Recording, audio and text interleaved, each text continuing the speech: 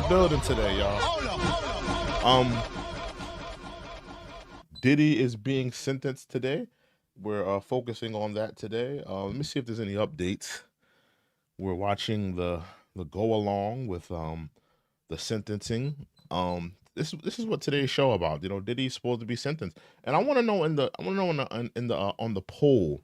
Do you think Diddy's going home today? I don't know if he's going home today, y'all. It's not looking good. We're probably going to go through some of the court transcripts that's been coming out. I don't know. I don't think he's been sentenced yet. Give me 1 second. I don't think he's been sentenced yet. Hold on. I'm just reading some of the new stuff that just came out. Combs discroll. The DOJ has long said that the Mann Act prosecutions should focus on the commercial case. Sean Combs did not make a penny from this. The Jordan case, it is not comparable. He served 8 years in Cuba for sex crimes. That was his 2D chance. So this is Combs' defense. This is Combs' defense, and they're pushing back on some of the prosecution and what they're suggesting that he should get. Combs discoil. Jordan made 1.4 million. Do you know who many? Do you know how many? I guess sex acts that it is. He had over 100 clients. Combs' offense is nothing like that. 3 of Jordan's victims reported unwanted sex. One was R-worded after being drugged. Let me just read some of the stuff. Okay, so they had a break. I'm just catching up on some of the court transcripts. Today, if you're just joining us, today is Diddy's sentencing. Today, Diddy will be getting sentenced. We don't know how much time he will be getting. We're gonna go to Law and Crime as well. We're gonna catch up with Law and Crime, see what Law and Crime is talking about. Yeah, but Diddy possibly could be doing. I'm gonna call it right now. Diddy's not coming home today. If you think Diddy's coming home today, he's not coming home today. There's no way he's coming home today. If you think he's gonna walk out of the jail, start Diddy bopping, that's not gonna happen today. I don't see it. I don't see it happening. I don't see it happening. Let me just catch up with some of the things that have been said in the court. Yeah, now this was interesting. They said, breaking, Sean Combs has booked a speaking engagement in Miami for next week. One of the prosecutors said, just told Judge Submarini, calling it the height of hubris. Sentencing thread continues below. So allegedly they're saying that Diddy had a speaking engagement for next week. So they're saying that this nigga is arrogant. He's arrogant. He's he believes that he's going home. He believes that he doesn't need to, I guess, face the music for his crimes and the things that he's done. They're claiming that Diddy is, out of control, right? They're claiming that Diddy is arrogant and boisterous, and he doesn't give a f. He's already got things lined up. The defense accuses us of seeking. Now, this is the prosecution accusing us of seeking 135 months so that the court splits the difference. We think probation recommendation of 60 months does not amount sufficiently for the harm to Cassie and Jade. The defendant tries to argue that this is just sex, drugs, and rock and roll. This is the prosecution. But this is a case about transportation for prostitution and violence. The defendant admitted to the violence at the trial. The defendant's respect for the law is lip service.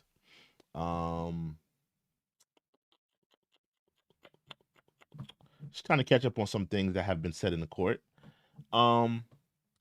This is the prosecution. We think the defense letter violated your honor's rules. Maybe we'll get to the defense. We'll get to the Diddy's letter later. We think the defense letter violated your honor's rules, Judge. The judge said, I thought the tone was inappropriate and it should not happen again. Anyone beyond Mr. Combs? Brian Steele, he says, the Reverend and Mr. Combs' children will come up and stand together.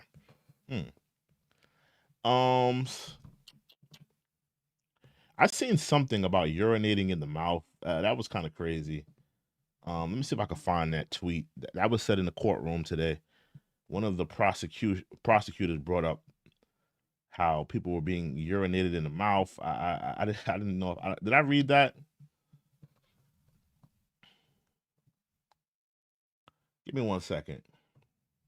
Let me just catch up too, because this is live now. This is live in the court right now. This is happening right now. Diddy's being sentenced today. He will be sentenced today. So I don't want to miss anything new. Okay, so this is 8 minutes ago. Okay, so yeah, we read that. Let me catch up though. I seen a tweet about something about, you know, something about urination. Let me see if I can find that tweet. That was crazy. Let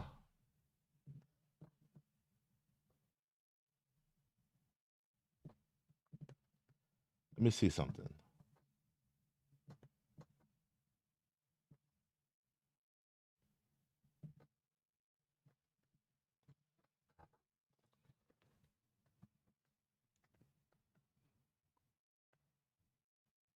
Here we go. The prosecution said he had an escort urinate in Cassie's mouth until she choked. Her victim impact statement makes clear she still has nightmares and flashbacks and scars on her body. Jane's texts make clear her anguish and trauma. Mia said she got PTSD. Hold on. Uh, Mia said she had PTSD and anxiety. Uh, Devonte Nash, Deontay, excuse me, Nash said he was caused lasting damage. Capricorn Clark says he blacklisted her once she spoke up. The chef Atkins wrote how she was impacted. It was real and serious. So it sounds like they're trying to fry Diddy. They're trying to use a lot of these victim statements and things against them. Um, it's going to be interesting. Let me just see something real quick. I have to reply to this text real quick. Let me just see something real quick. Okay.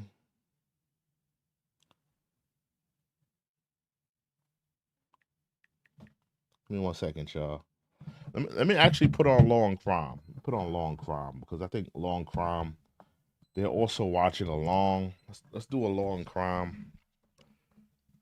Yeah, I believe Law and Crime. Law and Crime. They're watching live. Let's see what Law and Crime is talking about right now. Where's Law and Crime? Law and Crime. Where's Law and Crime? There we go. Law and Crime Network. Shout out to them out there. We're watching along. We're watching the Diddy trial. Will he be sentenced today? Will he be going home? Will he be will he be going home? I don't know. We don't know yet. Give me 1 second, y'all.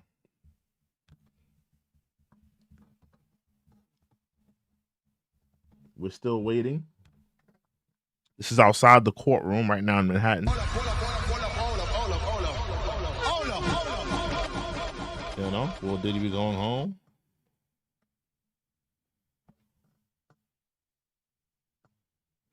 Give me 1 second, y'all.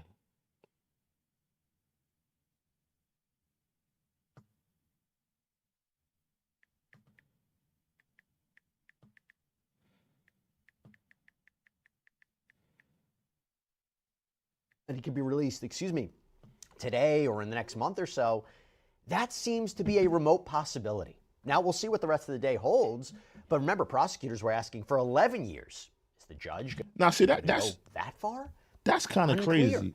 11 years? Do y'all really think they're going to give Diddy 11 years? That's crazy. I mean, 11 years, he got acquitted on the seriouser of the charges. Remember, this is not a Diddy domestic violence case. This is not that. This was a RICO sex trafficking case. This is what this was. This is what this was about. This wasn't about Diddy putting hands on Cassie. So when people bring that up, or they go back to that moment, this was not about that. This was not a domestic violence case. This was about, was Diddy guilty of sex trafficking Cassie, sex trafficking different girlfriends that he had? Was he guilty of that? The jury ultimately decided to say no. He was not guilty of RICO sex crimes. He was not a RICO sex. This was not a RICO sex organization and a complex organization where he was sex trafficking. To the jury, it sounded like Diddy was a freak. Diddy liked to have multiple girlfriends, and he liked to do freaky things with them. And the women that were a part of these situations were complacent, and they were consenting adults, and they were with it. Right? And the jury ultimately decided to say, then, if that's the case, then we're going to find Diddy not guilty on the seriouser of charges. He got found guilty on pretty much, hiring prostitutes and of that nature. That's what he pretty much got found guilty for. But I feel like the prosecution they're kind of laying hard into Diddy. They're trying to lean into him, if you will. But let's hear what the law and crime has to say. Let's get back into what they're talking about. The Jordan case, it's not comparable. He served 8 years in Cuba for sex crimes. This was his second chance. Jordan made $1.4 million. Do you know who many sex acts that is? He had over 100 clients. Mr. Combs' offense is nothing like that. 3 of Jordan's victims reported unwanted. Yeah, the prosecution, they tried to compare Diddy's case to another case that was, they tried to say that this is comparable to that case. And in my opinion, from what I'm reading, that case is not comparable. That's what they try to do. They try to compare different cases, but they're not comparable. Been helping inmates. He's been teaching them, providing courses. You say there's an interesting aspect of it that might not actually benefit Sean Combs. Right. Individuals, other than the jail time credit they can garner based on the sentence they can also get up to 10 days a month for First Step Act classes that they take. However, Mr. Combs facilitating these courses, he can't benefit from the First Step Act credits because of the sex crimes that he's been convicted of. So if he's actually facilitating these courses, it would be very interesting to see if the judge takes that into consideration, that he's willing to do something for his fellow inmates that he won't even be able to benefit for himself. And to be clear, if he's sentenced, let's say, to 5 to 7 years in prison, how long would he actually serve? He is going to serve 85% of that. 85% of that. Okay. And minus the jail credit, the 35, 85. 85% of that time is crazy. Based on the time he's already served. So he's not going to be eligible for any additional time off. Okay, I go to Sierra Gillespie. Let me just see if I'm up to date on law. Okay, I go to Sierra Gillespie. Sierra, you're outside the courthouse right now. Paint a picture for us what you're seeing. I mean, a lot has changed in the last 2 hours in terms of what's been happening in that courtroom, where the judge might be going. What's the scene like right now? There was a lot of interest about what's going on today, so much so that our reporter Elizabeth Milner, who is inside the courtroom right now, she got here at 6:30 this morning just to make sure that she could secure a seat inside, because of course we want to make sure, as there are no cameras inside a federal court. How much time do you think Diddy will be getting? Like, let's be real. Like, let's speak frank here. Like, we all know that this case was trumped up. This is a trumped up case. I'm gonna be real with you guys. And listen, I have no horse in the race. Do I think Diddy is a sexual deviant? Yes. Do I think that Diddy was a domestic batterer? Yes. Do I think that Diddy was out of control, power-wise, sexually? Absolutely, yes. And do I think that some of the things that Diddy was accused of that he may be guilty on? Yes. But ultimately, it's the burden of proof is upon the prosecution. The prosecution did not make a compelling case that Diddy is a RICO sex organization, and like he's running some type of sex trafficking ring, or that's what this case was about. They were trying to remember. Oh, remember the whole raid? Oh, we had 2,000 bottles of baby oil. What is this Negro doing with 2,000 bottles? Remember that. Remember that. They said that the bottles were infused with drugs. They said that the bottles had some type of chemical that made women woozy and made them drugged up. Where was that in the trial? That never got brought up in the trial. It was of the burden of proof was upon the prosecution. They did not do a good job. They failed at making a compelling case that Diddy was running a sex trafficking ring, right?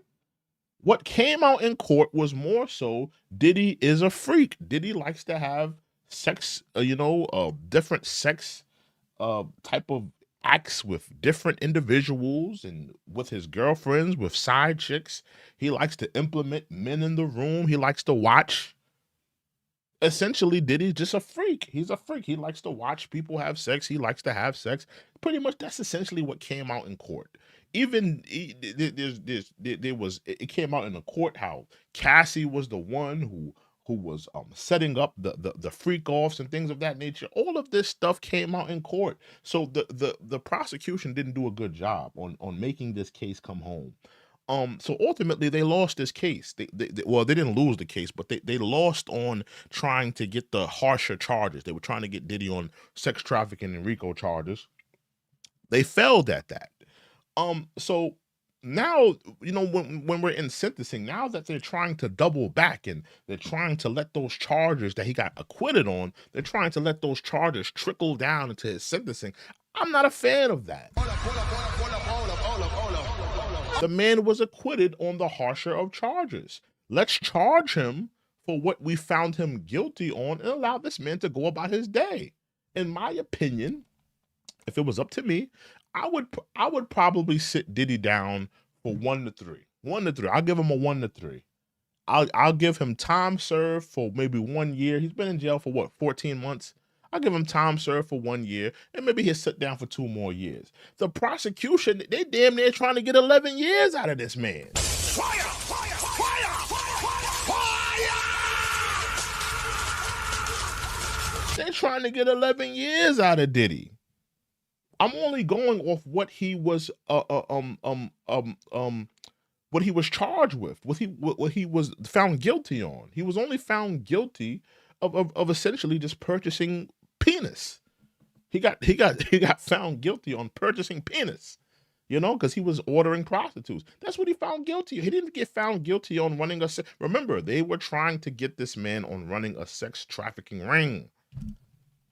They ultimately lost that case. So, I just feel like, we have to charge Diddy on what he was found guilty on. This is not a domestic violence case. This is a sex trafficking RICO case. And the juries decided to say that no, he is not guilty of that. So let's charge him on what he was found guilty on, which is purchasing penis. That's what Diddy was found guilty on. Let's continue though. He could possibly serve his time at MDC Brooklyn, but it's highly unlikely based on his high profile nature and the crimes that he's been convicted of as a sex offender. It's highly unlikely if he gets anything more than 24 months at the sentencing hearing, more than likely he will be going to a federal prison somewhere closer to where he wants to release. Got an update. I got a question. I'm going to throw it to you, Safa. This is from Too Many Cactus. Why can the judge sentence him based off what he was acquitted of? Doesn't that defeat the purpose of a trial? That's a fair question. Why can the judge consider conduct that he was acquitted of, respect to racketeering conspiracy, sex trafficking? Why can he consider that for purposes of transportation to engage in prostitution, particularly if we don't really know what evidence persuaded every one of those jurors? That's a good question. Yeah, that's been a pretty hot button topic, as sentencing has been looming, and it's certainly been a conversation and a conflict between the government and Mr. Combs' attorney. Because if you don't know, guys, they're trying to give me 1 second. They're trying to trickle down some of the charges he was found acquitted on. They're trying to trickle those things down and have it impact his sentencing. They're trying to say, well, even though you didn't get found guilty on the sex trafficking and this, that, and the third, you're still a terrible human being. You still pissed in Cassie's mouth. You still backhanded her at the hotel room. So they're trying to let things that are not particularly he was found guilty on, or things that he was that have anything to do with this case, and anything that he was charged on or found guilty of. They're trying to have those things trickle down into what he was charged with and what he was found guilty on, which was purchasing penis. That's what they're trying to get Diddy on. I need y'all to remember, Diddy was found not guilty of running a sex trafficking ring. He was found not guilty. This is what this whole case was about. The prosecution is trying to get you guys away from that point, that they're trying to get you away from the point that they had 2,000 bottles of baby oil. They said that the baby oil had chemical that would made women drugged up, and they're trying to get you away from all of that. They're trying to get you away from all of the footage that they said that they found, and they said it was all types of heinous sex acts. Where was that in the case? Where was all these heinous sex acts? You had 2,000 videos, right? Why did we not see any of the videos? Well, we seen some of them, but we didn't see no heinous sex acts. People that seen the videos, they said that it just looked like, a freak off. Like these guys were just consenting adults having fun. Why did the feds not present all of this stuff? Because they had a weak case. They had a weak case, and they tried to make it come home.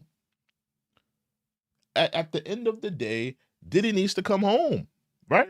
I'm not saying he needs to come home today, but I don't see a reason he should get more than 5 years. I don't see a reason. He definitely shouldn't be getting no 10 years. While we were still talking about the trial, if Diddy would have been convicted on, let's say, racketeering conspiracy, he could theoretically have been spending the rest of his life behind bars, and exactly. that he was found not guilty of. If he was found guilty of RICO, he would have been doing R. Kelly numbers. I have to hit the soundboard on that. He would have been doing R. Kelly numbers. I think R. Kelly got like 30 some odd years in jail, something like that. He would have been doing football numbers if he was found guilty of all of these crimes. So now that they're trying to double back and we want 11 years now. 11 years for what? I beat all of the serious charges. You guys have charged me with purchasing prostitutes. I was found not guilty on the RICO. The prosecution is trying to lean into this man. They're trying to lean in. Ultimately, the judge needs to realize that Cassie went on the stand. All of the alleged victims, respectfully, they went on the stand. The jury listened to their story. They heard the facts of the case. They got cross-examined. And a lot of details about the particular relationship that they had with Diddy came out, and they look less convincing. The judge needs to realize that a lot of that came out in the case, and a lot of these women that they tried to pass off as victims, a lot of them were consenting adults that made mistakes. I think that they made mistakes. I think they would admit that. But to pass off all of these women off as victims, I don't think that all of them are victims. I don't think Cassie's a victim, respectfully. I don't think Cassie's a victim. Cassie's the same woman on the phone call threatening to delete someone's life, threatening to come at somebody, and to she's not this sweet little butterfly. Cassie was a venomous woman.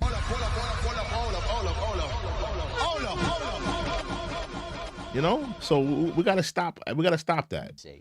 And he, I'm trying to find the specific provision where he talked about it. Give me 1 second, actually, because if we're gonna be real, because I have to play that. Let me just play that real quick, because a lot of people forget about that. They forget about that that tape that came out with Cassie, when Cassie was walking on Cassie. Hold on, Cassie phone call. This is not no sweet butterfly damsel in distress. No.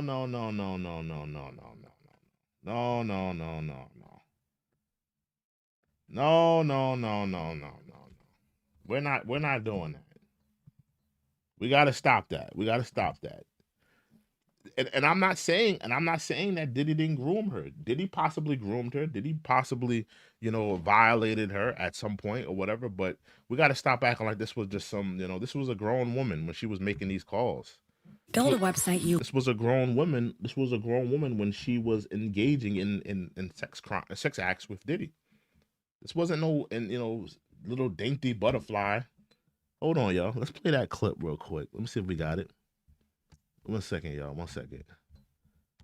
You playing games, and now we're never.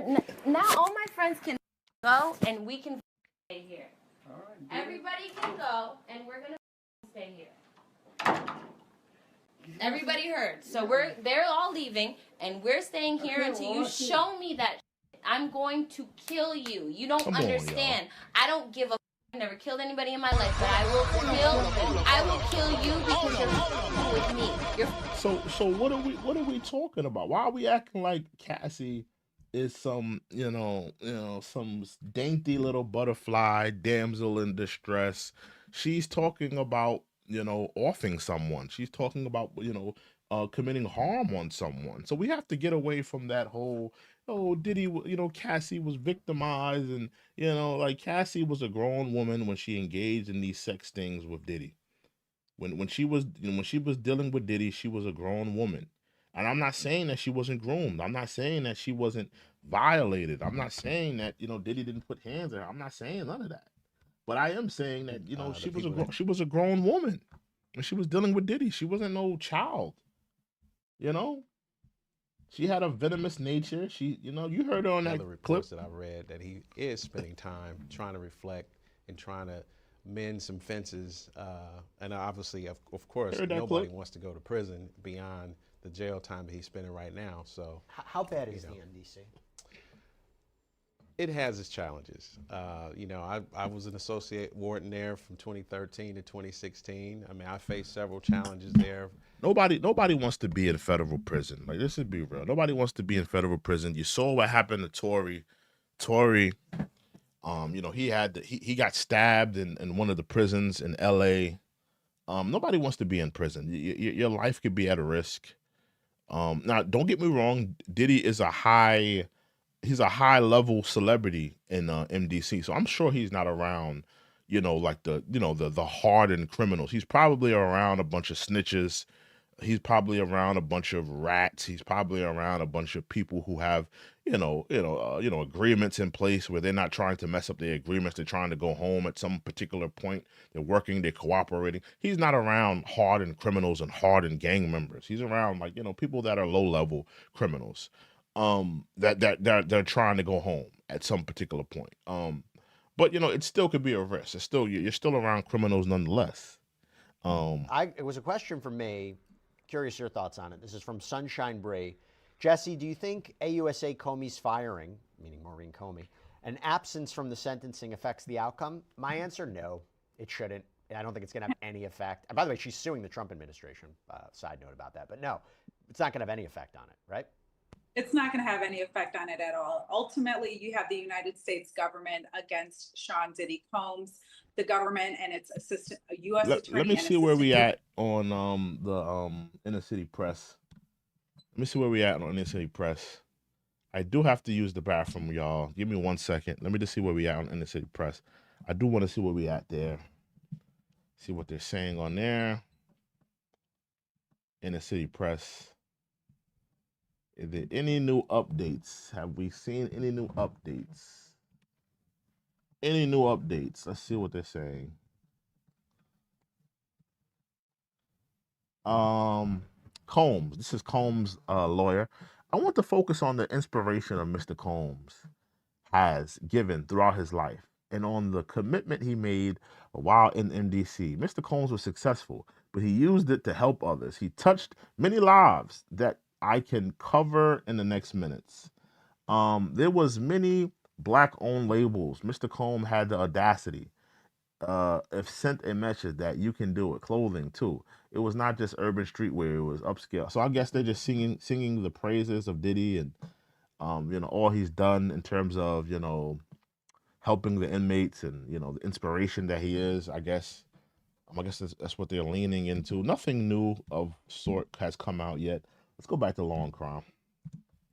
U.S. attorneys, they all operate as one body, so it doesn't matter. Perspective here, putting forward all of these things, saying, Diddy is a mastermind when we're talking about Bad Boy, not only as an artist, but when we're talking. So Diddy said, "I will never commit a crime again." That's kind of Diddy. Let's be honest, Diddy. You're gonna commit another crime. Let's be honest. To paint a positive picture about P. Diddy, to show, his reform that he's had through this entire process, to show in this video, he's a father, he is a good person, he is a runner, he is a singer, he is all of these positive things. But I do think, Jesse, you're right that it has to be in the back of Judge Arun Subramanian's mind that both of these things can be true. He can be a great dad, and also he is a criminal in regards to the transportation to engage in prostitution crime. So both are true.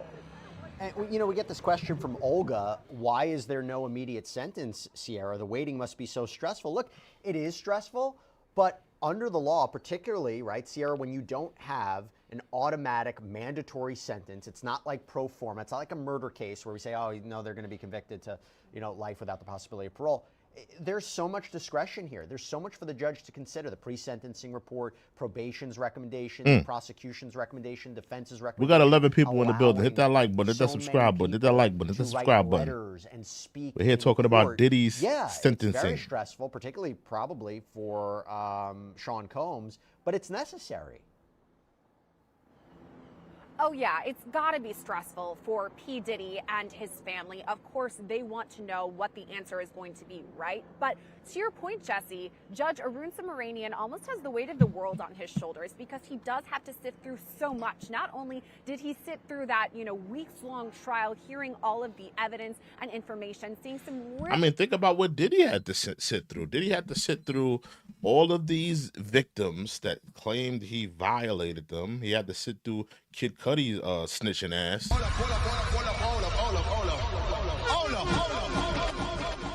He got to deal with 50 Cent trolling him and doing all this goofy nonsense. Maybe we need to read 50 Cent's, because we're kind of at a standstill. We're still in the courtroom.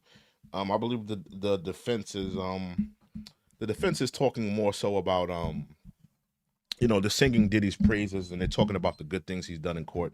Let's read 50 Cent's let's read 50 Cent's a letter if we have the time to read that real quick. 50 Cent, I'm gonna be honest with you, I don't think none of the things that 50 Cent is doing is funny. I'm gonna be honest with you. I'm kind of over 50 Cent and his trolling. At this point, it's like, dog, like I understand, Diddy Diddy smashed your baby mom. You guys are not on, the greatest of terms. But, at the end of the day, 50, you're supposed to be a street guy. Why do you want to see Diddy in jail so bad? Why? Has Diddy ever, put hands on you? Has he ever hurt one of your kids? Has he? I don't understand why 50 is going this hard on Diddy. And I do believe that Diddy has done some things to 50. Has he probably blackballed him and in the music industry at some point? Possibly. Has he blackballed him in the liquor industry? The whole thing with the effing vodka and Ciroc? Possibly. Has he done some things to 50? Probably behind the door, behind the scenes, behind the curtains? Absolutely. I think that could be true. But I think we're hitting a new low with 50. That and this is the second time that you're wishing federal jail time on someone. You did this with Murder Inc. You was wishing that Irv Gotti was put in jail when he was going through his criminal trial with the feds. So this is the second time that you're wishing prison time on someone, and you're going this hard. You wrote a letter. I don't know if you were trolling or if this was real, but he wrote a letter. He says, Judge Subramanian, I think that's the name, Subramanian, I guess that's how you pronounce his name.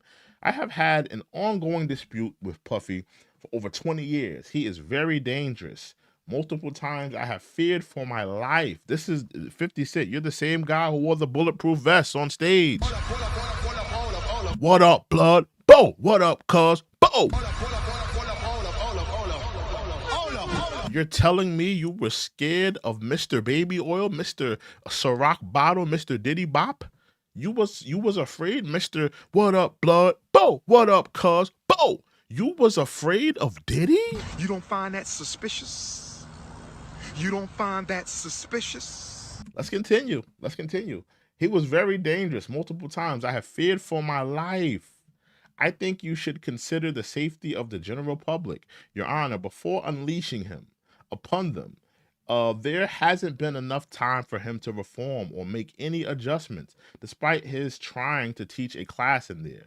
As you are already aware, the government has spent the maximum amount of money on deploying federal agencies, which appear to be an army, in 2 locations simultaneously. Later, his son, who's dealing with his own, let's say, allegations, aimed that the feds had hit the wrong house. Anyway, Diddy's only going to return to hiring more male sex workers and keep most of the baby oil away from the general public. And babies need it.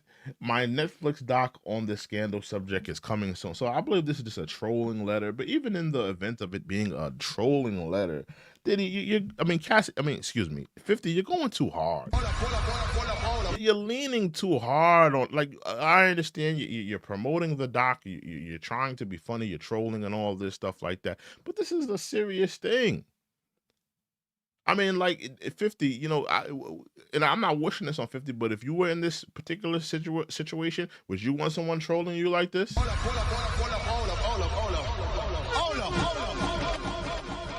Yeah, I just feel like 50 just leaning in too hard. You're leaning in too hard on Diddy. You're leaning like that. Some of the jokes, were funny, during the whole trial and case, but I just feel like you're leaning too hard. You're leaning too hard. And I know probably this wasn't a real letter that he wrote, but it's still in the same vein. I think he's leaning a little too hard on Diddy. You're leaning too hard. You're leaning way too hard on Diddy. Let Diddy get his, his sentencing. Let him get what he had to get, and what happens happens. So they're saying that Diddy was denied a new trial. That's what just popped up on the screen. Diddy denied new trial. I guess he was requesting one. P. Diddy haven't necessarily changed, and maybe that's because they never liked him to begin with. I mean, if we're talking about, since conviction, he has now officially been convicted of this crime. Okay.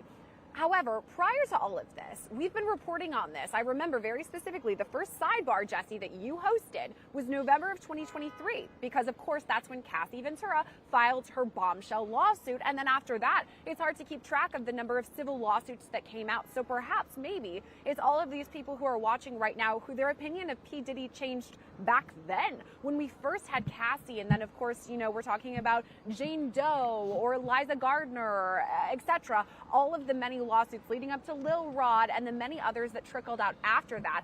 And of course, I'm sure following law and crime coverage of the trial here, where you and Elizabeth Milner broke down everything, I think that probably changed a lot of the court of public opinion about P. Diddy, hearing these allegations against him and what it was really like inside the bedroom, or hotel room rather, what it was like during those, Wild King nights or freak offs. And I'm sure for a lot of people, that could have changed their opinion of P. Diddy. But I mean, I guess it remains to be seen what's ahead for his future, whether he can ever bounce back in terms of, cultural significance. I've said this from the start, I don't think Diddy's going anywhere quietly. Even if people by and large don't like him, he still has his niche section of supporters. Interesting you say that, because I'm going back to this update from court. Nicole Westmoreland speaking on his behalf. She says, he's just trying to help. He opened 3 charter schools in neighborhoods where the schools were not good. The motto was Black excellence. The youth are our future. Mr. Combs personally inspired me. I went to an event in D.C. Mr. Combs was there. He said, listen, everyone, I'm sorry. He said, don't be afraid to dream. Just remember to wake up and put actions behind your dreams. And then he said, don't forget to help others. That changed my life. Now, I think when she said, I'm sorry, I think she is crying in court. Look, doctor, I wonder if that is impacting the judge here. maybe not necessarily the emotion, maybe the emotion of the attorney, but talking about the impact he had, the career that he had, the future. I mean, do judges consider the impact that someone can have, the benefit they might have to society? I believe so. I mean, Okay. I've done hundreds of designations for inmates across the country throughout my career. The main thing is, going back to that pre-sentence report, I looking at agree. the offense and conduct, and then when he's had been interviewed, did he take responsibility? I Is agree. The things that reports about him teaching these classes, are they backed up by when he met with the probation officer? Did he? I agree, Cole. 50's being very petty. He's being very petty. He does I like honestly, it's overly petty. It's overly petty. Did he violate his baby mom? Yes. Did he and I'm gonna be honest with 50. Yeah, do I think that Diddy did that to get back at him? Absolutely. I think Diddy found out that was 50's baby mom, and he targeted her, and he was like, yo, let me get at this nigga baby mom, because he be talking real spicy about me on these interviews. So do I think that Diddy did that spitefully to get back at 50? Absolutely. But I think that 50's being a little too petty. It's a little, you're leaning too hard, bro. You're wishing jail time on Diddy, like when he was doing this with Irv and Jai and all that stuff. I kind of understood it, because it was more so the hatred, because these are the men that were behind, allegedly him being shot. They were running around with Supreme, and they were, pretty much, enemies. They had plenty of incidences and fights before. So it was a historicity of that. 50 has no historicity with Diddy. You know, he, he's excuse me, he's met him at a couple parties. He's met him at a couple parties. They've hung out a few times. There was a point in time where they were cordial with each other. Um, and yeah, listen, it's probably been soured, a couple of times through business deals, and Ciroc and vodka wars and all these different things. It's probably been soured. And it's been mostly 50 Cent. He's been the one attacking Diddy more than anything. But I really think that he's leaning too hard. He's leaning too hard on Diddy. Like, it's a little too obsessive with Diddy. Diddy essentially hasn't really done anything to 50. He's just kind of leaning in. And I don't really get it. To do is highlight the other aspects that the judge needs to and will ultimately consider. So somewhat taking accountability, yes, and there's going to be a need for that from Mr. Combs's behalf, but also saying, yes, judge, and it's towing a fine line, because in their mind, there is still some dispute on whether or not these are actual victims, or dispute about the conviction and some of the conduct. Me personally, I don't think that these are victims. I think that these are consenting adults. If we're saying that Diddy was having relations with Cassie, right, and he was victimizing her, he was doing all of these things with her, we have to take a lot of things into consideration. We have to look at her age when these things were happening. We have to take into account with the other people that were involved, the prostitutes and the male prostitutes that were hired. What were their stories? A lot of these prostitutes, their story is that Cassie hired me. It wasn't Diddy. Cassie was the one who called me. Cassie was the one who had me in the room. And I know they're saying that, this is more so coercion, that Diddy pretty much coerced Cassie to have sex with these, prostitutes. But at the end of the day, she was a consenting adult. She could have moved. She could have left him. She could have said, you know what, Diddy, I don't feel like sucking off this male prostitute. She said, no.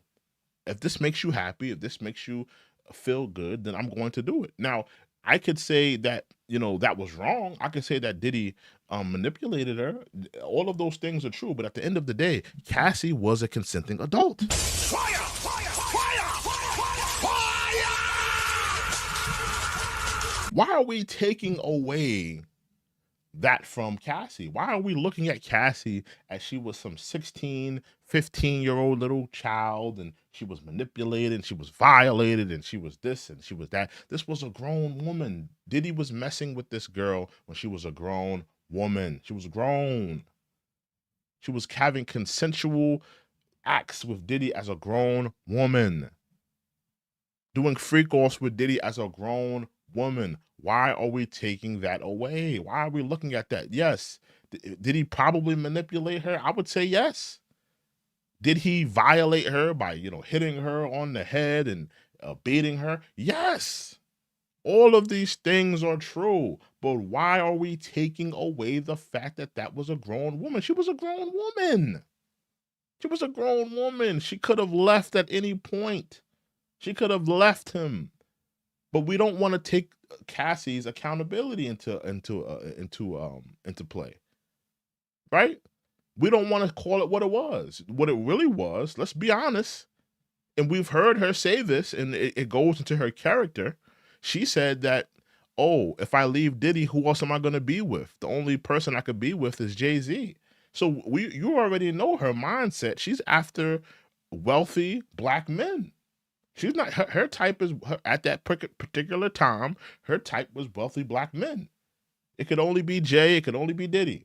It couldn't be a hardworking 9-to-5 man who just wanted to love and care about Cassie, who couldn't probably afford a Chanel bag, who couldn't afford, trips to Turks every 10 days, who couldn't, put her up in a high-rise condo. That wasn't good enough. She didn't want an average man. She wanted a baller. Right? So that has to go into her character assessment. Was it more so that she was manipulated, or was she more so just, mesmerized by the money, mesmerized by the status, mesmerized by what Diddy could do for her, and that made her stay? Now, we could say that she was manipulated. I think she was manipulated, but we have to take her accountability into play. Was she really a victim? I say no. Fire! I say no. She was not a victim. She was not a victim. I don't believe that she was a victim. I believe that she wanted, money, fame, the things that Diddy could do for her, cash, cars, condos, houses. She wanted all the things that Diddy could do for her. She wanted the allowance. She wanted all of these things. And she was willing to do anything to make him happy. That's what it was. That's what it was. And on the evidence-based courses that they already have at the facility. So I'm not surprised that he came up with this particular course for the individuals, and especially since he's not going to get paid for facilitating this class, so why not call it free game? And the timing of it all makes sense as well, because I'm sure he didn't have time during the trial phase to have time to be talking to inmates on a daily basis, because he was preparing for trial. But post-sentence, since July, he's had enough time to create this course and begin facilitating it to the other individuals in the building.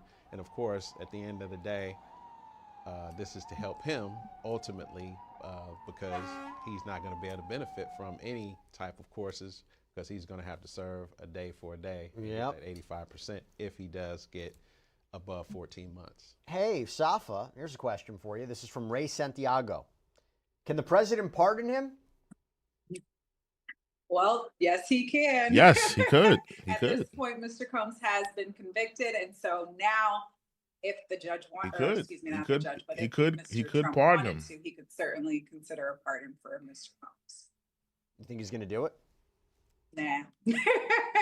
I think there was conversation about it, and then Trump said something to the effect that maybe Diddy was on the opposite. I'm gonna be honest with you, though. Trump is trying.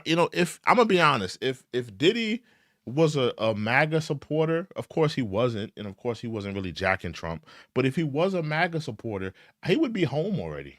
He really would be. He would be home already.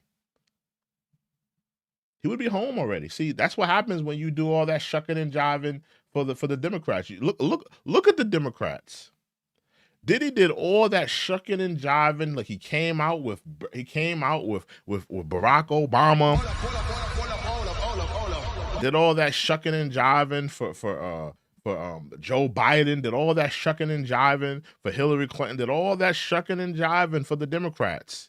And they all turned his back on him. They all said, you know what? We're turning our backs on you, Negro. You're beating on women. You got 2,000 bottles of baby oil. No, Negro, you're staying in jail. You see how the Democrats turned their back. You don't see Barack Obama.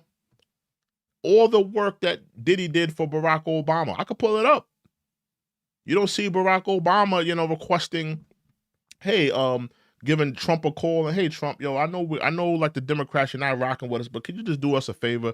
Could you let Diddy out, and we'll tell Diddy, yo, go when you get out, support Trump, and you be a Trumper, be a MAGA supporter. But you would think that the Democrats would do that. You would think that Obama, Hillary, all of these people that Diddy supported, you would think they would do that for him. He was out there on the campaign trail, shaking his booty for the political left. But they not doing no favors for him. If in my case, I feel like Diddy was better off as a MAGA supporter. He would have been home by now. He would have been home. He would have been home by now. He would have never been sitting in jail for all this time. This case would have probably went away. He would have been good. If hypothetically, if Kanye went to a case like that, Kanye would have been home by now, because Kanye came out with the MAGA hat and was doing all that. Kanye would have been home. If Kanye went through a case like this, he would have been home. He'd been home in 5 minutes flat, because he was supporting Trump, right? So the political left, man, they don't care. They don't care you went out there and did all that supporting of them. They're not making no calls for you. They're not helping you out. They ain't doing none of that. From afar, we idolize them because of their music or movies, etc. And we don't necessarily know what's going on behind closed doors. But now, with this trial, with everything seemingly out in the open, it does, to your point in that poll we spoke about earlier, change the course of public opinion in regards to P. Diddy and the allegation and now conviction that he has. So I guess it remains to be seen what... Let me see where we at on Twitter. Let me see what they're talking about on Twitter on Inner City.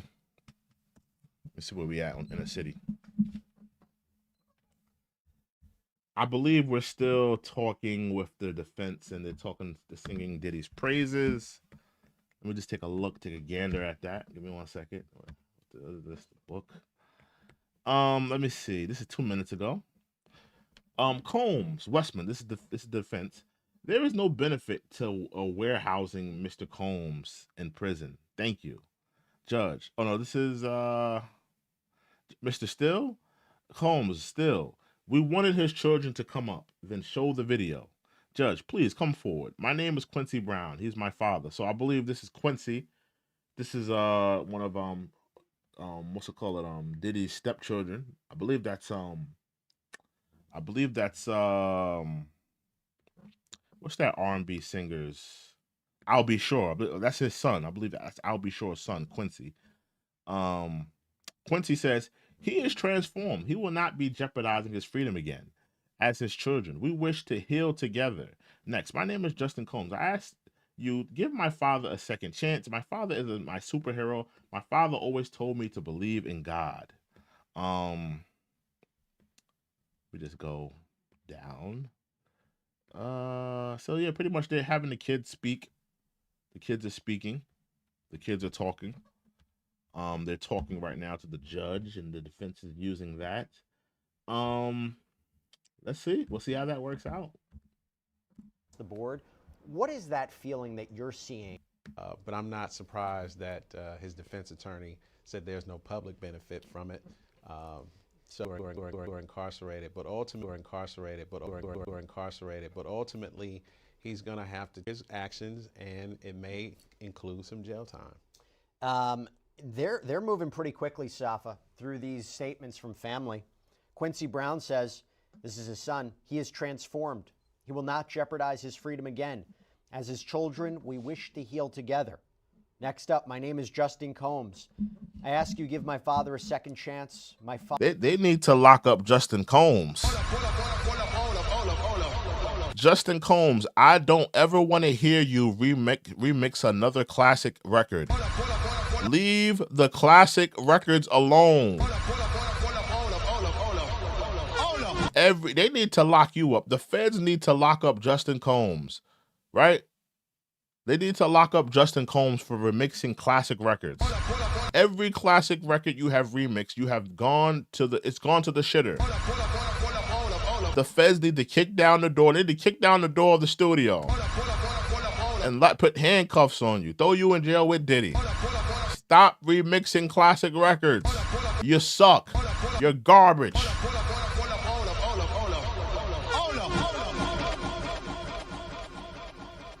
Yeah, all this remixing. And what his other children continue to say will have a compelling effect on the judge. So compelling that, he'd give him time served or the 14 months essentially. Probably not. But I think that these statements from the children are going to really echo in the judge's mind as he considers his sentence. Safa Robinson-Ferrer, Dr. Dwayne Hendricks, thank you both so much for coming on. Really, really appreciated your expert insight and analysis into this as we continue into another hour of the Sean Diddy Combs sentencing. Sierra Gillespie and I will be right back. We have new guests coming on. Again, I said full day affair. We don't know how long this sentencing is going to happen, but we're covering it for you right here on Long Crime. We'll be right back. I hope it packs up soon, hopefully we'll get to a sentencing in the next hour. I'm guessing, I hope so, by the next hour. I mean, I come on, let's get to the sentencing already. I'll give it another hour. I mean, of course, I'm not mad at the defense bringing up Diddy's children. I mean, you need that. You need to have Diddy's children up there. You need to have everybody up there. Now, this is what I want to ask. This is what I want to say. Right now, this is something that we have to talk. We have to talk about this. All of the Diddy parties, right? All of the all-white parties, all of the celebrities. Oprah was out there. TD Jakes. Jennifer Lopez. Sean, Jay-Z. Sean Carter. Jay-Z. Right? I'm not going to pick Kanye in there because Kanye showed up. He showed his support. Kanye at least showed up to the courtroom. I got to respect it. But a lot of celebrities, Ashton Kutcher, Leonardo DiCaprio, the list goes on and on and on. All of the celebrities that have, been at the parties, that have rubbed shoulders with Diddy. Why have none of them come to give a statement, to sing the praises? Ray J, where your bitch ass at? Ray J, where are you at? Why are you not here giving an impact statement on behalf of Sean P. Diddy Combs? Why you not here? Why you not here? Why you not here, man? Why are you not here? Why are you not singing the praises of Diddy? Why are you not here talking on behalf of Diddy? Why are you not helping? Why are you not saying anything? Where are the celebrities? This just shows you that, there is no friends in the industry. There's no friends in the industry. The only person that came to Diddy's defense as a friend, as a person who said, you know what, I want to go there. I want to show my support. I want to show my love for this brother. The only person were to do that was Kanye. Kanye went up there and he came to one of the court dates. He sat in court, I believe he sat in one of the rooms. I don't think he was in the courtroom where Diddy could see him, but he was there. He was there showing his support, showing his love. What about all these other celebrities? Jay-Z, you was the one talking about what's better than one billionaire. 2, you said that on your record. Where was your bitch ass at, Jay-Z? What happened to all that was better than one billionaire? 2, why wasn't you showing your billionaire a black brother support? Why wasn't you in there? You didn't have to make a statement. Look, Kanye didn't make a statement. Kanye ain't say nothing. Kanye ain't, Kanye just showed his support. I'm just showing up to show my support. Why you couldn't just go up there and show support? You've known Diddy your whole career. Now, I understand, in the beginning, you didn't want to get too close to him because you had that particular case, where they were charging you. Not, it was a civil case and it got thrown out. I believe it was Alex Busby. That case was felonious. But it got thrown out nonetheless. And I guess you probably didn't want to be next to Diddy because of that case and the optics of it. But that case is over. It got thrown out. Most people believe that it was felonious. You could show up to Diddy's court date. You could damn sure show up. Even how about this? Jay-Z, you didn't even have to send show up to a court date. How about just send a letter? Why couldn't we have to ask this? We have to ask this because we see people sending letters. We see, you know, all these different entities sending letters. Young Miami sent a letter. What's it called? Sent a letter. You know, some people sent letters. Cassie sent a letter to the judge, you know, requesting that he stay in jail. We've seen all these people send letters, right? Where were the celebrities? Where were the Ray J's? Ray J, why didn't you send a letter? Jay-Z, why didn't you send a letter? All of the different celebrities that Diddy rubbed shoulders with, that you were at the parties, you were at the all-white parties, you were at the functions, you drunk the Ciroc, you turned up, you were there, you were rubbing shoulders with him, you were laughing, laughing it up with Diddy, drinking on his vodka, having a good time at his parties, but you couldn't write a damn letter for Diddy, for him to come home. You couldn't sing his praises. You couldn't talk about the good things that he's done for the community, the good things that he's done in the business. You couldn't do none of that at all. Fire! Fire! Fire! Fire!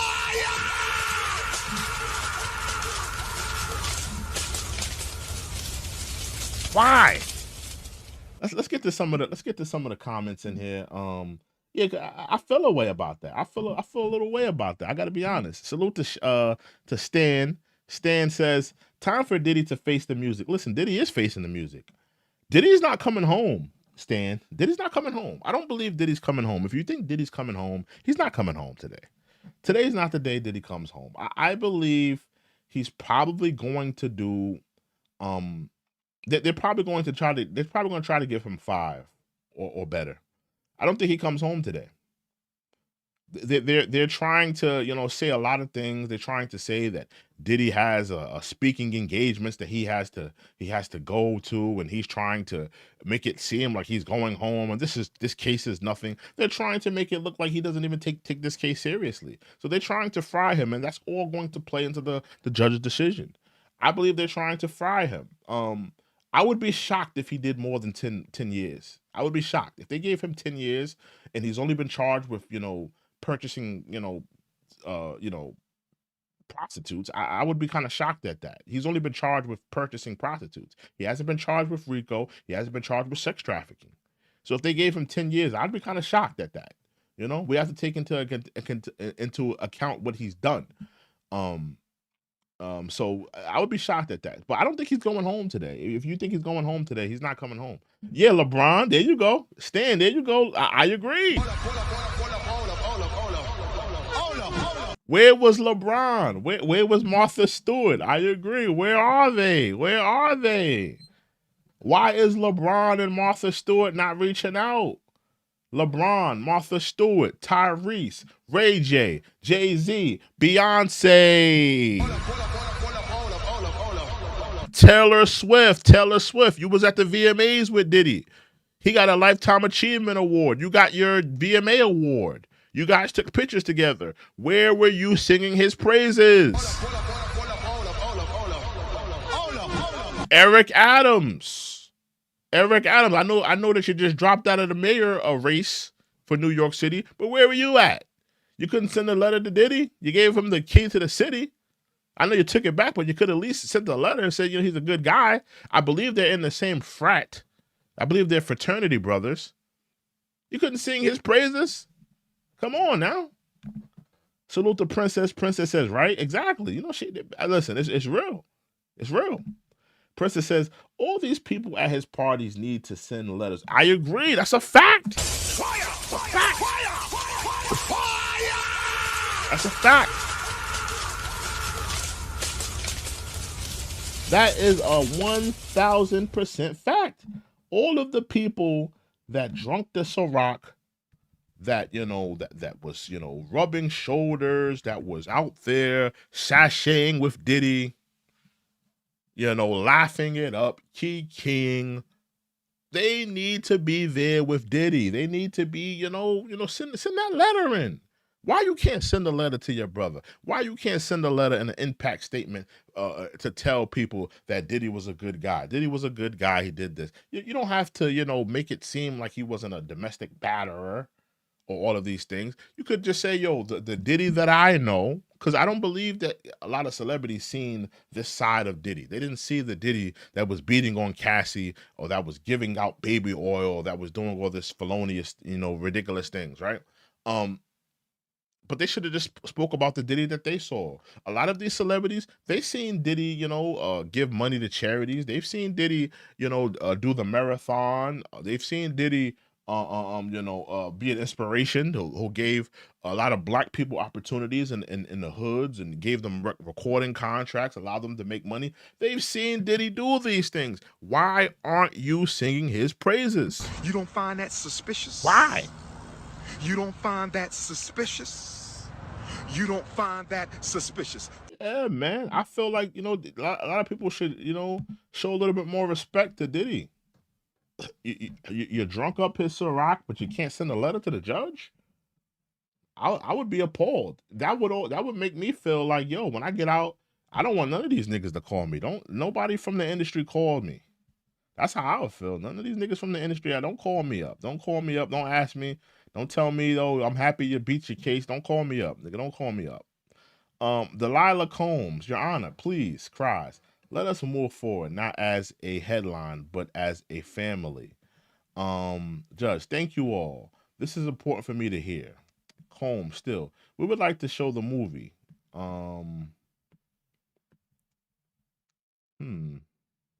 Here's the video. Sean Combs' lawyer, Brian Still, just docketed. Let me see. Maybe this is a video that they played in the court. Let me see. Let's take a look at this. This is the video I believe that they are playing in court for the judge. Let's play this. I don't think you know, man. When my baby cries. You gotta give her a bottle then. Know that you mean something to people. Know that you mean something to people. Like you live somewhere in people's heart. My nose fell off. No, then my lip fell off. Thank you. You wear it? You inspire, you energize. See, this is nice, Diddy. This is nice that you're showing that you're with the kids, but you gotta show what you're doing for the community. Show you at the schools, giving money to the schools and building schools. Show that. Show them that. Show them the opportunities you were giving to black men in the ghettos, in the hood. Show that. It's great that you're showing with your kids. That's important. That you gotta show them that you're a family man and that you're not out here just, you have nothing to lose. You have a family. That's good to show that. But you also have to show what you're doing. Right? You got to show what you're doing as well. Let's continue though. Guys, and you've left that for the rest of. Okay, there you go. He got videos at the schools, and he's out there. He's doing community work. Let's continue. The existence of. Oh, see, they saw him doing. Now, I'm gonna be honest with you, Diddy. This was a long time ago. Diddy, this was a long time ago. It's been a while since you've been out there, and doing the community work. When was this? Back in 2004? This is when Diddy had the Mohawk, right? When he had the Mohawk and he was out there running for the city, right? Diddy runs the city. Now, if you was doing this every year and you was bringing black brothers out there and you was, giving out free game like you're doing now, I ain't gonna lie, you might have been home already. You don't find that suspicious? This was a long time ago, Did. It's like 2004 when you did this, but it's good that you put this in there. And this is just a start. It's something we're going to be committed to. I'm going to be committed to for a lifetime. And he needs to also show how he was out there campaigning for Barack Obama. You need to throw that in there. Like, hey, nigga, don't forget that I was out there shucking and jiving for the political left now.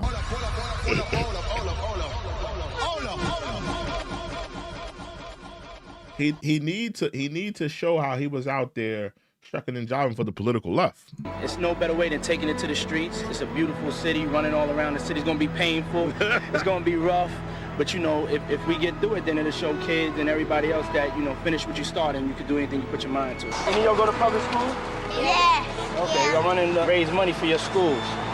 So y'all get more books and computers and stuff like that. I just feel like it's important that us, young adults of power, that we look out for y'all. And we utilize our power to make sure y'all all right in the future. Put everything you can into your work, you know.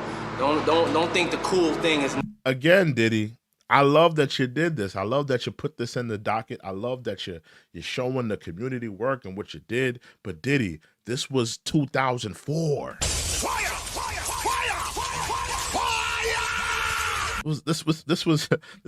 This is a long time ago, Diddy. Let me look that up. Hold on. When did Diddy run the city? Hold on. Let me see. Let me look that up. What year? I think it was 2004. What year did Diddy run the city marathon, right? It was like a city marathon raising money for schools. What year was that?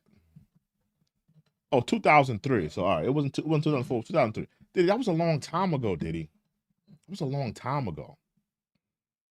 It's over 20 years ago at this point. It's a long time ago. You're showing video. Like, we're looking at this video respectfully and respect that you did it. All respect that you did it, but this was over 20 years ago, Diddy. What have you done lately? Yeah, maybe 20 years ago, you were a great human being. You were running for the schools. You were doing a lot. You were doing a lot for the community. What have you been doing lately? Have you been snorting pink cocaine? Have you been making freak-off videos and purchasing baby oil and purchasing penis for male prostitutes? What have you been doing lately? Let me get this kid off the screen. Hold on. What have you been doing lately? What have you been doing lately? Have you been doing that lately? I mean, I don't feel like you've been doing that lately. Lately, you ain't been doing that. This was 2004. I mean, 2003. This was a minute ago. Let's continue. Let's continue, bro. Let's continue. On the corner with your friends and to talk about stuff that ain't gonna protect your future. What did you learn about him as a man who was taking up a new sport? Well, you know, I was actually very impressed. You know, a lot of people think. True.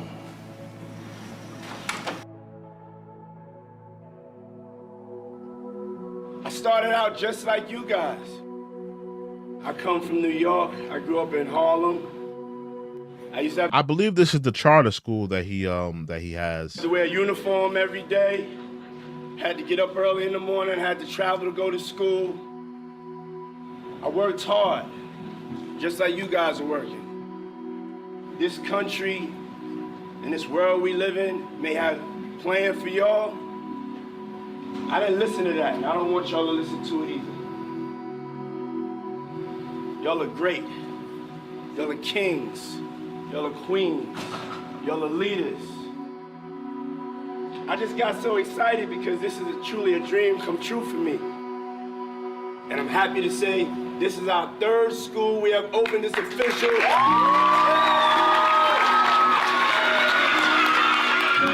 When we come together as a people, nothing can stop us. But what I want to do with my freedom is, you know, make sure that I can make change. And I found out that Mr. Sean Diddy Combs posted me on Instagram. We met Sean Diddy Combs for the first time, and Sean gave Trey a $25,000. He's showing what he's doing recently, because you know he was showing what he was doing in 2003.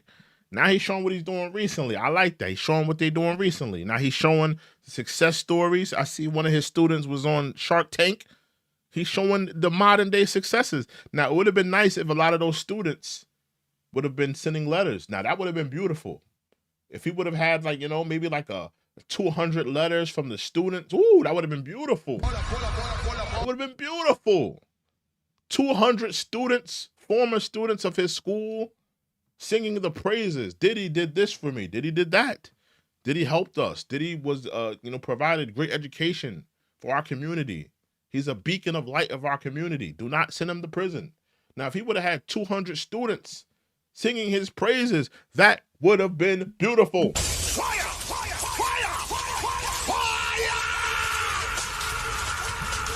Fire! We don't need letters from his baby oil baby mamas. From his baby oil queens. Young Miami, sit down.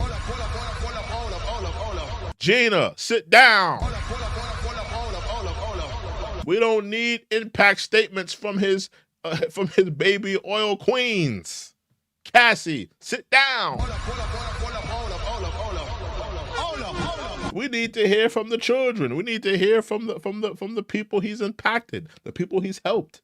Let's continue. Grant, which allowed us to open a physical store. Revolt, as one of the only Black-owned networks, we have to own something. We have to have something that's ours. We have to have something that we can control our narrative, and we could speak about things that are important to us, and we could have a platform and a foundation to be free. But I want to get advice from y'all. I want to not just have a one-way conversation. We need a platform where they can put artists that are different, really different than... All right, let me just check up because I don't want to get too far behind. It's a good video, though. It's a good... Well, maybe we'll watch the ending of it. Let me just see where we're at in terms of this case. I don't want to get too far because it's almost over, but I do want to know where we're at in this case. It's a long video. Okay, the video is over. So okay, they just stopped watching the video. That's funny. 110 too. Yeah, they watching the video too. The judge says, Mr. Still, who will be speaking next? The reserve Dr. Johnson, then the man from the reentry program, if you permit. Any more lawyers? Myself, then Mr. Donaldson. So they're still talking. They're still having more people come up and speak. Let's finish this video. We'll finish the video. But they got more people speak. I just want to see where we are in terms of the case and what people were talking about in terms of the case. But let's get back to the video. Wouldn't get a shot. And they just finished watching this video. So we're watching what they're watching in court.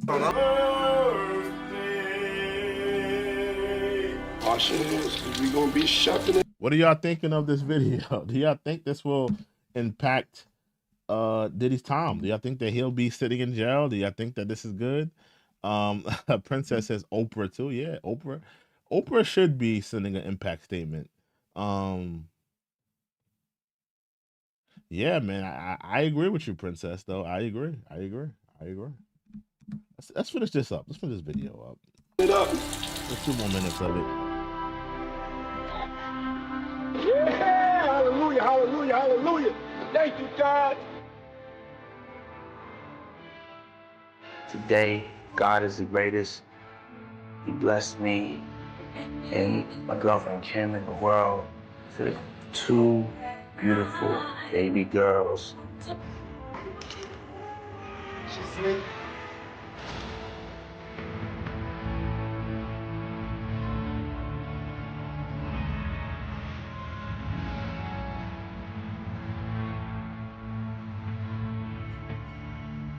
We have breaking news to tell you about now. Model and actress Kim Porter, who shares 3 children with Sean Diddy Combs, has been found dead. She just loved me unconditionally, you know? She just loved me just for me. It's like the closest you could be like with a person.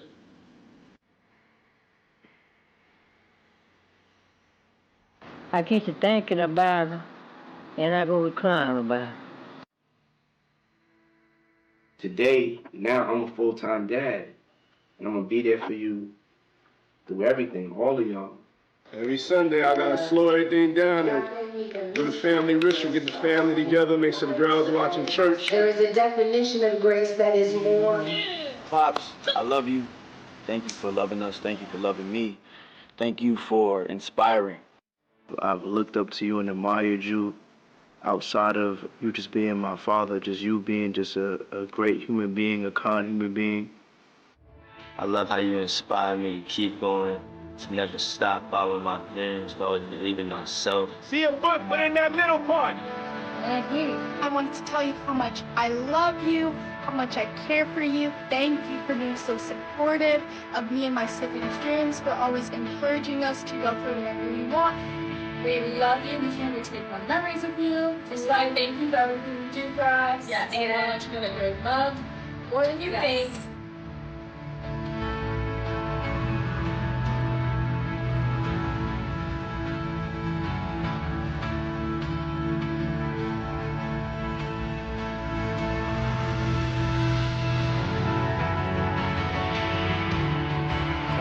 think that's enough with the Diddy video. But let me see where we at. But that's what they watched in the thing. Let's see what Long Crime is saying. Let's get back to Long Crime. Yeah, but that was a cute video though. That was a cute video. Get back to Long Crime. See what they talking about. Where we at? Give me 1 second. Could the well, not everybody's in Sean Combs' position. Not everybody has the ability to teach business classes and use that for their benefit at sentencing. And if I use that to benefit him, that places him in an unfair position. And I'm curious, whether the judge may say something like that. And while it's great what he's doing and commends him for doing it, he can't use it as a deciding factor to determine what his sentence should be. I'm just curious your opinion on it, Justin. So there is a nonprofit I'm affiliated with called Prison Professors Charitable Corporation that is in every BOP prison. Princess says, the video is sweet, but he will be doing at least 1 to 5 years. I don't know, to be honest. You know, 1 to 5 years. I mean, we have to be real. 1 to 5 years. He's already done a year, so but 1 to 5 years. I'm trying to think if that's fair, in particular to this case, because I honestly could see him doing 1 to 5. But I'm trying to figure out if that's fair. Is that fair, for what he's been charged with? I don't know if that's fair. Because I'm really thinking about the particulars of this case. What the prosecution is trying to do, they're trying to let the charges, the things that he's been charged with, to try to trickle down into this case. They're trying to, Diddy was charged. He was found guilty on, purchasing prostitutes and things of that nature. He was found guilty on that. But he beat the RICO charge, he beat the sex trafficking charge. What the prosecution is trying to do, he got found guilty on this prostitution charge, but don't forget, he beat Cassie in the hotel room. Don't forget about that. Don't forget, he pissed in Cassie's mouth. Don't forget, he set Kid Cudi's car on fire. That's what the prosecution is trying to do. They're trying to, even though he's not being charged with Cassie's beating. He's not being charged with that. He's not being charged with setting Kid Cudi's car on fire. He's not being charged with urinating in anyone's mouth. He's not being charged with any of that. He's being charged with he's been found guilty on purchasing prostitutes. So if he's being charged on purchasing prostitutes, should not he be charged according to what he's been charged to? I mean, should he not be sentenced? Excuse me. Should he not be sentenced to what he's been charged with? What he's been found guilty on? I don't know if the 1 to 5 is fair. If we're saying that he was found guilty on purchasing prostitutes, how is a 1 to 5? People purchase prostitutes all the time, and most of the time they don't sit in jail for 1 to 5 years.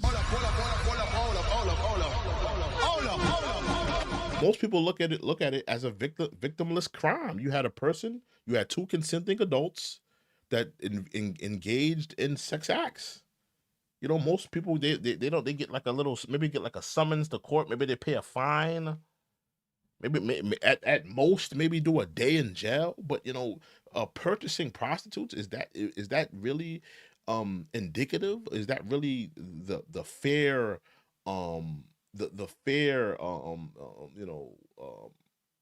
cost of that? Should 1 to 5 years, should he really get 1 to 5 years for purchasing a prostitute? I don't know if that's fair. But what the prosecution is trying to do, they're trying to trickle all of the facts or all of the details of this case, and they're trying to trickle it down and make that appear in his sentencing. But let's continue. It influences millions. Just want to catch up. Westmoreland defense. Johnny, we spent a lot of time helping his community. How he helped break the chain of systemic racism. Y'all give me 1 second. I'll be right back. I use the bathroom. All right, I'll be right back. Use the bathroom. How he employed thousands of people. He gave opportunity to inner city individuals. His companies were very diverse. He inspired generations to follow. They were talking about vote or die. And then Nicole Westmoreland kind of made it a little more personal.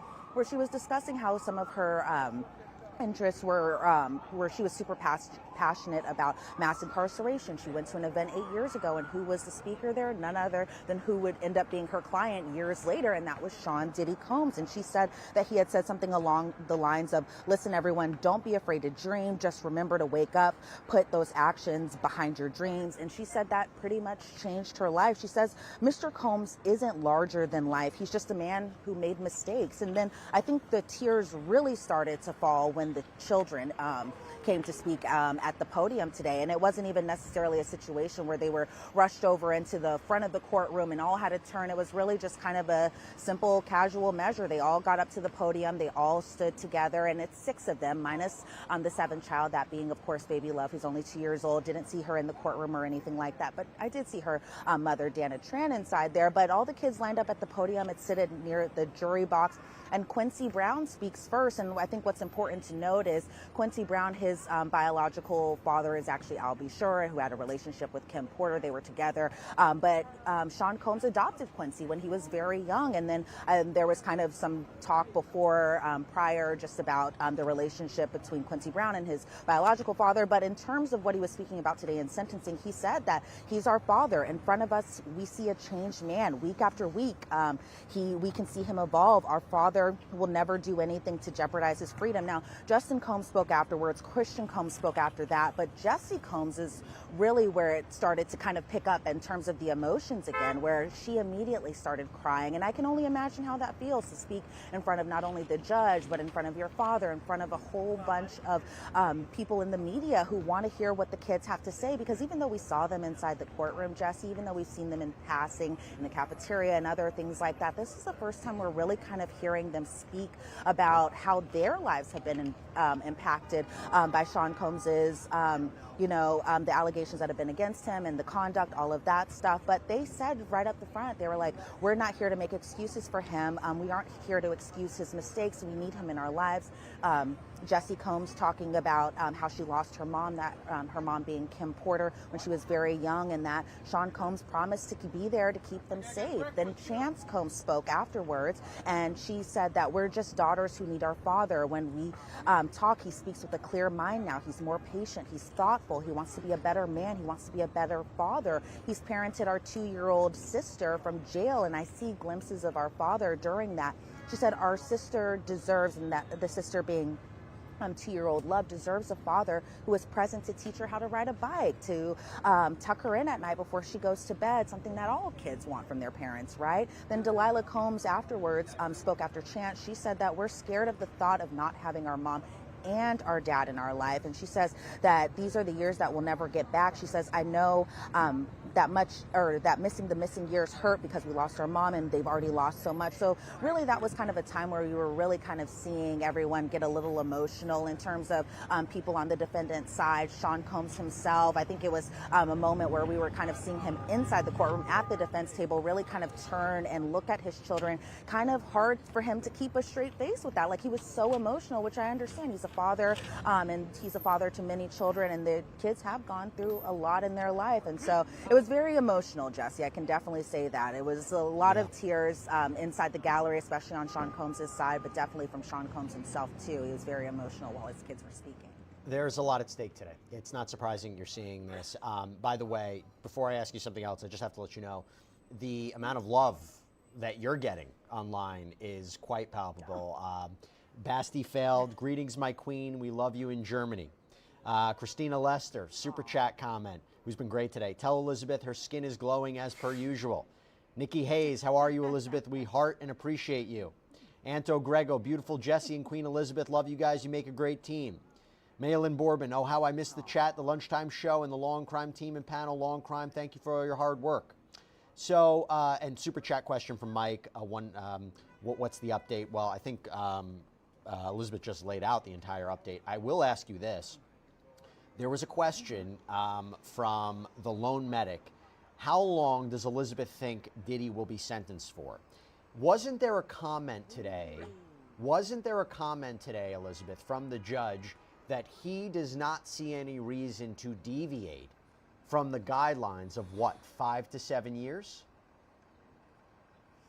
Yes, and so there was a lot of math that I was honestly doing, Jesse, because when they're talking about the sentencing guidelines, they're always talking about it in ranges of months. And so because there are 12 months in a year, I'm having to do quick math. So really what the judge is kind of looking at and what the PSR recommendation was 70 to 87 months, which by my calculations, because I don't have a calculator inside that courtroom, about 6 or 7 years. So I could see it possibly being definitely on the higher range than maybe the defense was expecting. I think especially in terms of the judge's tone today when he brought up that Sean Combs had been talking publicly about possibly doing an in-person speaking engagement in Miami. I think actually I take that back. It wasn't the judge who brought that up, but it was more so the government who specifically brought that up, because it seems like from the defense's side that they were expecting possibly for him to be released today pending the outcome of what the sentencing may be. And so in terms of my personal opinions, I don't think the judge's is going to be lenient today. And I don't know if necessarily the victim impact statement, seeing the video that played inside the courtroom, hearing from Sean Combs's children, hearing from his defense attorneys will sway him in any type of way. I think he's probably already has his decision already made. But if I were to have my guess, I wouldn't put it past him to have anything below 2 years, and possibly with the possibility of time served, that's only another year in prison. And so we'll see what the outcome will be once that sentence is eventually handed down, which will be later this afternoon for sure, possibly. Yeah, so we have a question also, and I apologize if you answered it before, but it's this is from Rebecca L. What is Diddy wearing today? Yes, well, Rebecca, Diddy is wearing, because I always write it down, whatever he is wearing inside, is wearing a tan sweater, white undershirt, and he's wearing dark pants today, which is different from the last time I actually saw him in the courtroom, and that being the hearing that happened just last week when he actually appeared in the MDC jumpsuit. And so still kind of a similar color, but definitely in civilian clothes as opposed to last week's hearing. And by the way, this revelation that Mia, who is one of the victims in this case, claimed that Sean Combs sexually assaulted her. She was supposed to provide a statement today. She had provided a letter to the court. The defense objected to her providing a statement in court. She didn't want to speak today. I mean, can you talk to us about that revelation too? That happened at the beginning of the day.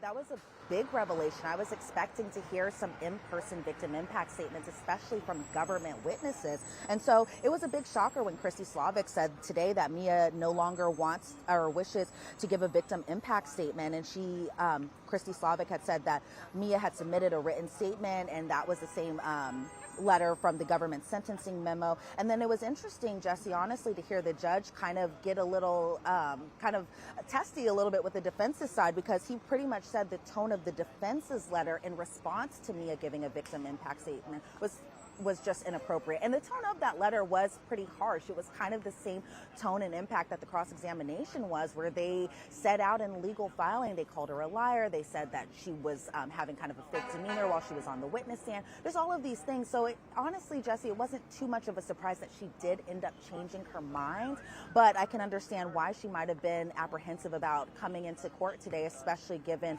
the defense's response to her just wanting to give a victim impact statement, something that we see that's pretty routine in these sentencing hearings. So, Elizabeth, I know you have to jump back into that courtroom. Excellent reporting. You're going to come back later on. We will see when the sentence is handed down. And also, Elizabeth's going to be on with me for a special sidebar later when we break down everything that happened in court today. Elizabeth Milner, thank you so much. Appreciate it. Thanks, Jesse. All right, so Sierra's going to come back on in a little bit. All my guests, Rich, Justin, Adante, stay with me. We're going to take a quick break on our end. The court is currently in break. When they come back, we'll come back, and we'll continue to provide live coverage of Sean Diddy Combs' sentencing day. Stay with us.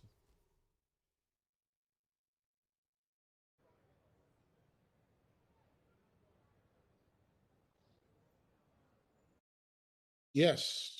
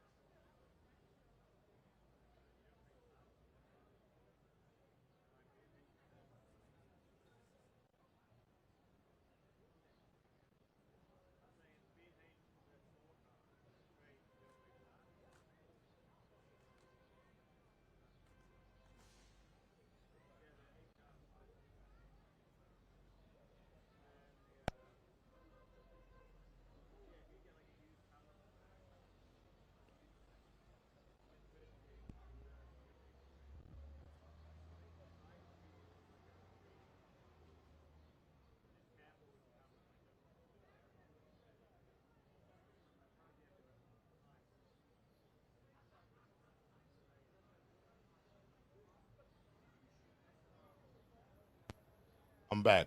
We still deliberating? What we doing? What we doing? Still nothing, huh? Still nothing. Let me see where we at in the court. Hold on. Let's see where we at in the court. Let's see where we at. Give me 1 second. I just want to see what the comments too. I need the bathroom, y'all. Give me 1 second. Okay, let me see where we at in the court.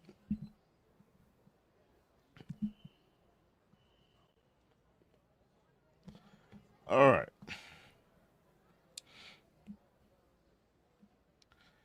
Okay. Now, during break in U.S.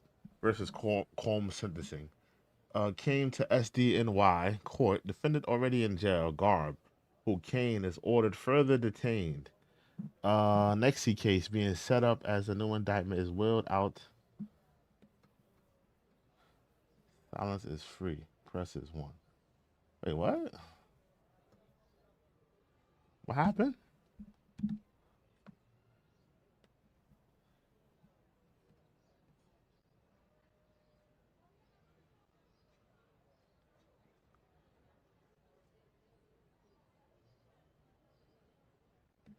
What happened?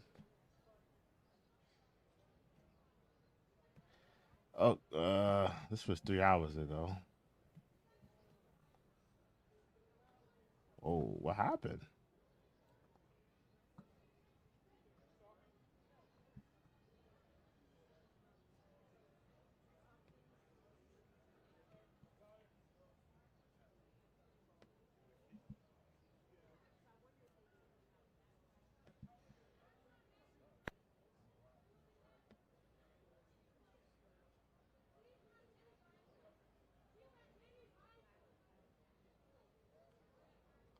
Did they kick homie out the court? What happened?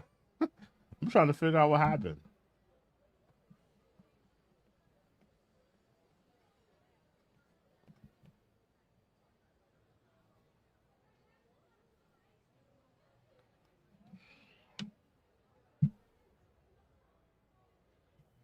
Are they on? Maybe they're on break. I guess I don't know.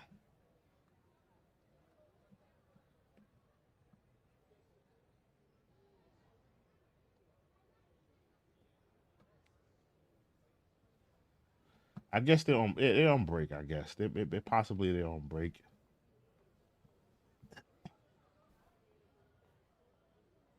Yeah, I guess I don't know. I don't know what's going on.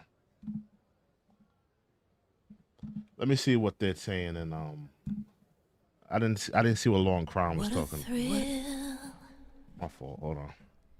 What a darkness and silence through the night. Hold on, y'all.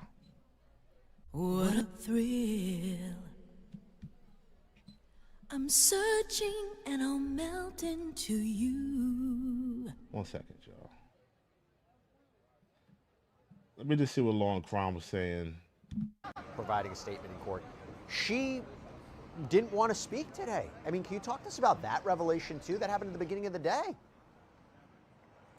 That was a big revelation. I was expecting to hear some in-person victim impact statements, especially from government witnesses. And so it was a big shocker when Christy Slavic said today that Mia from government witnesses. And so it was a big shocker when Christy Slavic said today that Mia no longer wants or wishes to give a victim impact statement. And she, Christy Slavic had said that Mia had submitted a written statement, and that was the same letter from the government sentencing memo. And then it was interesting, Jesse, honestly, to hear the judge kind of get a little kind of testy a little bit with the defense's side, because he pretty much said the tone of the defense's letter in response to Mia giving a victim impact statement was just inappropriate. And the tone of that letter was pretty harsh. It was kind of the same tone and impact that the cross-examination was, where they set out in legal filing, they called her a liar, they said that she was having kind of a fake demeanor while she was on the witness stand. There's all of these things. So honestly, Jesse, it wasn't too much of a surprise that she did end up changing her mind,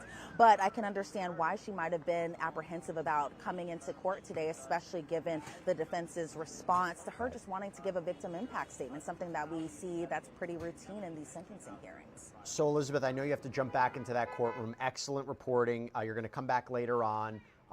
We will see when the sentence is handed down. And also, Elizabeth's going to be on with me for a special sidebar later when we break down everything that happened in court.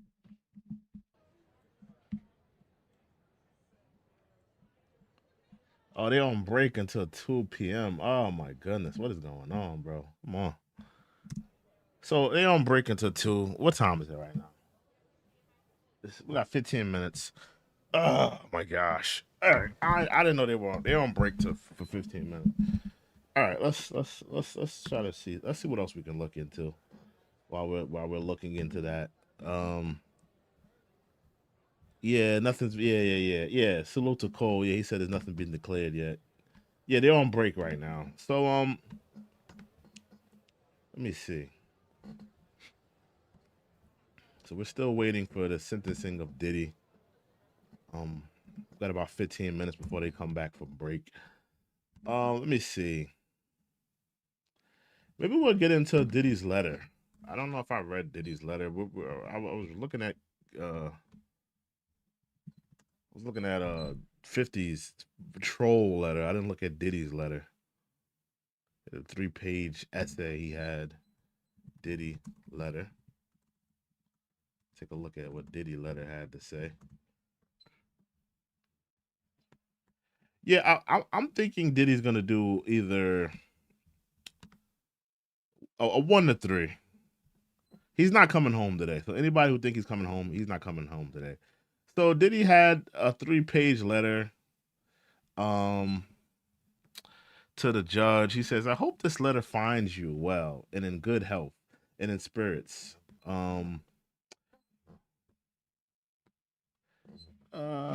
Thank you for the opportunity to express my thoughts to you.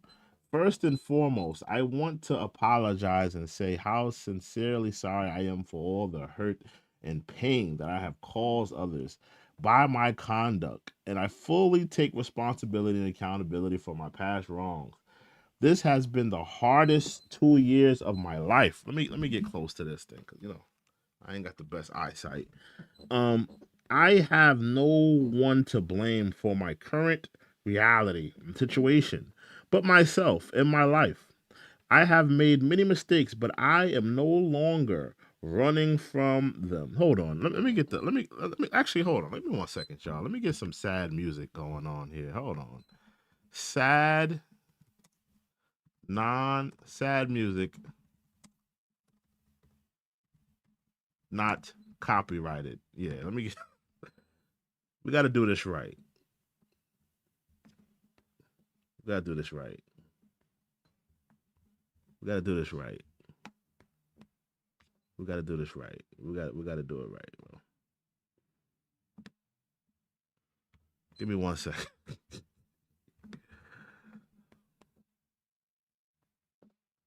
We got to do it right. Damn, all these are sponsored?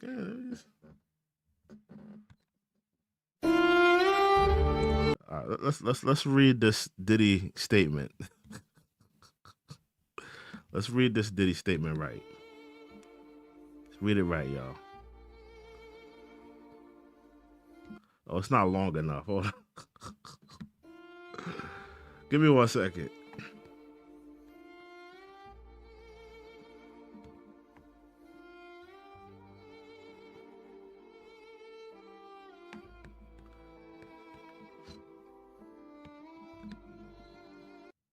Hold on, y'all. We got to do it right. If we're going to do it, we got 15 minutes. We got all night. We got all night, y'all. We got all night. Give me 1 second.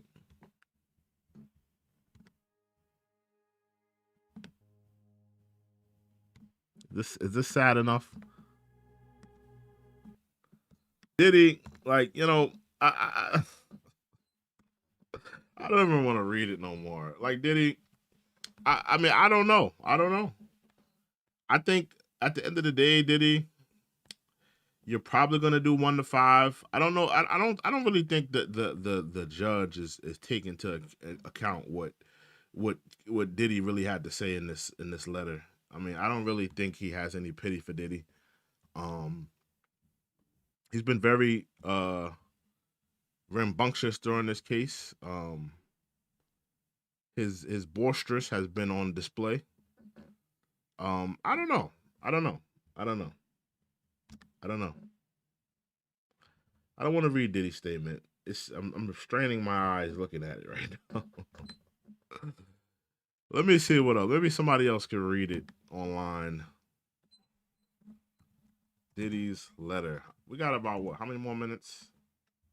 What time is it in New York? What time is it? We got a few more minutes before they come back. I got too many screens open.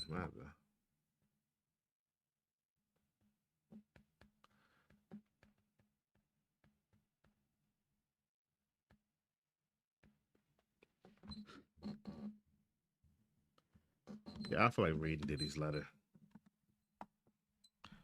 Y'all remember this video? Let me see if I can find this video.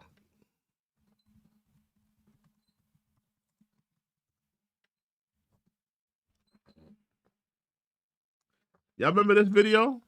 Where are all these celebrities at? Where are these celebrities at that supported Diddy? Where they at? Call them modest get-togethers. You remember this? Others hedonistic romps. For the next 53 seconds, we'll take an in-depth look inside Diddy parties. Diddy once threw a party on a jet. Derek Jeter, where are you at? Derek Jeter, where are you at, sir? Why are you not at the Diddy sentencing? Why did you not send an impact statement? You were singing his praises in 2005. You're talking about the Diddy parties. You had this smirk on your face. Where you at? Where you at? Why you didn't send a letter to the judge? Why? Flying around the world. Now, it started on a Tuesday and somehow ended on the previous Sunday. I don't know how he did that. Now that I'm engaged, I've decided to slow down a little. Nicole Richie, why didn't you send a statement? You were at the Diddy parties. You was rubbing shoulders. You probably respectfully, allegedly, it was probably a line of something on the counter.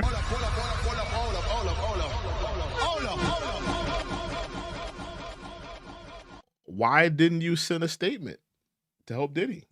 3 Diddy parties a week. Maybe 4. Well, not including the weekends. Boy, I remember one day we went to this Diddy party. Well, what happened? Yin Yang Twins.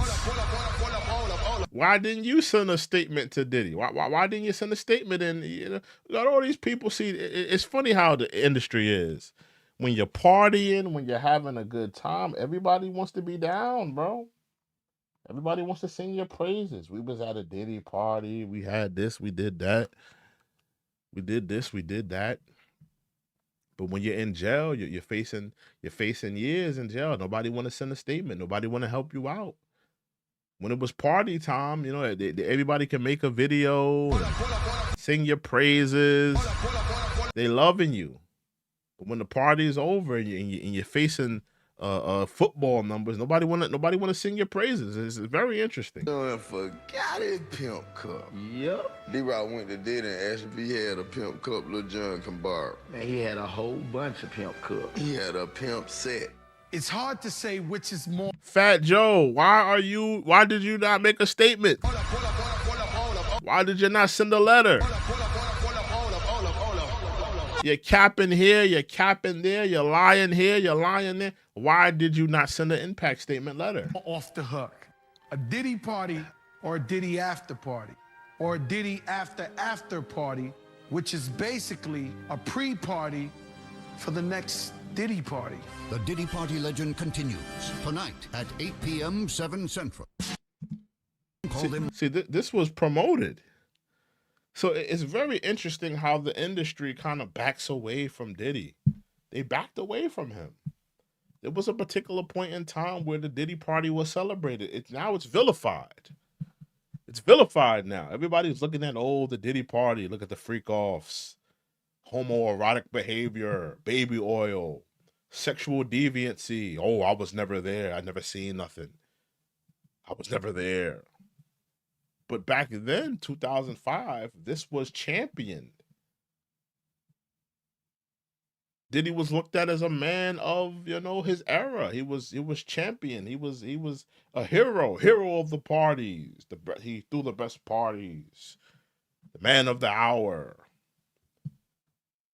Now he's vilified for the parties. And everybody acts like they were never been there. They never seen nothing. Very interesting. Very interesting. Very, very interesting. Let's continue though. Where we at on time? We still haven't we still on break? We got 3 more minutes. 3 more minutes. Let me see what Lauren Crom is talking about. We'll keep that up. We'll keep the inner city press up. We'll just close that. We'll close this.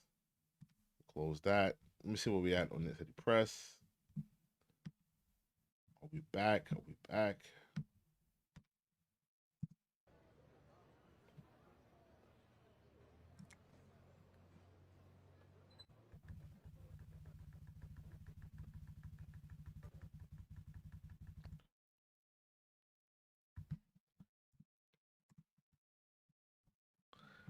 I mean, this got to be tough for Diddy. For anybody, it got to be tough for Diddy. Got to be tough for Diddy. I couldn't imagine just be sitting in the court and, nigga, they got your whole life. They got your whole life in their palms. Here you got more freak offs to go to. You got more things to do. You got more money to make. They stopping you. Am I on my site for? Let me get this Law and Crime on.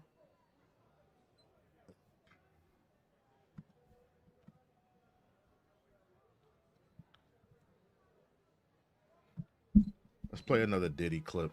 Let's go on Twitter. Let's see what they're saying on Twitter.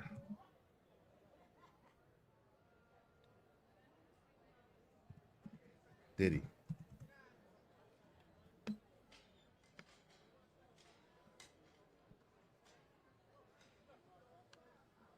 Stop that for a second. Let me see what they got on Diddy. Let me see.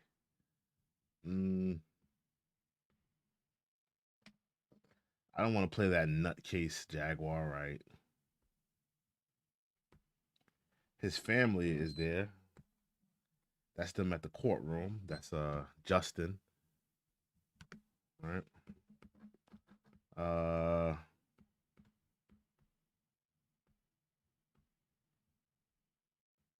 Federal prosecutors say Sean Combs was violent, abusive, and unrepentant. So while Combs was acquitted. Hold on.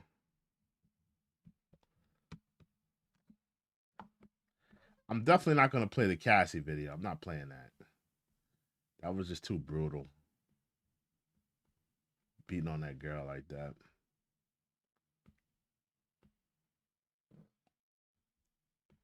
We already talked about 50 Cent.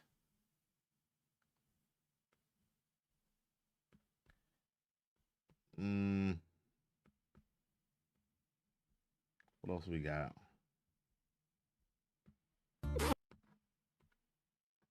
I don't know what the hell this is. What is this? Still waiting for them to come back. I think they should be back by now, right? Should be back by now.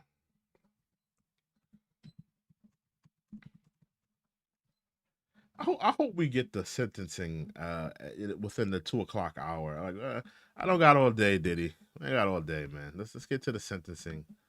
Niggas got things to do, man. To be lenient in his sentence after Sean Combs was convicted of 2 counts of transportation to engage in prostitution in his trial over the summer. We reported earlier on that it seems the judge has indicated that he will not deviate, or let me rephrase, he sees no reason to deviate at this point from the recommended sentence of 5 to 7 years in prison. There is something potentially that could change his mind to go one way or another. Remember, his defense attorneys were asking for 14 months. Prosecutors were asking for 11 years. There is an unknown here. We don't know which way the judge will actually go. But as we talked about Elizabeth Milner, who was inside that courtroom, these were highly, highly emotional statements where you heard crying, sobbing. Sean Combs was getting emotional. It's being reported by NBC that more than 30 members of Sean Combs' family and friends are sitting in the first several rows of that courtroom. Obviously, there's no cameras there, but we're doing our best to update you in real time about what's happening. As soon as they go back live, we will let you know. But right now, I want to discuss what we're seeing, what is happening. I want to bring in trial attorney Adante Pointer. I want to bring in prison consultant Justin Paperny. I want to bring in litigator Rich Schoenstein. And also we have with us Sierra Gillespie, who's outside that courthouse. But Justin, I'll start with you.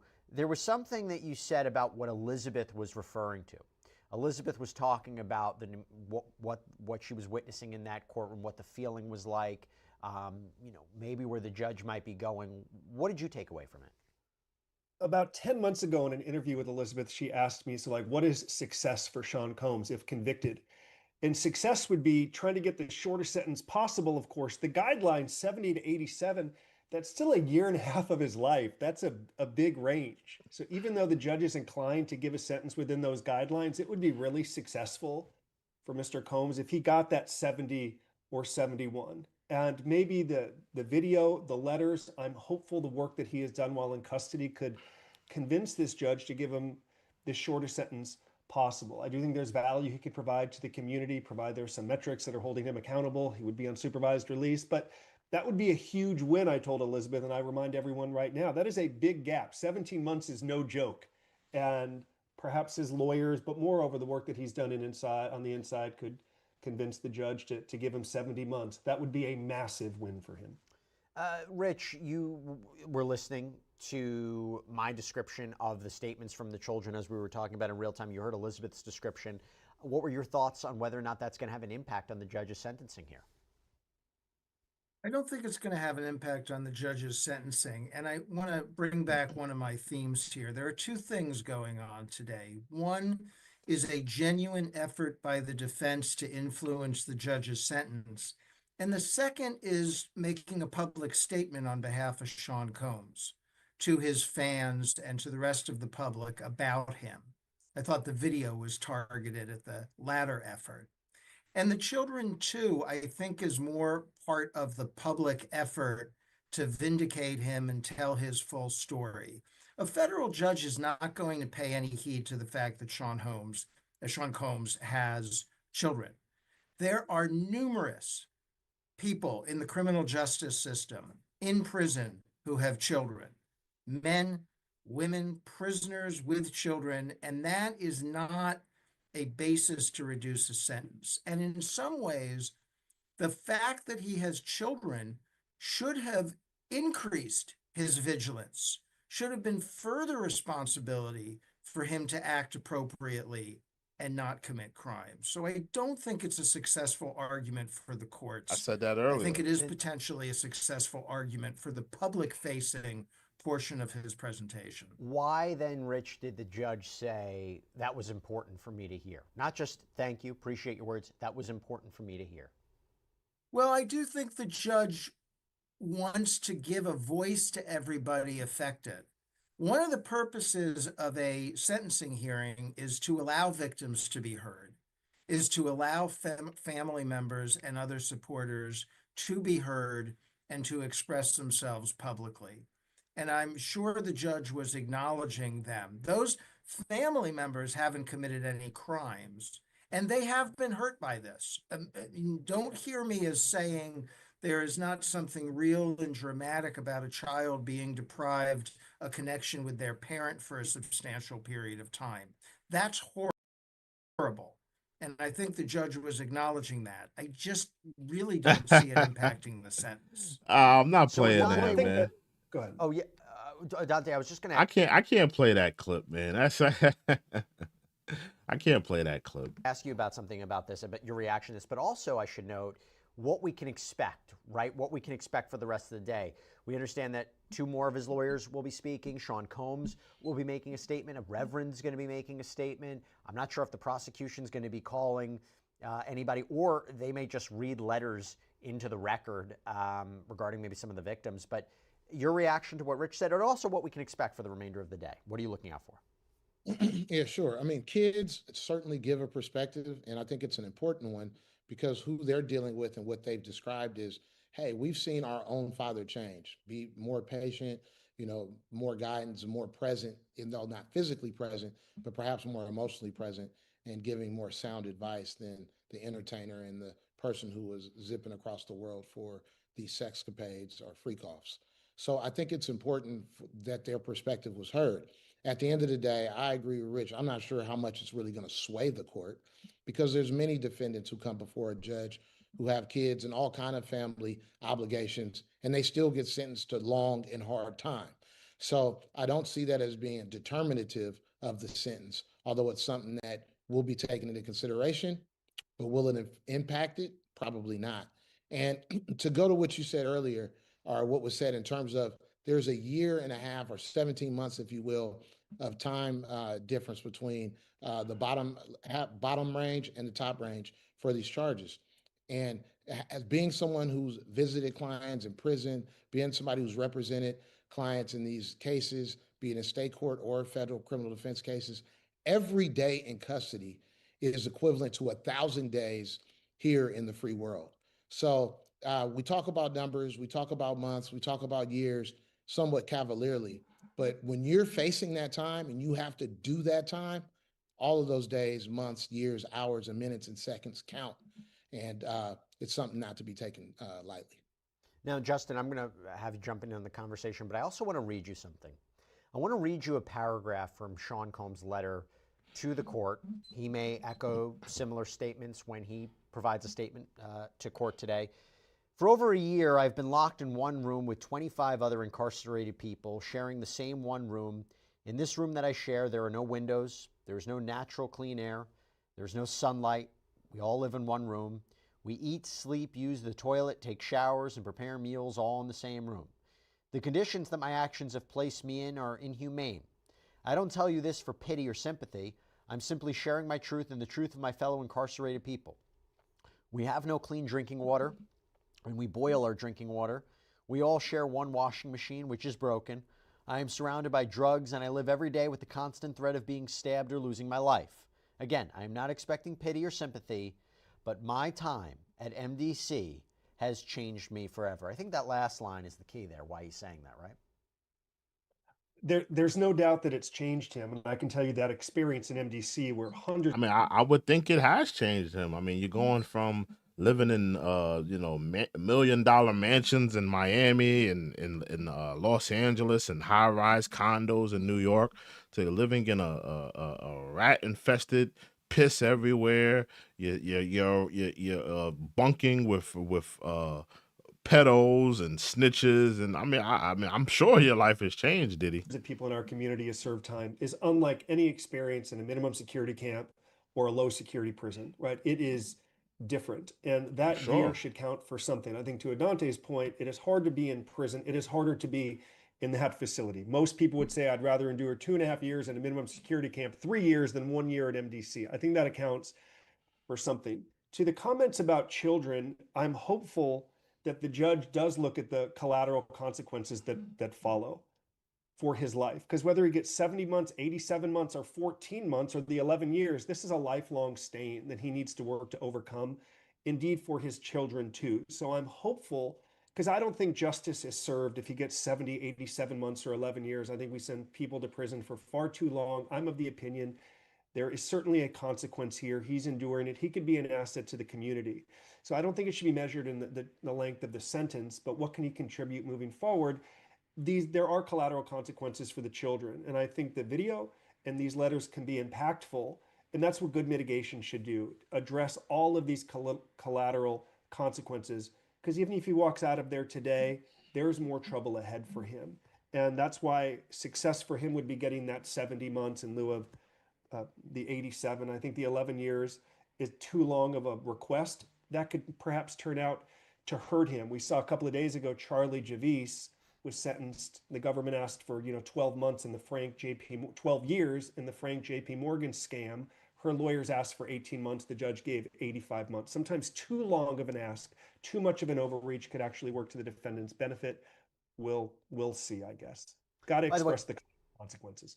By the way, we have questions coming in. Please submit your questions right now. We're going to be live basically all day until this sentencing is wrapped up. So if you have questions about the case, the sentencing, please shoot them in.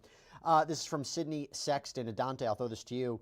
Just for comparison purposes, what would the max sentence be for these charges? What would the maximum sentence be for these charges in New York State court versus federal court?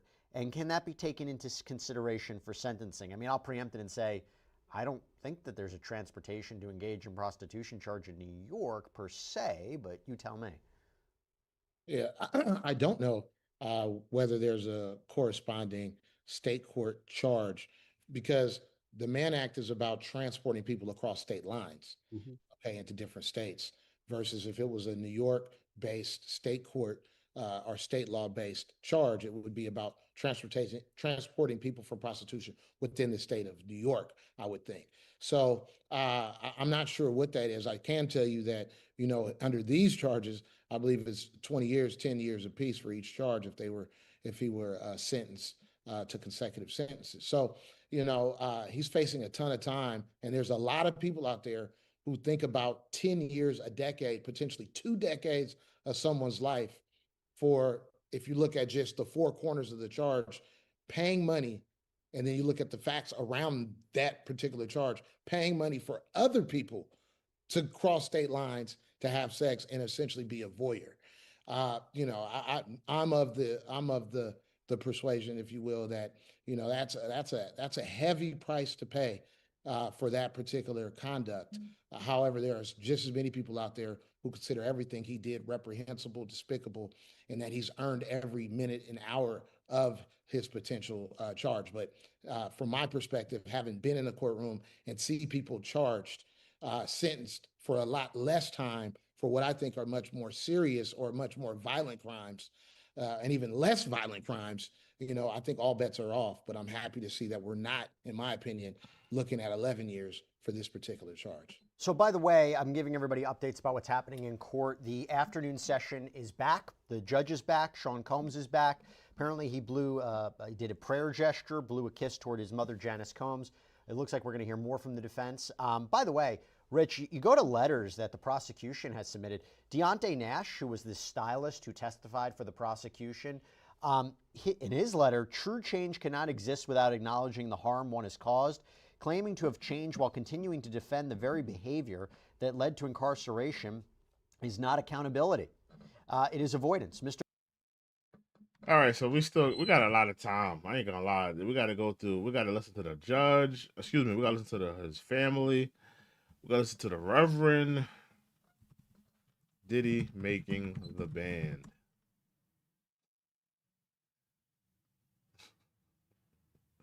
Hold on. Take off the top. Y'all remember that?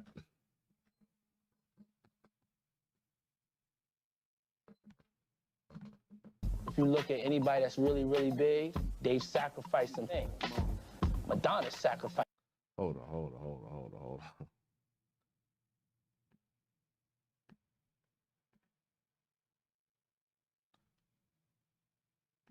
Of course, remember the cheesecake thing. We all remember the cheesecake. I was trying to play not the fight, but when he was like pretty much judging them, he was like, "Yo, you need to do something about your skincare." I was trying to play that joint, but hold on. That song's stuck in my head now. Diddy. We got a lot of time. I ain't gonna lie. I didn't think the sentencing was gonna be so flushed out, but everybody got to say what they got to say. I mean, I understand. Defense needs to say what they got to say. Let me see what some of these making the band niggas did say. Cole was bringing up some of the making the band stuff. Let me hear this. It's kind of like you're signing boy, and when you think of it now, he was grooming us. Whoa. It's kind of like you're signing boy band groups and girl band groups because you like one or two of them and you want to see who's gonna go. Whoa. It's nothing to you but a tax write-off, but you were really searching for a butt the whole time. So whoa, he was looking for my butt, Chopper butt, everybody butt. Wow. It wasn't nothing about the music was like, yeah, I can, and it took off to be bigger than he ever expected it to be. But Puffy coming up, he was just signing a lot of boys. Usher, it was something he figured out that R. Kelly figured out is we can get them away from the parents. If we could get them alone, isolated, then we can get them. Once you get in a butt, it's like you on us now. What you Oh gonna my gosh.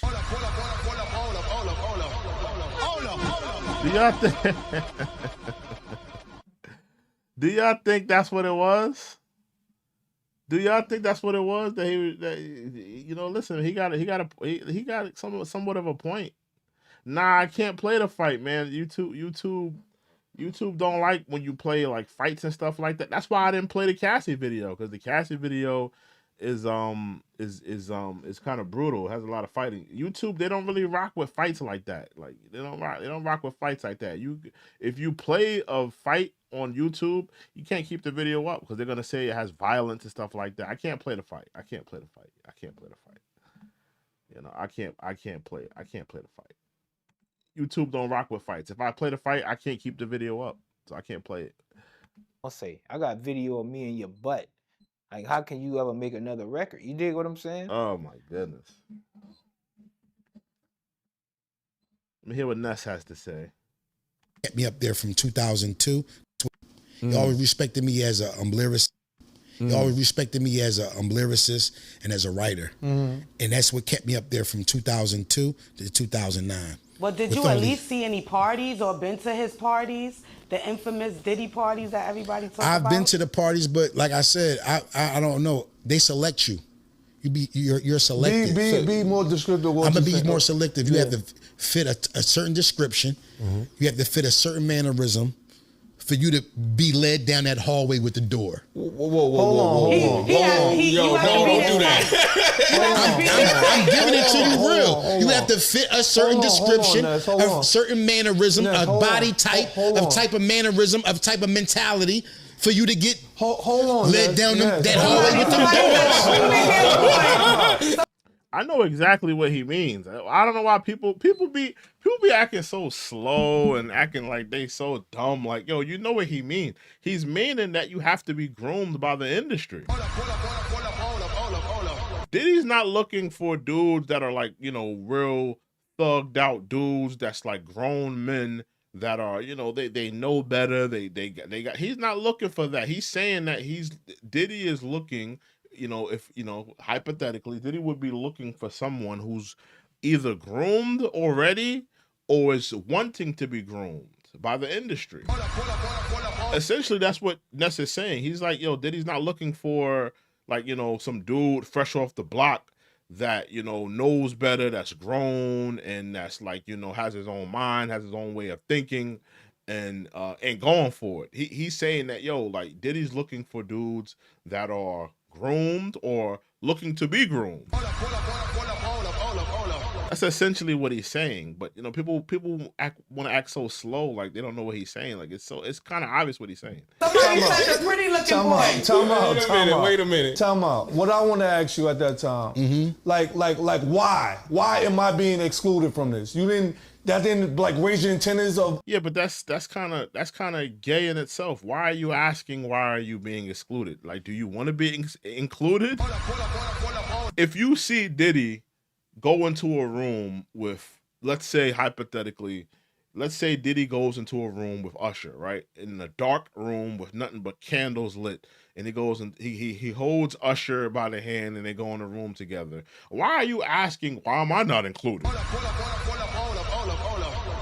Why are you guys excluding me?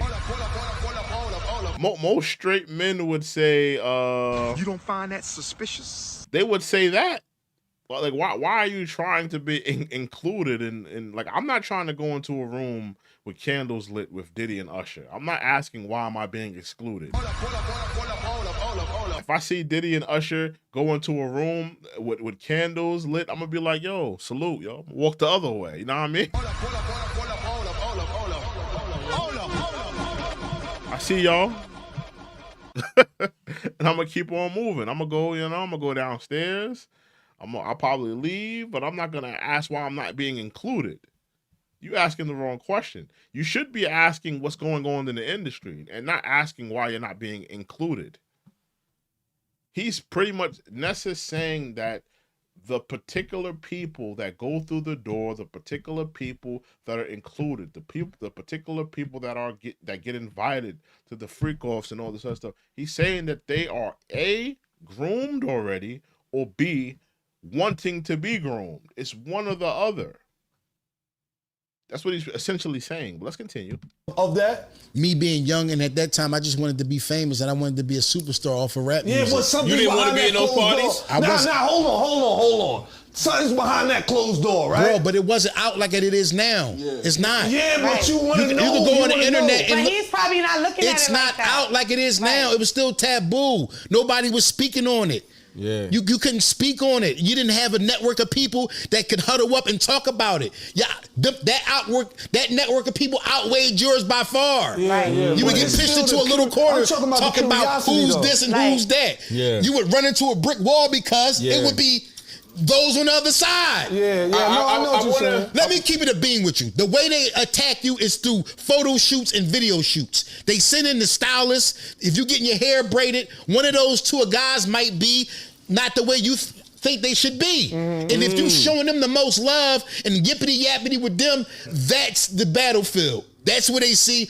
oh, he had a lot of rap for the guy over here. Right. He's one of them. All right. That's what I'm talking about. Oh, shit. Yeah, that's what I'm talking about. They can see who it is, who's who. Yeah, they just Ness, I wear my pants off my ass. I wear jerseys. I smoke weed all day. I'm bringing bitches in and out the house. Ness is not the candidate. That's right. You wasn't Ness is not the Ness is not the candidate for the bullshit. You wasn't like that. Nah, So let I'm me not the ask you candidate. this. Let me ask you this. Who out the group of that, who y'all was with, was kind of... I feel like he gonna say Dylon. I got a feeling he gonna say Dylon. I don't know. I was paying attention to the bitches.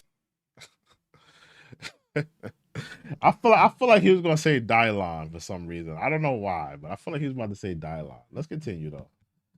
The changing of the guards. That's all it is. Like they stayed around, they played the game a little too long. And this is how God works. It's like hip hop is independent. You know, the music is independent. The owning of your masters is independent. It's a new changing of the guard. And all the old parasites is just falling. Ness kept it real. Ness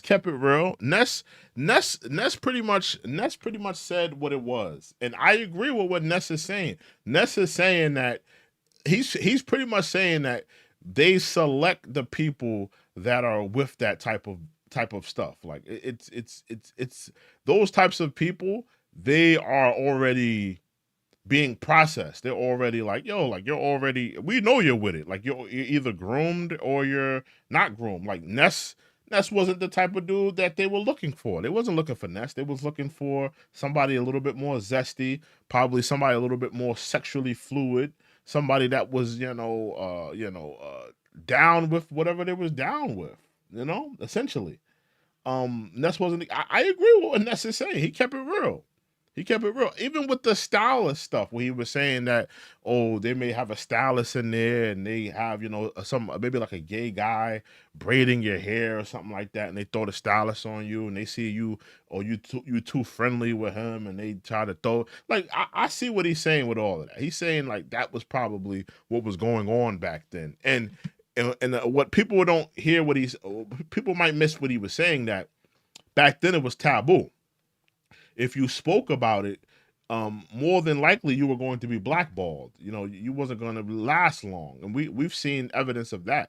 So he kept it real. Ness kept it real. Off one by one, because they never had talent. They just leashed on to the talent. Let me tell you what Puffy was, and what a lot of them is. They mediators. What they call them, mediators, right? Where you gotta go. They go betweens. So you got the Leos who scared to approach the thugs like that. But Diddy from that world, so I could intermediate. I could get percentages from negotiating and making this deal, but you got to give up that butt. You got to give up that butt and royalties. And I can change your family life. Know why? Because he had to give up that butt. People don't understand. That's the reason. That's why it's the reason Puffy don't want to give nobody, any artist he deal with, he'll tell you, I ain't gonna make it hard for you. You know, I had to do this. He wants you to endure it. He endured. And I felt bad in a sense because he was only trying to feed his family. You get what I'm saying? And he became a victim, and it turned him into a monster just trying to hide his own secrets and not living his truth. And now he in prison just from all this comes from one man not living his truth. I swear to God. Had Puffy just been who he is at heart, it might have been a few jokes. We joked about RuPaul. He's still a boss. You get what I'm saying? RuPaul is a boss. I feel bad for the people that got hurt trying to hide his secrets. All the people that been victimized, all the people that been put under the influence so they don't remember certain things because of who he is. And as long as you're under the influence, it ruins your credibility of speaking about anything. So I can understand why he probably kept drugs in the party. You get what I'm saying? All this behavior. Yeah, that's my thing. It's like people ask the wrong questions. They were in that last interview with Ness. They were asking the wrong question. Like they were saying, "Oh, why were you not included in those rooms?" That's the wrong question to ask somebody who was never in that room. The question should be is what do you think was going on in those rooms? Or why do you think that you wasn't selected? That was the question to ask. Not why you think you was excluded? You was excluded because they clearly saw you wasn't with it. They saw you wasn't with it. They saw you probably wasn't down with that. So they was like, yo, let's not go after him. He's not really with it. He'll probably run out the room or he'll probably do something, or wild out or whatever. Yeah, so a lot of times in interviews they asked the wrong question. They didn't ask the right question. Like, why are you asking him why do you think he was excluded? Like he was excluded because clearly he wasn't with it. Clearly he wasn't with it. Look at his career path. Look at his career path. Do you think he would have the career he has now? No disrespect to Ness, but do you think his career would have went the way it went? If he was with it, Diddy would have kept him around, I believe. Diddy would have kept him around, Falls in line behind one thing, trying to hide secrets. So now you got to use this to cover that. And now this makes you cover for that. And it's just going to get worse and worse and worse and worse. You know what one video I should play that I'm forgetting to play? This video, people don't talk enough about this video. Hold on. Cole, let me know if you ever seen this video. Diddy, people don't talk enough about this video. Diddy sings French Montana Happy Birthday. People don't talk enough about this video. People do not talk enough about this video. This video right here, where he was singing French Montana Happy Birthday. Hold on, let me see if I can find that video. That video was crazy. That nigga was singing Happy Birthday like he was Marilyn Monroe. Happy birthday, Mr. President. He was singing like Marilyn Monroe to French Montana. That was crazy. Hold on. That was crazy. To me, that's more crazy than, it's not crazier than the French, it's not more crazier. This is it, but it's a longer version of it. Hold on. It's not more crazier than the Fabulous video, but it's up there. It's up there. It's up there. It's up there for me. It's up there. They got it, but it's a longer version of it. Hold on, let me play it though. This right here. Happy birthday. Happy birthday to you. Happy birthday. Got his shirt off and he's singing Happy Birthday like he Marilyn Monroe. What's going on here? Happy birthday to you. Happy birthday, dear friend. Happy birthday to you. Thank you. This is a special birthday for both of us. Stop. What do you mean by that? Yeah, man. Like, he was singing Happy Birthday. Happy birthday. He was singing Happy Birthday like he was Marilyn Monroe, man. And he was JFK. That was kind of crazy. That was kind of crazy. That was kind of crazy. That's when I was like, it's something weird going on here. Like, got your shirt off. It's kind of crazy. To me, that's just as crazy as the Fabulous video to me. Well, in any event, let me see where we at on. And well, I ain't gonna lie, I don't think we're nowhere in the court. Let me see what they talking about in law and crime real quick. And it's hard to reconcile someone who says I'm remorseful. Have to discount it on that basis a little bit. And by the way, as I understand it, you know, the prosecutors got interested after they saw that civil settlement. It's not like she said, no, I don't want the money. I want to go to the authorities and have them prosecute this case. So the judge could take those circumstances into consideration, but only on that limited issue of how meaningful is her statement. Sierra, I want to go to you. We have a poll that we put up where it says, what are you paying most attention to in this case? 80% say the sentencing itself, 10% say Diddy, 7% say victims' voices, 3% public reaction. I think that's a good, encompasses so many different things, but what are you most paying attention to in this case? I mean, I think that makes sense, though, right? The reason, I mean, we're all paying attention to this. I'll be right back. Let me just I mean, grab that's why something we're all real quick here, downstairs. The I'll be right back. culmination and everything that we've been following from the start. The need to fact charge that my Cassie phone, filed so. her lawsuit initially, the first one that I always go back to and say was charge the my phone right bombshell, you know, really broke the floodgates. We all have been paying attention really since then. Then, of course, the federal raids at Diddy's home, that I believe was March 2024. September 2024. Now we finally have a couple of the charges come down. So that poll to me makes sense because this is the resolution, right? If we're going back to, I guess, high school when we have intro to conflict, rising action, climax, now we're heading to the falling action and the solution, which would be the sentence here. And I think that's why everyone's on the edge of their seats, has been watching. Thousands of people have been watching our live stream since this morning when we started at around 10 o'clock because we all want to know the answer to the question. What is Diddy going to face as far as the sentence? Where is he going to go? What is it going to look like? And I guess, you know, I'm so eager to talk about it because I want to know too. I think we all do. And when is it going to happen is another question, because we just don't know. That's one of the unknowns for today. And by the way, talking about unknowns, going to you, Justin, what is life? Let me ask you this.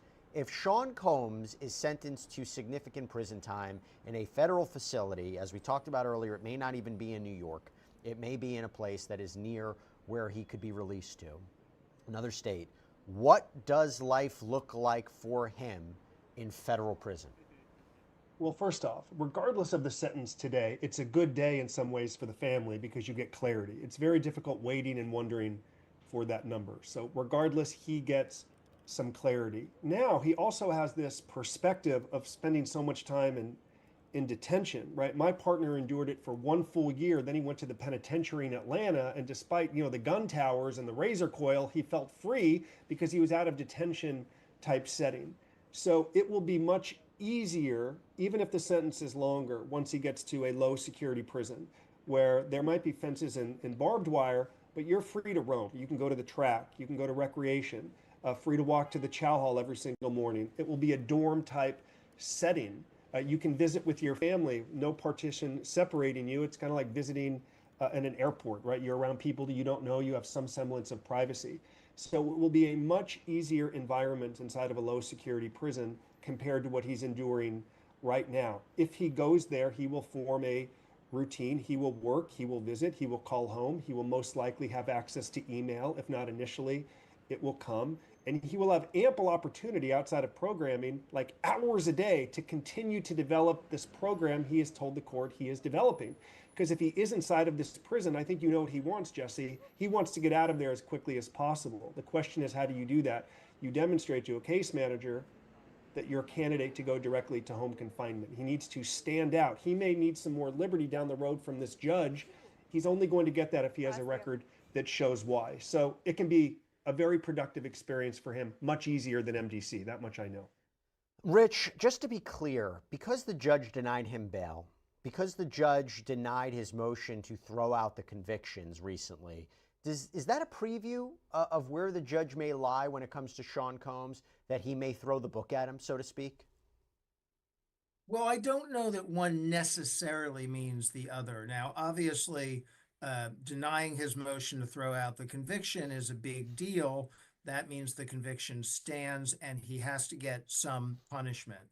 I would say the fact that he denied bail was indicative to me that he was going to remain in jail, that the judge thought that Sean Combs would be remaining in jail for some period after the sentencing. So that did suggest that to me, but it's not necessarily true, and it doesn't necessarily mean a long sentence. It just means probably a sentence. Sierra, as we're looking at this, you read the letter from Sean Combs. We played his apology video earlier on. You looked at the compilation video that was put forward. We're all anticipating what Sean Combs will say in court. Obviously, he said a few things during the course of this trial here and there, but this will be his first potentially uninterrupted message to the court. Aside from his letter, what are you going to be looking out for, Sierra? I think it's going to be emotion. Right? That's something we all are interested in. And we've already seen that today. We heard Elizabeth Milner's reports. We've been reading the tweets today. Even Diddy's attorney, Nicole Westmoreland, was showing emotion. She got choked up and she was crying. I mean, this is something I could expect from his children, which we did see because it's their dad and they want their dad in their lives free, not behind bars. So with Diddy, I can kind of imagine this is one of the most intense days of literally his entire life. The fact that he has been behind bars at MDC Brooklyn for more than a year at this point, and it's possible he could be getting out kind of soon.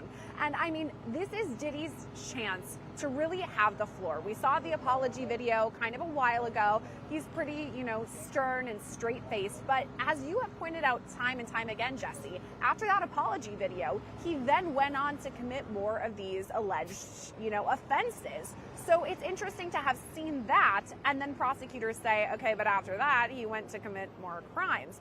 What I'm thinking we're going to hear from P. Diddy is a lot of remorse. I think we're going to hear from him, I've changed a lot. Here are the reasons why. Here is why I deserve a lesser sentence.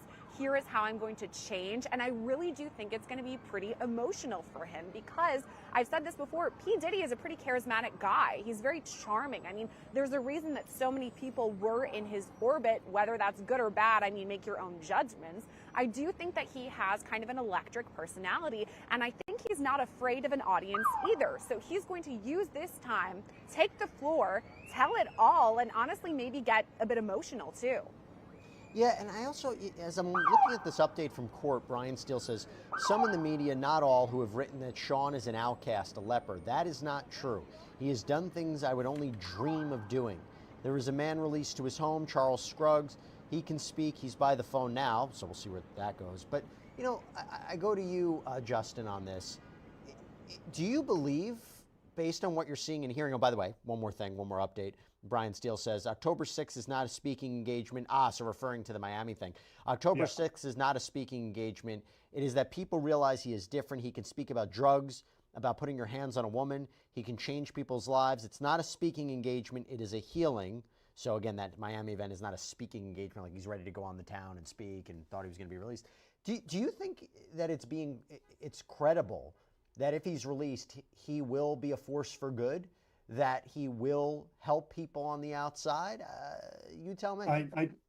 I do. I think the letters from his family and his level of introspection while on the inside forces him to see this differently. And I do think regardless of the sentence, he recognizes this can be a lifelong stain for his family, his young children, or it can be an opportunity for him to say, I made bad decisions. I was held accountable.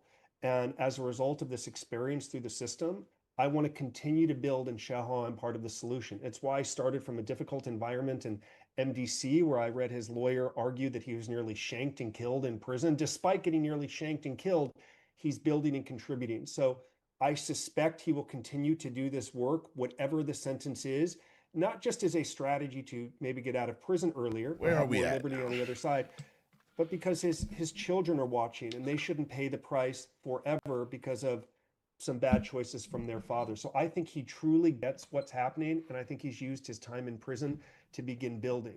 But he'll be building for the rest of his life. Rich, update from court. Brian Steele says Sean doesn't care about the money. He wants to go home to his family. I don't know who among us would trade places with Sean Combs. As with Nigga, that's cap. All Diddy care about is the money. Diddy want the money and Diddy want to have his freak offs, bro. Let's not cap, bro. Let's not cap. If Diddy lost all his money, he would just say, you know what, let me stay in here. Diddy don't want to go back to being broke. I'm telling you that right now. He don't want to go back to being broke. Yes. Well, I think like most people, I think it's going to be in that 70 to 87 month region, because that has been recommended in the pre-sentence report.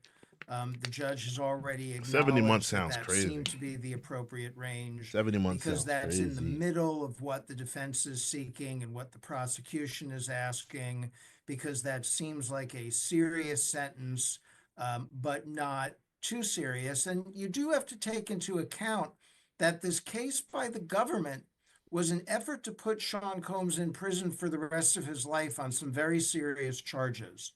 And on the most serious charges in this case, the government lost. The prosecution found him not guilty of racketeering. The jury found him not guilty of trafficking. And I think the judge has to consider that and can't impose a ginormous sentence on him in substitute for the counts in which the defendant prevailed. I don't think that would be. One other comment I'll make just on something you just said, Jesse, I don't know.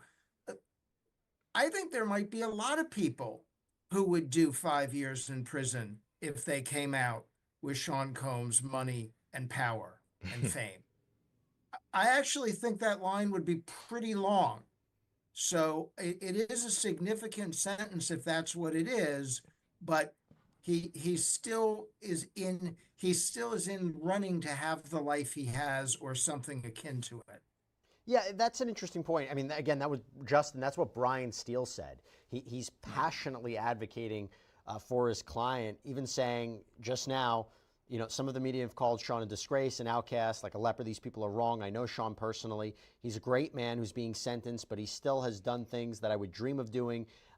He's punished himself more than anyone will ever be able to punish him. It will stay with him for the rest of his days. He's off the drugs. He's a different person. The drugs affected his thinking. Is he pushing too much in a way where, again, will it appear to the court like they're disregarding what he was convicted of and what he was accused of and what the evidence presented at trial?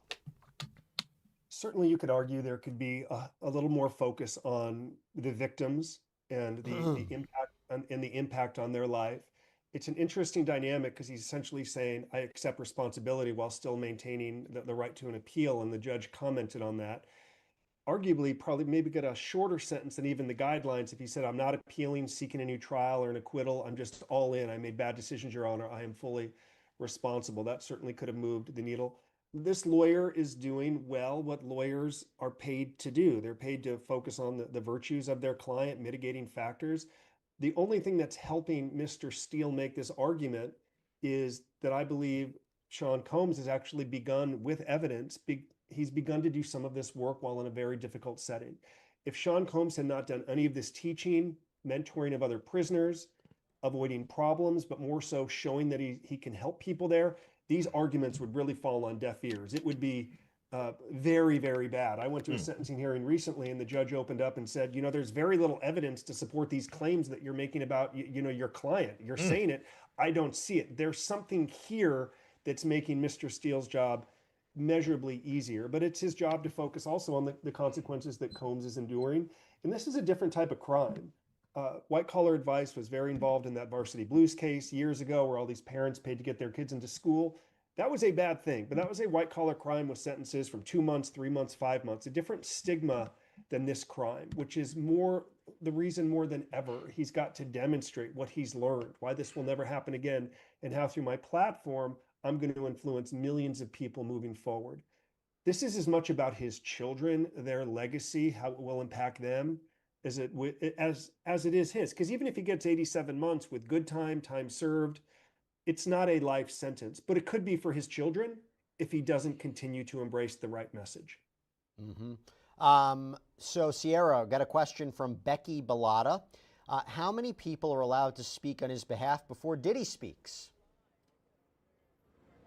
This is an interesting question. Actually, Elizabeth Milner, when she was out here before, her and I were talking about this, and we were like, we both have worked at Law and Crime for multiple years. We have never seen a sentencing like this. Usually we've got the prosecution, one person, defense, one person, maybe some victim impact statements, and there you have it. However, Elizabeth and I were both commenting saying, we haven't seen something like this. There's so many people that just keep coming and coming and coming. So honestly, it's out of the norm from something that I've seen. To be fair, I do usually cover state cases versus federal. And I believe it was Adante earlier who said it does take a bit more time when we're talking about a federal sentencing rather than state. And I know that Diddy's team is going to want to make sure that they're putting forth the best argument possible. I don't think there's any sort of specific number, a limit. I do believe the judge could say something if it gets to be too crazy long. But at this point, I'm just kind of waiting to see what Diddy himself has to say, because worried. you know he's going to want to speak. I see that he looked worried, man.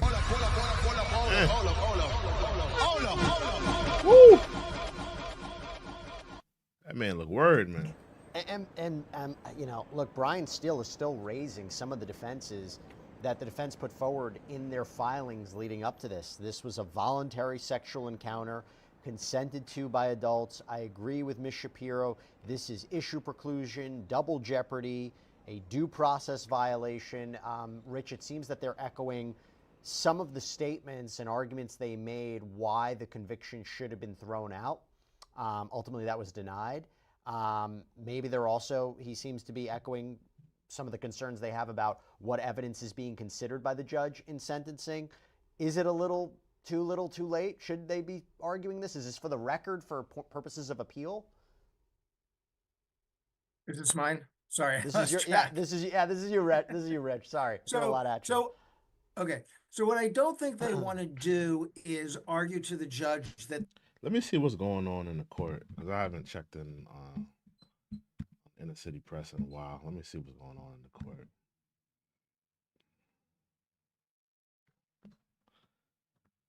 Let me see what's going on in the court. One second. Combs, still, October 6th is not a speaking engagement. It is that people realize he is different. He can speak about drugs and putting your hands on women. He can change people's lives. It is not a speaking engagement. It is a healing. I don't know. I guess they're talking about because the prosecution said that he had something lined up as soon as he get out of prison. So I guess they're talking about that. It's interesting. This was a voluntary sexual encounter consented to by adults. I agree with Mr. Shapiro. This is issue preclusion, double jeopardy, a due process violation. What's this? This is something. This is not a particular to the case. Where are we at? What's going on here? Oh, am I frozen? Oh man, here we go. Hold on, y'all. Give me 1 second. All right. 1 second. What else we got?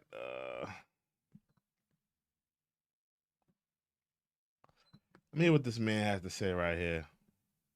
He's talking about what was going on in the courtroom. Man, why I keep freezing? What's going on here? Give me 1 second, y'all. 1 second. Because I got too many tabs open. Hold on. All right. Give me 1 second. All right, let's read. Let's see what he has to say. Inner City Press. We're midway through. One hopes. Inner City Press. Okay, here we are. Matthew Russell Lee, Inner City Press. We're midway through. One hopes. The sentencing of Sean Diddy Combs. Today, Friday, October 3rd. Southern District Court, New York Courthouse behind me. This was a walk that we used to take during the trial, but we'll do it today. We'll be resuming. What's happened this morning? Well, the judge dealt with the sentencing guidelines. He turned down a number of government enhancements, but still it arrived at a hefty guideline. But he also said it's just advisory. Government wants 11 years.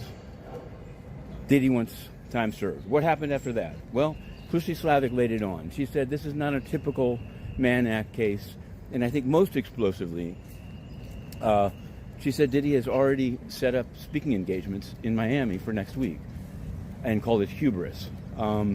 She also said that Mia, the victim who testified at trial, the person who testified at trial as Mia, would not testify, due in large part to a letter that from the defense that she called bullying. And the judge seemed to agree. He said it was inappropriate, don't do it again. But it's unclear when it could happen again, given that this is the sentencing. In any event, unless there's a resentencing, of course. Then we had, well, in no particular order, there's going to be a guy, a reverend doctor, and maybe a reentry person testifying. But Nicole Westmoreland spoke about Diddy as an icon. She seemed to cry a couple of times, or sob. I just ran into somebody who said he didn't believe it. I don't know. She's a fine lawyer. She did some great cross-examining. I don't know if that was necessary. I don't know if maybe she couldn't help it. I don't know. The kids spoke, and there were some tears. It seemed genuine. Not for me to say. Driscoll spoke. Driscoll, Alexander Shapiro's partner, one of her partners, Driscoll, spoke about comparing it to various cases, including that of Dylan Jordan. We covered that case. He was a movie director charged with running a prostitution ring and also raping somebody. He got 60 months, but that was the maximum he could get given the plea agreement. So I don't know. We did something on the side. We did a little extra about Dylan Jordan. Driscoll said he's read all 900 Mann Act cases that are available in Pacer. Some people were like, whoa, hats off to Driscoll. Hats off to Driscoll. Coming up in the afternoon, Brian Steele, Xavier Donaldson, Combs himself, and then it could happen. It could happen today. There was some talk of it going into Monday. It's going to be close, but I can't see how 3 speakers, well, it depends how the Reverend Doctor, the reentry guy, I don't know if it's necessary. Oh man, this better not go into Monday. If this goes into Monday. Come on, bro. Let's get this sentencing up and running, man. Come on. It'll really be up to Judge Subramanian if he wants to get it done today. And of course, the sentence itself is totally up to Judge Subramanian. We're halfway through, and we're live tweeting. And this now is the scene. I'll show it from afar because it's going to be getting through it is going to be something else. We've got cameras on one side of the street. We've got a crowd in front of the building. We've got a CBS car here. But we'll end it right here. We're heading back in. Inner City Press. We continue. Yeah, this better not go into Monday, man. This is ridiculous, bro. Let's get this sentencing today, bro. Let's get it today. Hopefully it goes in today. Be impactful because he does have some record from the inside to show that. Hopefully this gentlemen.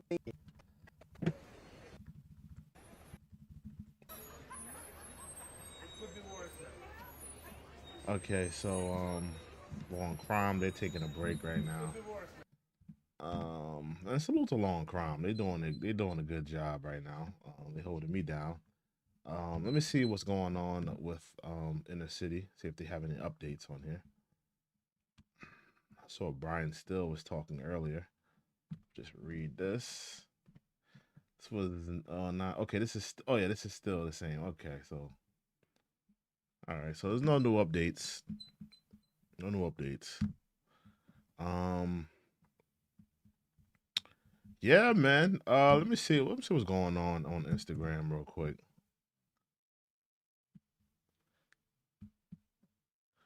What's going on here?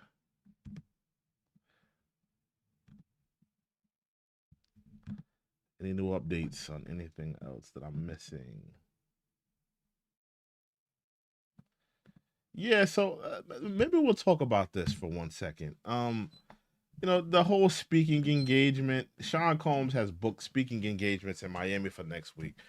Listen, you know, does it look bad? Yes, it looks bad. Um, I don't know if this is true. I don't know if it's true. Brian Still is saying that it's not a speaking engagement. He's saying it's more like a healing. Him just trying to talk to people and get some type of closure, healing, I guess, from the whole situation. No matter how you look at it, it does look wild. It does look kind of boisterous. It does look kind of like I'm getting away and I'm getting out and I'm getting out soon. And this is not a big deal. I'll be home in no time and I got a speaking engagement. It does look kind of crazy like that. But the reality is this: more than likely, I don't think Diddy gets out today. Diddy doesn't get out today. Even if he doesn't get out by two ways today. Either the judge requires him to stay and gives him right now they're looking at 5 years. They're saying about 5 years. More than likely, Diddy gets around maybe 5 years, right? So you're looking at that, or this case will go into Monday. That's what Inner City Press was saying. He's saying that possibly this could drag on to Monday, bleed into Monday. I hope that's not the case. I hope we get a sentencing today. Because this case has been going on for so long. I mean, what is this case for? Like 2 years now? The last 2 years. It's time to have a sentencing. It's time. I think it's fair to Diddy, to get that thing done today. I don't know what the defense has laid out. But I mean, I think this has been dragged out long enough. I mean, Diddy, he's been spending the last 2 years in jail. I'm sure he wants to get whatever his sentence is. I'm sure he wants to know now. I'm sure he doesn't want to wait for the weekend and sit back in MDC for another 2 days and dragging this on. And now he has to sit in MDC for the next 2 days and wonder what his fate will be. I think it's fair to give Diddy, give him an answer today. Give him an answer today so he can at least go home, or he could at least know what he has to face for the next foreseeable future. I think that's fair for Diddy. But yeah, the speaking engagement thing, it does look kind of wild. It does look kind of wild. It does look kind of boisterous. I think I don't know. I don't think that was smart of Diddy's team to line that up. I don't think a speaking engagement, clearly, everybody's saying, and I ain't gonna lie, in the beginning, when this case was over, when this case wrapped up in terms of the verdict, everybody was saying that Diddy was going to come home. They were saying more than likely he'll do he'll serve his year, which he's already served, and he'll get time served, right? But now that's starting to metamorphose into possibly him doing 5 to 3 years. The prosecution, they wanted 11 years, right? You never know. We may meet in the middle. We may not do 11. We may not do 5. Maybe we'll do 3, right? Maybe he'll get time served for 1 year and he'll do 2 years. Maybe he'll get time served for 1 year and do 4 years. I don't know. But more than likely, I don't see I don't see him doing 10 years. That's not. I don't think that's fair to Diddy for him to do 10 years. That's kind of brutal. It's looking like maybe a 3 to 5. Possibly he'll probably get time served for 1, so really it'll be 4 years. We'll see. But him, clearly he must have thought, or somebody in his team thought, maybe he would be coming home today, because if he had the speaking engagement for next week, and clearly he must have thought that he was getting out today. So I don't know. It's very interesting though. Very interesting. Where are we at? And let's check Inner City Press. Maybe he has something to say. This was okay. This is still the same. Yeah, man, this is kind of nutty though. It's kind of nutty.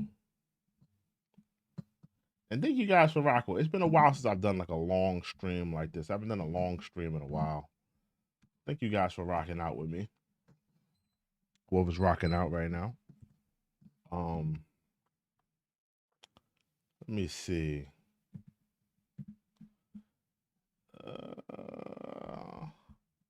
Diddy, a Diddy, Diddy, Diddy, Diddy, a Diddy, Diddy, Diddy, Diddy.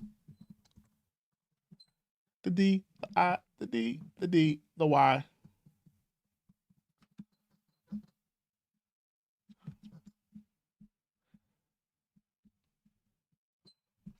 Why are people like this? Why do people want to see Diddy's demise? People act like Diddy hurt them. Diddy ain't never did nothing to them. Diddy, like, especially like people that are just random, random people online. Like, what did Diddy really do to you guys? What did Diddy really do? Like, let me put that back on the screen when somebody said this is what I feel about Diddy. I'm not gonna play the clip. It's a clip from the Boondocks. But let me just say this in terms of people who feel a way about Diddy, or want to see Diddy's demise. What has Diddy really done to you guys? Like, Cassie has a valid gripe, right? Certain people have a valid gripe against Diddy, and I'm not mad at them having a valid gripe. But some of you people online, I know a lot of you are just, you just want to say things to make people react online. But what has Diddy really done to a lot of you guys that want to see his demise? The man has entertained you for over 20 plus years. The man has given you Sean John. The man has given you Notorious B.I.G. The man has given you 112. The man has given you, by proxy, he given you a Biggie, so he's given you Little Kim. By proxy, B.I.G. put Jay-Z in position. He did records with him when before Jay-Z blew off, or took off. So by proxy, he's giving you Jay-Z. Right? He's giving you Bad Boy. He's giving you, countless moments on TV and music, and he invented the remix. He's giving you one of the greatest rappers, TV shows, products. He's giving parties to the celebrity. What has what has Diddy done to y'all to make y'all feel like this about him? What is it, like, particularly to you? What has he done to you? Fire! Fire! Fire! Fire! What has he done in particular to you to want to see his demise, to want to see him fail, to want to see him in prison for the rest of his life? What has he done in particular to you?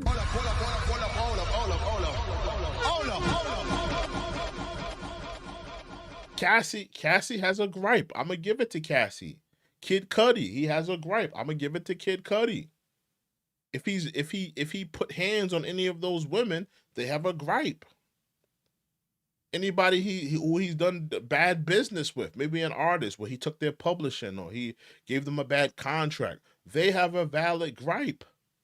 But what has he done to you? You who have been a Bad Boy, Notorious B.I.G., a listener, you listen to 112, you that watch Making the Band, you who have nehave been in close proximity to Diddy, you who have watched Diddy on TV, you who have never been in the industry, you who have just been a fan. What has Diddy done to you to have you have this vitriol towards him? Fire! I don't understand it.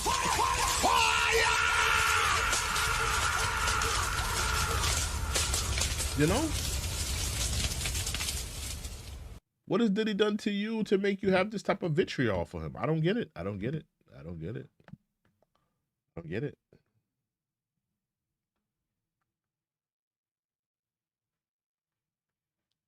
Somebody says, I don't think Diddy is sorry. Specifically because I think he doesn't believe he did anything wrong.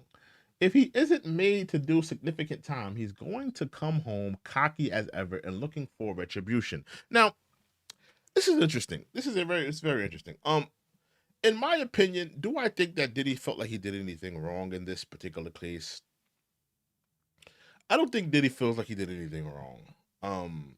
In my opinion. But the juries felt like he didn't do anything wrong either. Are we going to ignore that? Are we going to ignore that Diddy sat in court for months and months and months, and we heard testimonial, we've seen evidence, we've seen so many countless people took the stand and testified, and ultimately the jurors decided to say that Diddy did not sex traffic these women, and he did not deserve to have RICO charges against him. So are we going to ignore all of that? Are we going to ignore that he was only charged with purchasing prostitutes? Are we going to ignore that? So, you know, what if you're going to say Diddy's a domestic batterer, I agree. If you're going to say that he was being a bad human being, I agree with that. But people let their emotions bleed into this case. This is not a domestic violence case. This is not about did Diddy put hands on Cassie, guilty or not guilty. This is not that case.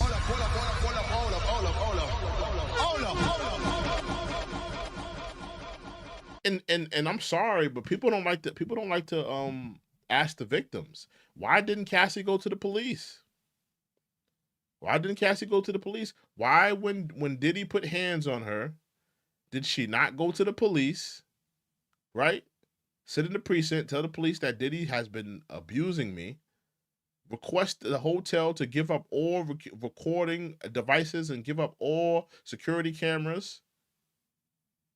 Why did that not happen? Why didn't that happen? Because some people want to say, oh, it was Diddy, he manipulated and he did this and he's brainwashed her and he did this and this, he did that. No. This woman wanted to stay. She wanted to stay because she was, she was in love with a rich man that she was willing to do anything for. She was benefiting off of the bags, the drugs, the intoxication, the money. He set her life up.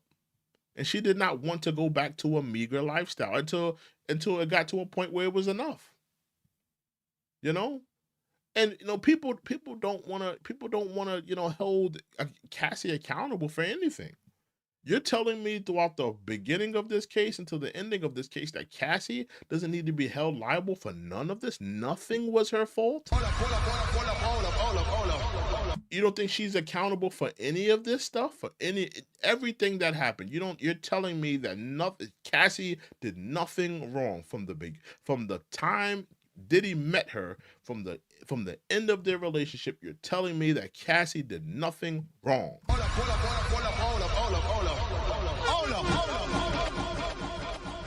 She did absolutely, positively nothing wrong. She didn't do nothing wrong when she gave Diddy Kid Cudi's address. She didn't do nothing wrong there.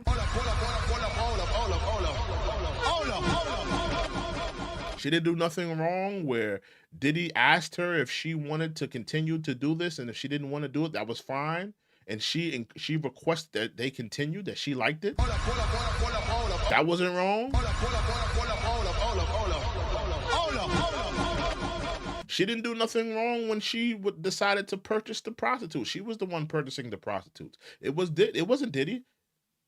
The prostitutes admitted on stand that it was Cassie who arranged everything. So you're telling me that from the beginning when they met to the ending of their relationship that she did absolutely nothing wrong? Where's the accountability for this woman? Is she not a grown woman? I mean, we're not talking about a child here. Cassie was a grown woman when she made these choices. But everybody's like, listen, we feel bad for her. Yes. She didn't deserve to get punched in the hallway. She didn't deserve that. She didn't deserve to be domestically battered. She didn't deserve to get hands put on her. She didn't deserve the treatment and the mistreatment that Diddy gave her. She didn't deserve any of that. I agree. But does she not hold any accountability for this whole thing? No accountability whatsoever for anything. I don't think that's fair. And we're not looking at this. We're not looking at this relationship in full totality. We're just looking at Diddy.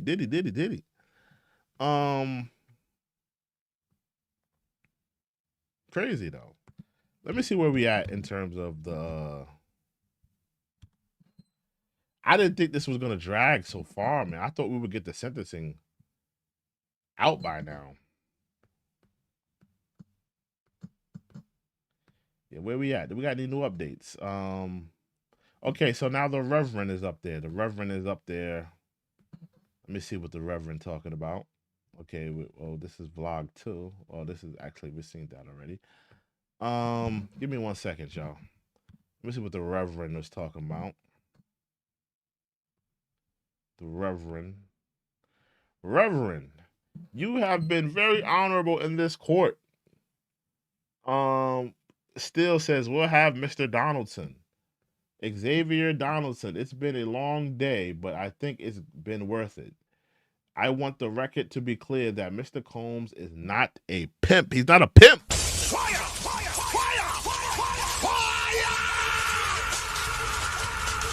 Mr. Combs is not a pimp. That's what it says. I don't think he's on trial for being a pimp. Saying that. Well, here he beat the pimp charges. He beat the pimp charges, Reverend. He beat the pimp charges. He's charged with purchasing. So he would really be a John at this point. Not necessarily a pimp. He'd be a John. So I don't know what the judge is. I don't know what, not the judge, but the Reverend is talking about. Yeah, he's not on trial for being a pimp. He's on, well, not anymore.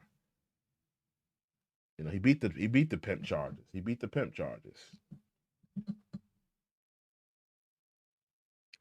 Yeah, so now they're talking. Let me get back into maybe they came back.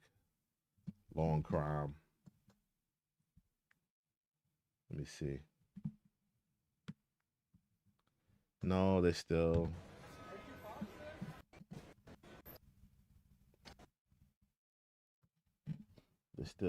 not back. Either going we're back. Okay. higher. Let's see what Long Crime is talking about. Let's see what Long Crime is, what they're yapping about right now. Than the sentencing guidelines, are going lower than the sentencing guidelines. And then, of course, that's where all the argument is, right? Because the defense wants time served. The prosecution wants 11 years. So everybody piles on the things that they think should make us deviate away from the guidelines to the north or away from the guidelines to the south. But the starting point that everyone deviates from on some level is the guidelines themselves that are based on a formula. And that formula, the starting place, is often, they don't stray very far from it. The judges don't, but they can. And the question becomes whether this is a unicorn that allows the defense to get a much lower sentence or allows the prosecution to get a much higher one. So it's interesting. Xavier Donaldson says to the court's in a difficult position, I think, if I may say that respectfully. You find yourself, I think, saying you have two people here. Who's the real Sean Combs? I like to believe that the real Sean Combs is in the grain of all those letters you read and what you heard from the family. Interesting point to make there. Sierra, you're outside that courthouse. You've been our eyes and ears about what has been happening there since the start of the day, as we're now coming towards the end. So now as we're coming potentially to a sentence, an official sentence, so has the scene changed? Yes and no. I mean, what's interesting about today is everyone has been relatively low key. And I mean that in the way of, yes, we are in the Southern District of New York. We do hear sirens, honking, people yelling, and, you know, general commotion. But by and large, today is much more calm than it was the day of the verdict back in July when it came down. And I mean, that was a pretty shocking verdict, right? The fact that there was a partial acquittal and we only had these 2 convictions on the transportation to engage in prostitution charges. So I think it was a huge surprise then. There was the baby oil and lube that people were squirting and yelling. I have yet to see anything like that today. I will say, though, more people are starting to trickle in now that we're getting closer to the end of the day. You know, maybe it's that people are getting off work early. It's a Friday. They want to see what's going on. Or maybe it's really that people are just getting extra antsy. They want to see what is going to happen. And we're inching closer and closer to P. Diddy, Sean Combs himself, speaking, so we can hear about that, hopefully. And then additionally, when the sentence finally does come down. So generally, it's pretty calm, but there are a decent amount of people who are here. Yeah, when is that going to happen? Going to be very interesting to see. Serena, for Xavier Donaldson says, I spoke to chiefs of police in Miami. I spoke to superintendents of education in Miami. Everyone said this is something different. Let me close with this. People like me are supposed to be here to show that we can do it. He's making, he goes also here in the SDNY, we've had U.S. senators prosecuted here. I dare anyone to say anyone else in the past 30 years did what he did in the MDC. The true Sean Combs came back, talking about how he's helped so many inmates behind bars. Big question is, did the judge already go in today? I know what I'm going to sentence him to. And it's been changed, potentially, by what he's hearing in court today, particularly from the family members, particularly from the lawyers, both, you know, either from the prosecution or the defense. In my experience, and I've been on both sides of the aisle as a prosecutor and a criminal defense attorney, just in my experience, typically a judge will show up with some idea of what they plan on doing. In fact, a lot of judges show up with a script of their reasoning for why they're doing what they're doing. Now, can they cross out the number and put a different number in there at the end of the day? Sure, that does happen. I've seen that happen as well, and they can be moved by that. Well, how do you know that? How do you know that? That's a good point. Yeah, I could tell. You could tell. You when could you're tell. there. You could tell. Okay. Yeah, because you see the judge saying all these very eloquent things and sometimes reading off a page, and you're like, you came in here prepared. Well, okay, so that's actually a good point. Let me ask you: if the judge comes back after all this and says, "Yeah, I need 10 minutes," and does that mean that he's changing his sentence? It could be that they're in the back doing some red lines and some, you know, checking on language. It could very well be. And seriously, it definitely does happen. You know, because let's be honest, it puts the judge in a very awkward position to have to go in, you know, because the alternative is the judge goes in a blank slate and listens to everything and then formulates the sentence and the reasoning. And that's just too much. That's just too much to handle. A judge also wants to make sure that there's proper precedent for the sentence that they give. So it would be silly to go in there and, you know, totally unprepared like that. So I do think the judge came in with some semblance of an idea, if not a total idea of what they want to do. But that's not to say that they won't maybe waver a little bit from there. Joe, Dr. Laura R. Palmer asks, do you think the judge will use Diddy as an example for this type of behavior as a signal to other blanketed abusers? I think that he could. The good news is the difficulty with that is that P. Diddy, on To the Good or to the Bad, is a very unusual case, right? He's a unicorn in that he's this big, rich, powerful guy. Do I walk away from this believing that people with resources are not going to still be better off than without those that are without resources? That's a fact. He did say that. I remember that, Cole. The judge said, the judge says it looked like he didn't say, do you want to go home today? He says he told Diddy, I could tell that you want to go home today. He said something to that effect. I forgot what it was. Like, do you want it? Like, I could tell you want to go home today. Like, you look tired or whatever. I forgot what it was. Let me see. Judge tells Diddy, I can tell you want to go home. It's something to that effect. I forgot what it was. I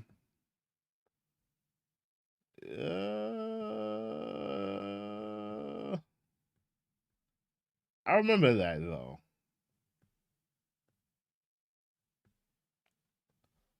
I remember that.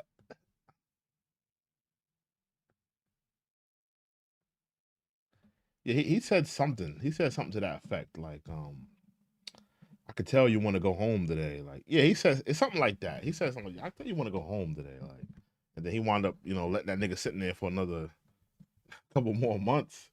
So yeah, I don't know, man. This nigga, I don't know what this judge, he may just Combs up. Let that nigga sit in there. Do you remember earlier on in the day, he's scheduled for next week, seemingly trying to suggest he's not taking any of this seriously. He thinks he's going to get out. Well, the defense fired back and said it's not a speaking engagement. It's a way to say that it's helping people. It's you know, one of these events where he's going to help people and talk about the danger of criminal activity and what life is like inside. So Xavier Donaldson says we have a speaker ready to say these are not speaking engagements. May he speak. It's the executive director of Reentry 1. Judge says, what is the gentleman's name? Xavier Donaldson says Giovanni. Judge says, I have a letter from these others. 1 minute is fine. So it seems that there is an emphasis to try to speed this along. This person says, my name is Giovanni Saris for Reentry 1. We have a couple of hundred people per year. I have read the letter of those impacted by the teaching and mentorship of Mr. Sean Combs. As a formerly incarcerated person myself, I see the impact. Sierra, this goes to a larger question. Two questions I'm going to throw to you. One is from Kentucky at Heart. What did Sean Combs help the inmates with? So we've seen a lot of letters about what he did. What's the impact there? If you could summarize that for how has he been helping people inside? And two, this is a question from Caba Corp TV. The judge had 3 months to look at all these statements. Why wait until the sentence day to decide? So I guess it's an idea of there has been a lot that the judge has had to see, and there's a lot that has been prepared. You need a day to actually go through it and make the final arguments. But as we talk about what was being prepared, what were these inmates saying about Sean Combs? So let's start with your first question, Jesse. What was P. Diddy, Sean Combs, helping all of these inmates with? And it sounds like it was some sort of game, you know, the free game with Diddy. And basically what it was to lift spirits.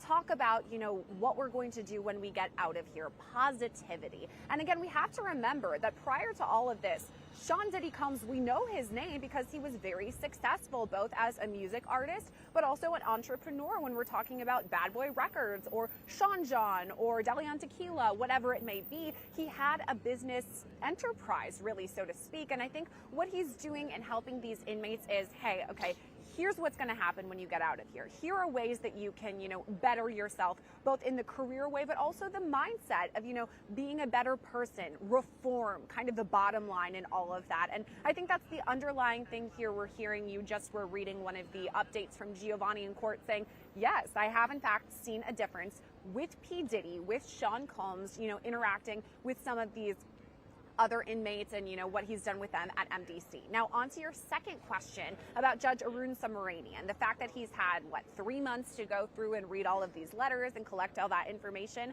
Honestly, if you're asking me, I think he's been ruminating on it for maybe more than all of that time.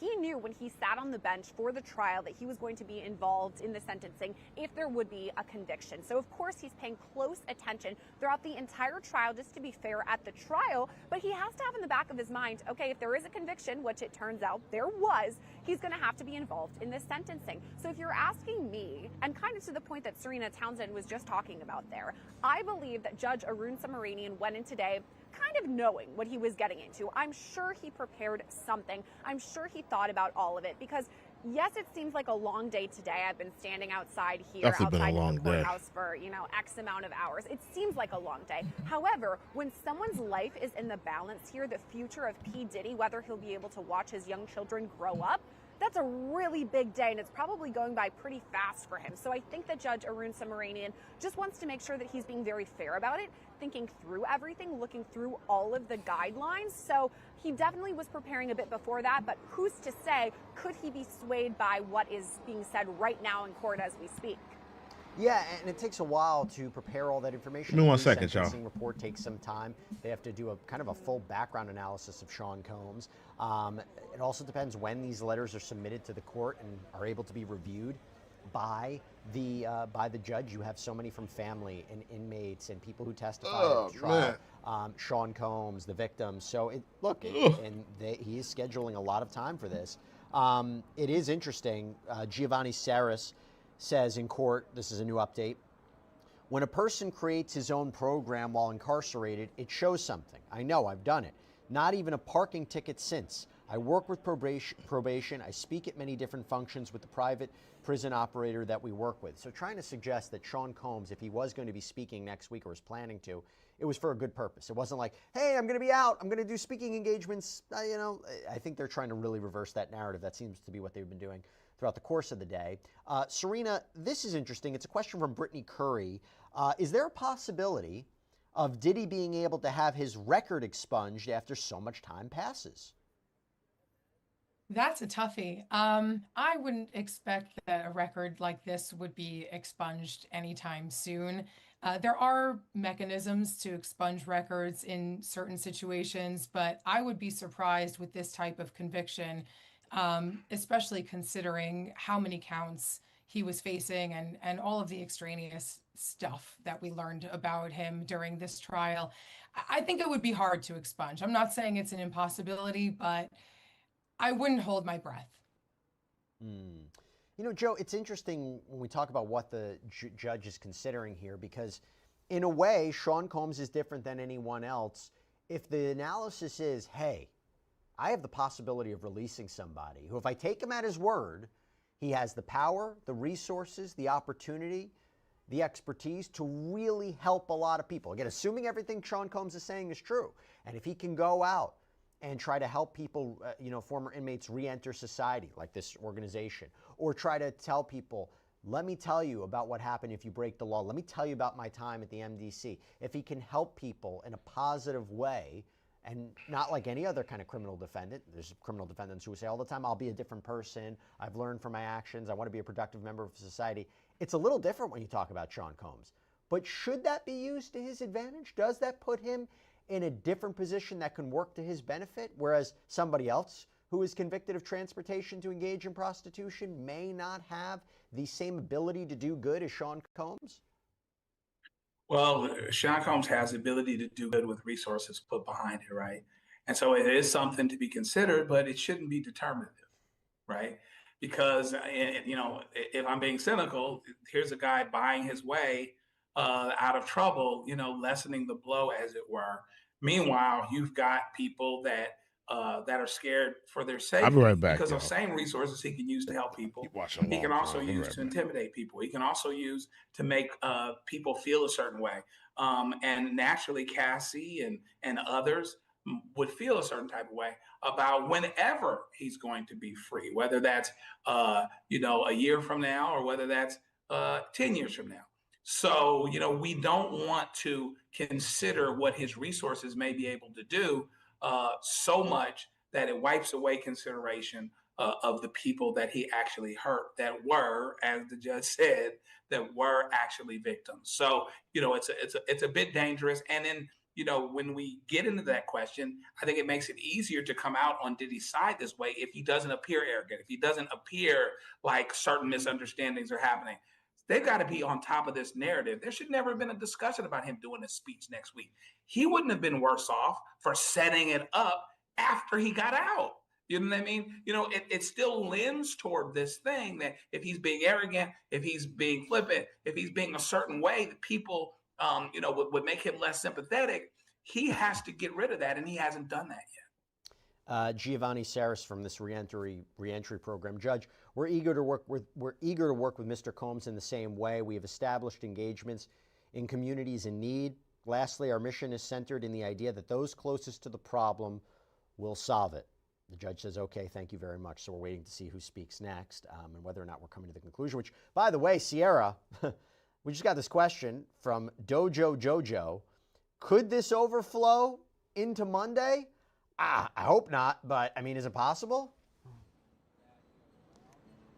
I hope not also, but I guess it is possible. It's interesting because this morning, reporter Elizabeth Milner and I met up, pretty early. Again, there was kind of a long line, so I saw her before she went into the courthouse where she is right now in the sentencing room. And we were chatting about this, and Elizabeth said, yeah, I've actually heard rumors that maybe this could go into Monday. So it is kind of out there in the ether that, yeah, maybe this could go out until Monday.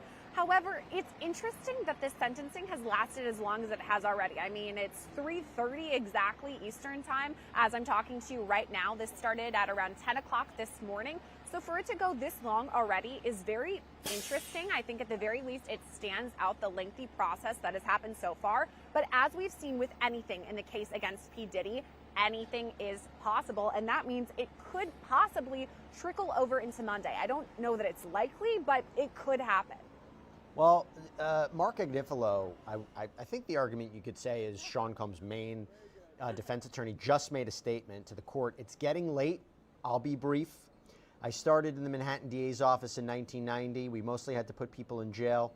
In 1996, the Center for Court Innovation started John Jay, did a lot of studies. Domestic violence tends to come from childhood trauma. I think that's what he was saying. So interesting trying to explain that again about trauma, drug use, what have potentially spawned a lot of Sean Combs' behavior here.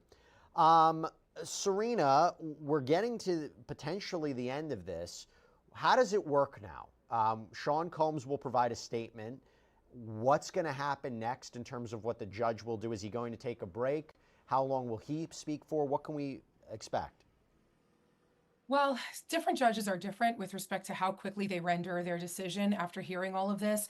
I think even if the judge did come in with his prepared decision and he knows what he's going to do, if I were a betting girl, I would bet that he will take at least a short break, even just for optics, to show that he's considering everything that happened today. And then we'll get his decision. He'll probably make not the most lengthy speech, but he'll probably say a bunch of things before just letting it all out there. And then we'll know. And obviously, if Diddy is not released today on a time served, and technically, even if he does get a very short sentence, they'll bring him back to do the calculations. So I don't expect either way for Sean Diddy Combs to be walking out of that courtroom today. Just one follow-up question. Is this unusual sentencing hearing like this, Serena? We have a poll up. Are you surprised the sentencing is taking this long? 71% said, yes, I'm losing my patience. 29% said, no, it makes sense. Have you seen something like this? This is the longest sentencing I've ever seen. I think the only people benefiting from this sentence are the lawyers who are billing hourly. Why don't you say it more bluntly, can't you, Serena? Joe, got a super chat question, from Annette McMullen. Thank you so much for the super chat question.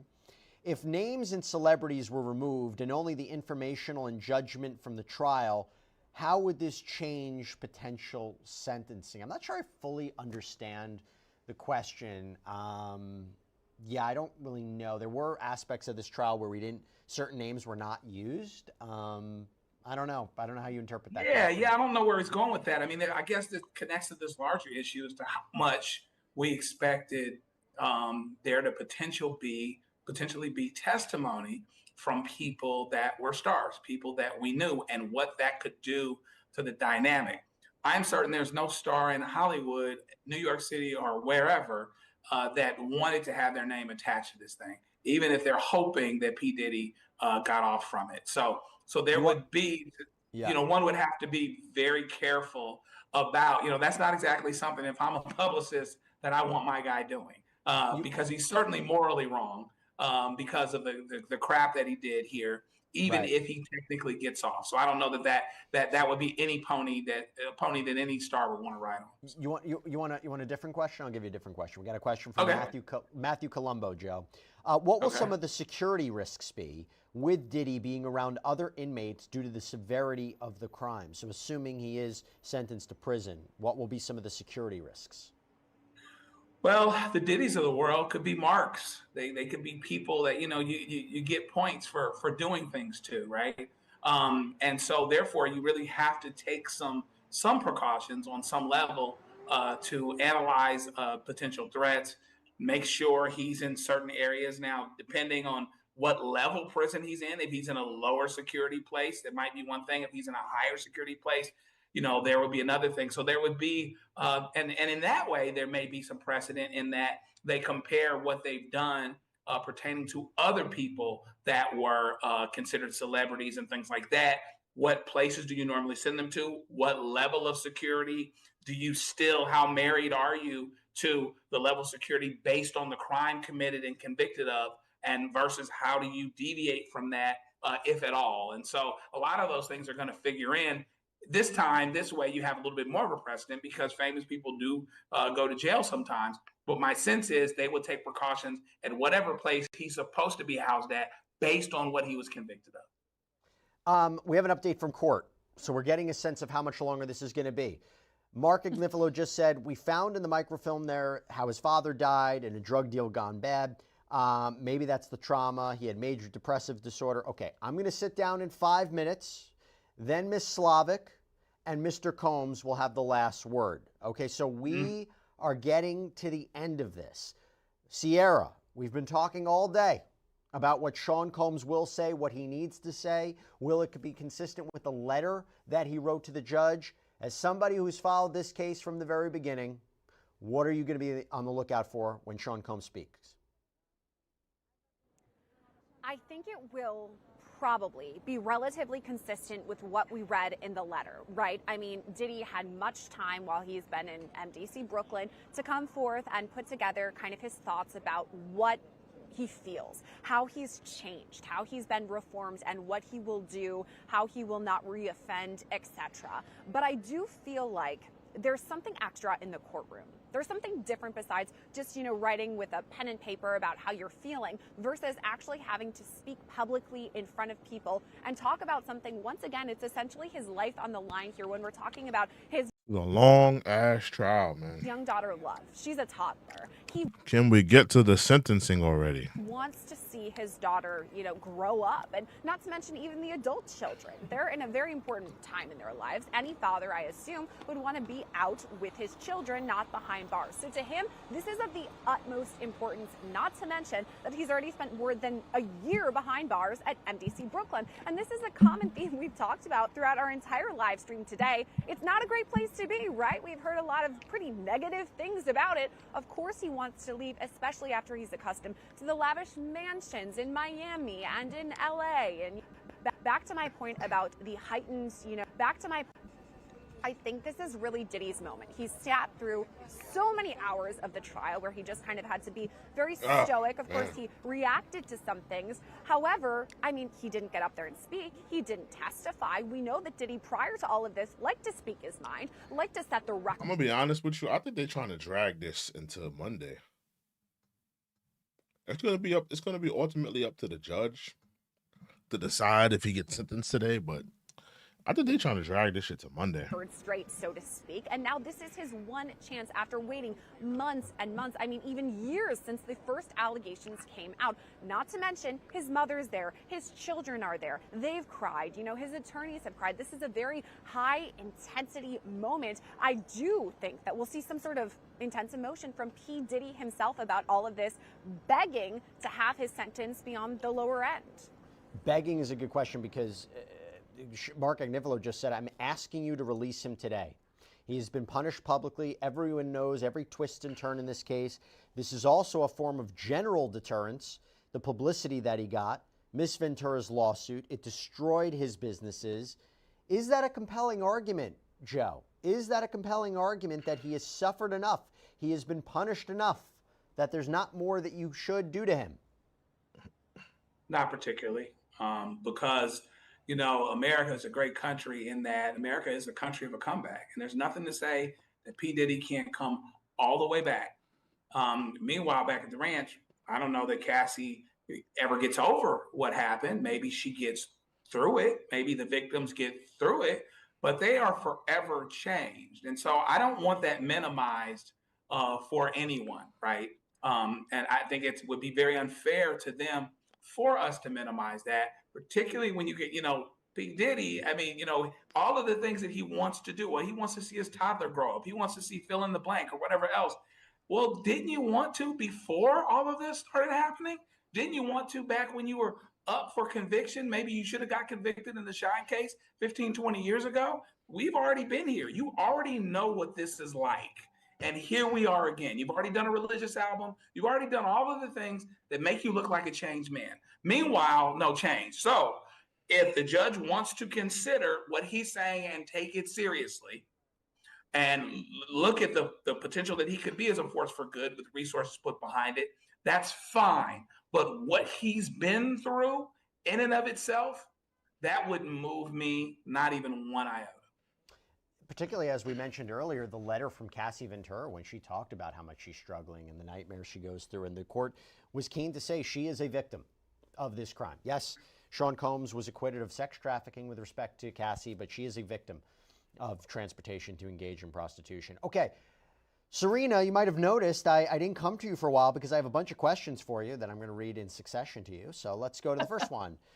Confused and Cali asks, what are typical parole rules in New York and federal release, and for how long? Oh, that's a good question. So it's all dependent on the person who's convicted and what they're convicted of, and so many other things that you learn about that person in interviews and whatnot. So it will all depend, which is always a lawyer's favorite answer. It depends, but it will be a level of pretty serious supervision. He may not be able to leave the city or the state or the country without permission.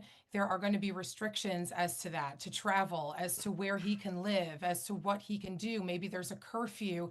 There are many, many factors that are taken into consideration when you are on supervised release. You can always petition to change those restrictions as time goes on, as you show that you're behaving yourself, etc. There may be drug tests, for example. There's a lot. There could be, for example, like unannounced searches or visits. There's a lot of, even if you're free, is what I'm trying to say, there's a lot of restrictions on your freedom. Yeah, that's a good point. So wait, we're going to take a quick break before we get into Sean Combs because he's going to be speaking soon. Real quick super chat question for you, Serena. This is from Annette McMullen. Thank you so much for the super chat question. If this case was not involving a mega superstar, if and how would this be different? In other words, if the defendant was not Sean Combs, how would this play out? First of all, you would never know about it. There are so many people, and I like that we have this platform to say this. There are so many people who are going through, similar charges or worse charges or easier charges that nobody ever knows about. It's cases like this that actually educate the public as to their rights, our rights, the criminal justice system in general. So it's great. It's actually great that we have this program, and it's great that we're able to kind of follow these things. But you should know that there is a difference, because the people who don't get that attention may not necessarily have the means to hire competent representation, or maybe the type of representation that they really want to speak for them. They may not be able to kind of get the public behind them to get that support. We see that with Diddy. We see that with other, high profile cases. And so, and sometimes judges and lawyers get away with certain things when there isn't that microscope on them. So in a certain way, celebrities are watched more when these things happen, and therefore, judges and attorneys are held to the highest level of our law. But in other ways, sometimes we see that celebrities are looked upon to be made an example of. So it's potentially a wash in the end, but the biggest thing that you get out of this type of situation is that the public starts to learn a lot about the system. And a lot about these crimes. I mean, how many, hopefully everybody became an expert in sex trafficking and racketeering at the very least. Okay, we're going to take a quick break. So as Sean Combs' defense attorney, Mark Agnifilo, is asking for a 14-month sentence. They're saying we're asking for a lot, says Sean Combs has genuine psychological challenges, that he suffers from PTSD. They're asking for leniency. Another lawyer is going to speak. Sean Combs is going to speak. Hopefully we get to that sentence. Let's take a quick break. We will be right back with our live coverage. Oh, man. So we got more people to talk to and all this stuff. Damn, y'all. More people to get to.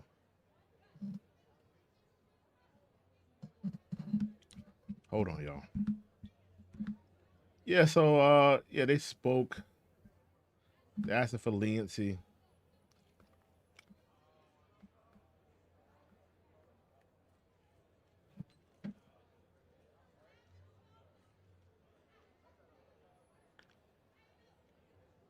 I'll stop here and turn it over to the government. I think it's only fair that Mr. Combs has the last word. Ms. Salvik, going back a few hours to Mr. Driscoll, we have cited cases with significant of 135 months based on abuse. This is not a domestic abuse case. Wow, see, this is what I'm talking about with the defense. They keep bringing abuse into this case. Diddy was not charged with abusing anyone. He was charged and found guilty on, the transportation of prostitution. That's what he got charged with. So why are we bringing in and trying to, graft in abuse? I mean, shouldn't you, I think the question we have to ask is, should you be charged with something, or should, the things you've been charged with and found not guilty on, should it trickle down into things that you have been charged with and found guilty upon? Like, let's say there's a robbery, right? Let's say if a robbery happens, right? And there's a body that pops up, right? So let's say you got charged with the robbery, but you didn't do the murder, right? So you got charged with the robbery, you didn't do the murder. Should you be trickled down if you didn't shoot the gun at anybody? You didn't, you didn't shoot the gun at anybody. There's no proof. There's no evidence that you did what you did. The only thing is that you were there for that robbery, but there's no evidence that you committed that, that homicide. Should you still do time for that if you wasn't found guilty on it? Let's say you got found guilty on the robbery, you got found guilty on having the firearm, you got found guilty on all of those things. But in terms of the homicide, there was no substantiated proof that you did that, and the jury in that case found that you were not liable for that homicide. Should you still be able to trickle down and for them to graft in? Okay, we're gonna graft in that homicide, even though we didn't get you, even though you wasn't found guilty on doing this, we're gonna trickle down that homicide and we're gonna make it apply to your robbery charges. I mean, that's essentially what the prosecution is doing here.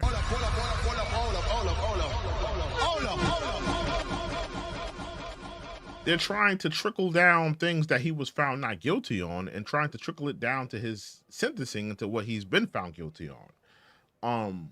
This is not a domestic violence case.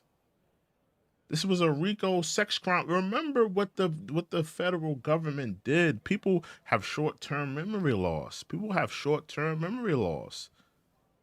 They accused this man of drugging baby oil bottles. Did we forget? They accused this man of having a large network, and he had, so many celebrities. Remember what they said. People love to forget.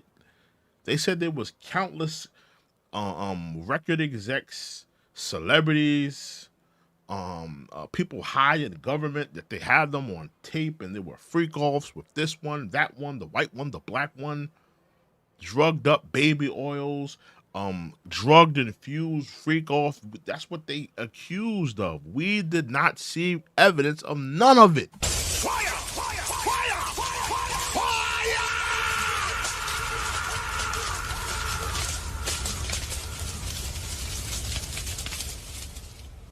There wasn't evidence of none of that. So I don't understand how we're going back and we're saying, well, we gotta get him on this abuse.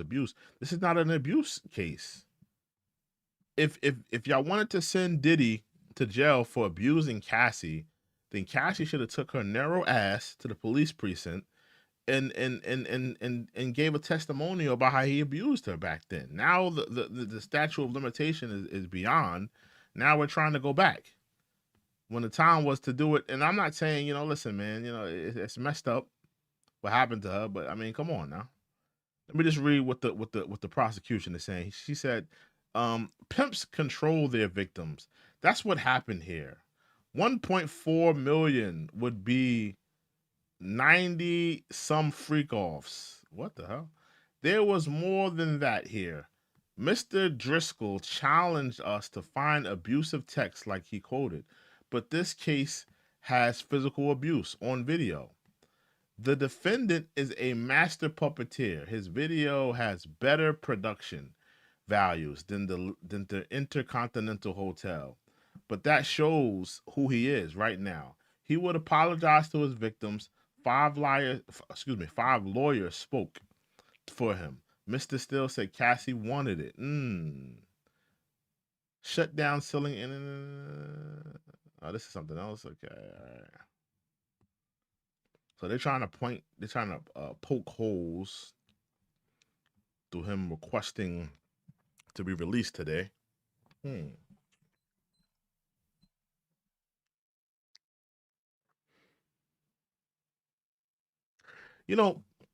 Like I said, my thing is this. This is not a domestic violence case. The prosecution keeps trying to bring, domestic violence back into this case. Like, listen, what Diddy did was deplorable. How he treated Cassidy was messed up. But this is not a domestic violence case. It's not. Diddy's not being charged with being a domestic batterer. He got charged with the transportation of prostitution. So if we're going to sentence him, if we're going to say, okay, these are the charges he got found guilty on, the transportation of prosecution. So now we have to look at all of the evidence that was, put out in this case and say, okay, is there anything here that could substantiate a heavy sentence off of the basis of him being a transportator of prostitute? Cassie was never a prostitute, right? Cassie was his girlfriend. So that whole, Diddy was a pimp and he had Cassie under threat and all this under thing. That's cap. Cassie set up the freak off. She hired the freak off. She did all of this. That doesn't sound like a pimp to me. If you're setting it up, you're a willing participant. Did he ever? Y'all seen? I mean, in the courtroom, they seen videos of Diddy in freak offs, right? They seen sexual interactions in the freak offs or whatever like that, right? Was there any physical abuse during that time? Or are we only going off of that one incident that they had? Clearly, that incident that they had at the hotel was an argument. It was something real. It was like a real dispute that they had. It wasn't over prostitutes or over nothing like that. It was something that they were mad at in their relationship. Now, I'm not going to sit up here and defend Diddy. Like I said, what he did was deplorable. But, this is not a domestic violence case. So why does the prosecution keep trying to zero back in on that? I don't see the correlation. If I was a judge, I don't see the correlation. If you want me to max out his sentence, this is just me. If I was a judge, right? If you want me to max out his sentence, you're going to have to look at his charges, what he's been found guilty on, and give me compromising things that would make me say, you know what, based off of what he's been found guilty of and the correlation of what you're telling me, I need to give him a heavier sentence. But what they're bringing up and what they're going back to doesn't have any value. The domestic batter situation with Cassie and Diddy, it's past the statute of limitations and he's not on trial for that. This is a sex trafficking RICO trial. He beat the sex trafficking in the RICO cases. He got found guilty on the transportation of prostitutions. What can you tell me about the transportation of prostitution that's going to give me a heavier sentence for Diddy, that's going to compel me to give him a higher sentence than 5 years? That's what the prosecution needs to tell me.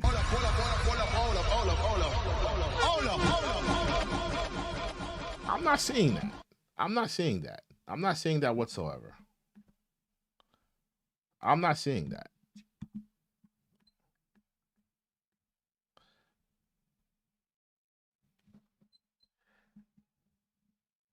Hold on. Slavic says, we asked for a significant sentence here. Thank you, Mr. Combs. Can we take a comfort break? Back at 4, if like and can support. Oh my goodness. Now we're going to 4? Oh my gosh, bro. What time is it, bro? What time is it? Because I didn't think this was going to be. I thought we was going to get through this sentence kind of early. What time is it, y'all? Is it 3 right now? Okay, it's about. We got 5 minutes to 4. I could sit here. I thought it was like, I thought it was like 3:20 or something like that. Like we're gonna take like a 45-minute break. 5 minutes, all right. We could wait. We could wait. We could wait. Yeah, I'm thinking like it's like 3:20 or something like that. I'm thinking it's like 3:20. We're coming back. Yeah, I'm thinking it's like 3:20.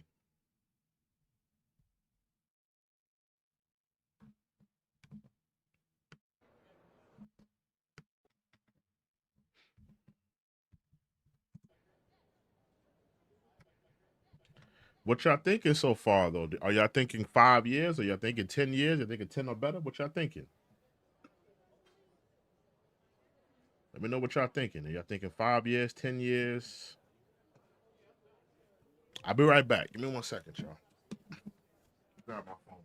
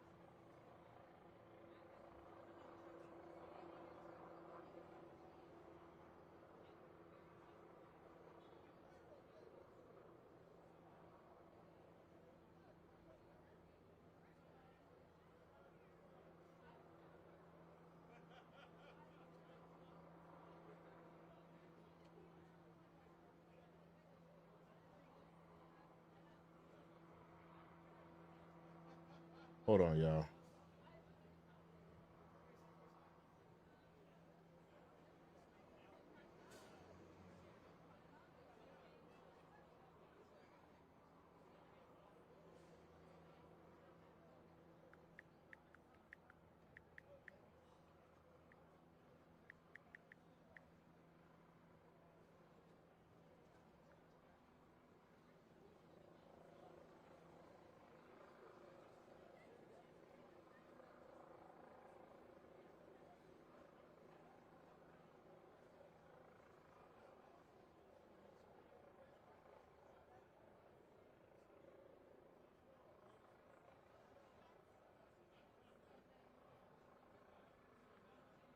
Still waiting for this verdict. Oh man, I didn't think it was gonna take this long today, but we're here. Let me know what you guys thinking Diddy might get. Yeah, I think he's gonna get 10, 5 years. What you think he's gonna get, man? Cole says we're not getting it until 5. It's looking like that, bro. Because they've been dragging this thing out all night. I'm thinking we would have wrapped this up by 3, to be honest with you, but yeah. It's looking like 5. We're not getting this verdict until 5.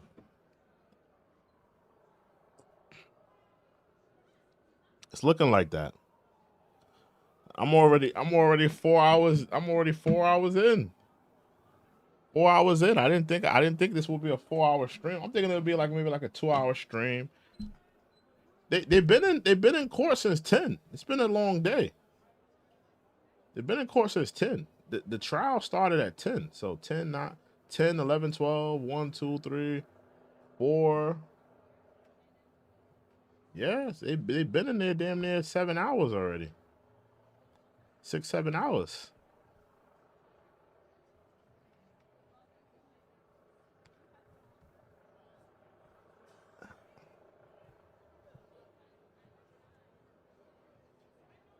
It's been a 6, 7 hour day so far for them.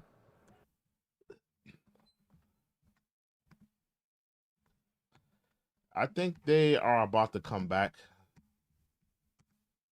Yeah, it's about 4 o'clock. They said they're gonna come back around 4. Let me go back to Inner City Press. They should be coming back soon.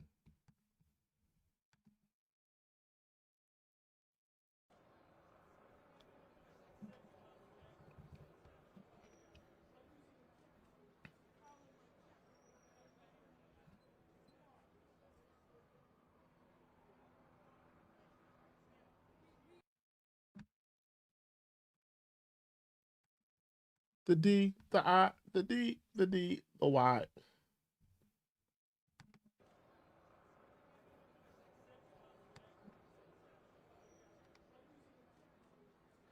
Oh, man.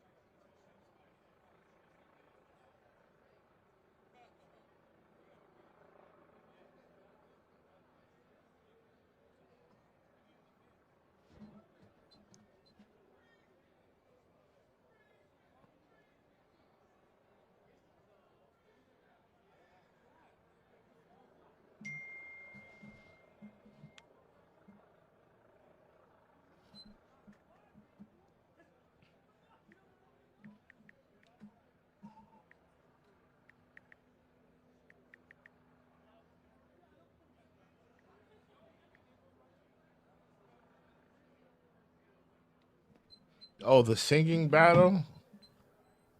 Hold on.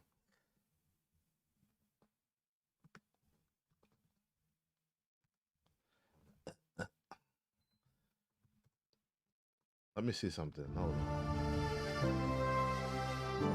Where's that coming? And welcome back to Law and Crime, everybody. Our live. 1 second. Law and Crime, they just got back. The sing-off. Cole wants me to play the sing-off. The sing-off. Making the band. Yeah, this right here. Law to protect. Hold on.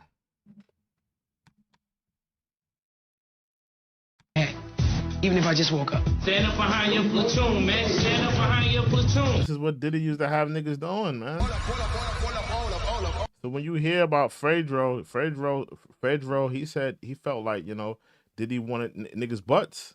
So he had niggas in Making the Band doing stuff like this, or Making the Band. I see Brian, he's stepping up in front of me. I ain't no punk, so I'm gonna step up in front of him. There's 1,000 words that I could say. There's 1,000 words that I could say.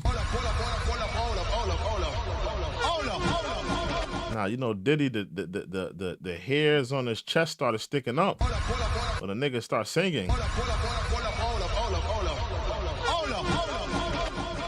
But see, he was feeling the nigga with the tank top. He wasn't feeling the he wasn't feeling the chunky nigga. He was feeling the nigga with the tank top. Let's continue. To make you come home, yeah. Seems so long ago you walked away. Sing to him. Don't sing the song. Sing the song to him. Notice how now remember, I do want y'all to remember something. R&B is about men and women interactions. You're not singing to niggas. You're not singing. So, you know, if Diddy would have had at least one woman in here, she was like, oh, I like him. I like his voice. Oh, then I'll be like, okay, this is appropriate. Diddy want you to sing your heart out to another nigga while he's judging it. This goes into the whole thing of, you know, voyeurism and him just wanting to watch. Like, it's very peculiar. Very peculiar. It is kind of peculiar looking back at it. Don't let him hear you. Said to me. Let him hear you. R&B is not about, like, you know, this, you know, machismo and I could sing better than you. Well, it's about singing better than you. But, I mean, I really felt like they should have had a woman in this room where a woman could really judge. Oh, I like the way he was singing. I like the way he was singing. Like, that should have been better. Like, not Diddy. Like, you're not going to be singing hard to Diddy. Get his bed, man. You were acting so strange, yeah. Maybe I was too blind to see that you needed a change. The new guy sings, and I'm thinking he's pretty good it kind of shakes me up a little bit.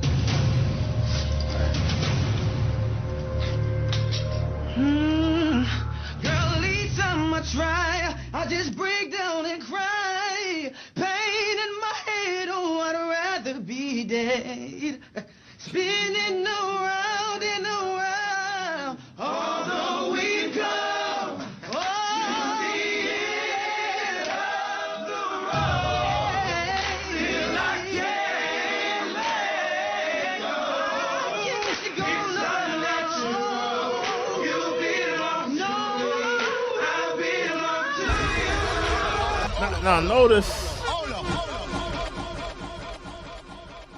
Diddy in the background. Diddy, he ain't move a muscle. He looking at these niggas. He just looking at which one of these niggas gonna come home with me tonight. Which one of these niggas gonna sing me to bed tonight? He gonna sing me off the bed tonight. Take that. That's what he looked like. He just looked cold and a stoic. Which one of these niggas gonna sing me a bedtime story? What do you look like to me, You look cold and a stoic. Let's get back to Law and Crime. Let's see what Law and Crime talk about. Are we at a sentencing yet? Let me see. Not necessarily having to do. I do think on balance, he really just needs to go full force and get on his knees and beg. What he's very careful of saying is, baby, please won't you stay for a little while. They saying that Diddy need to hit that Jodeci.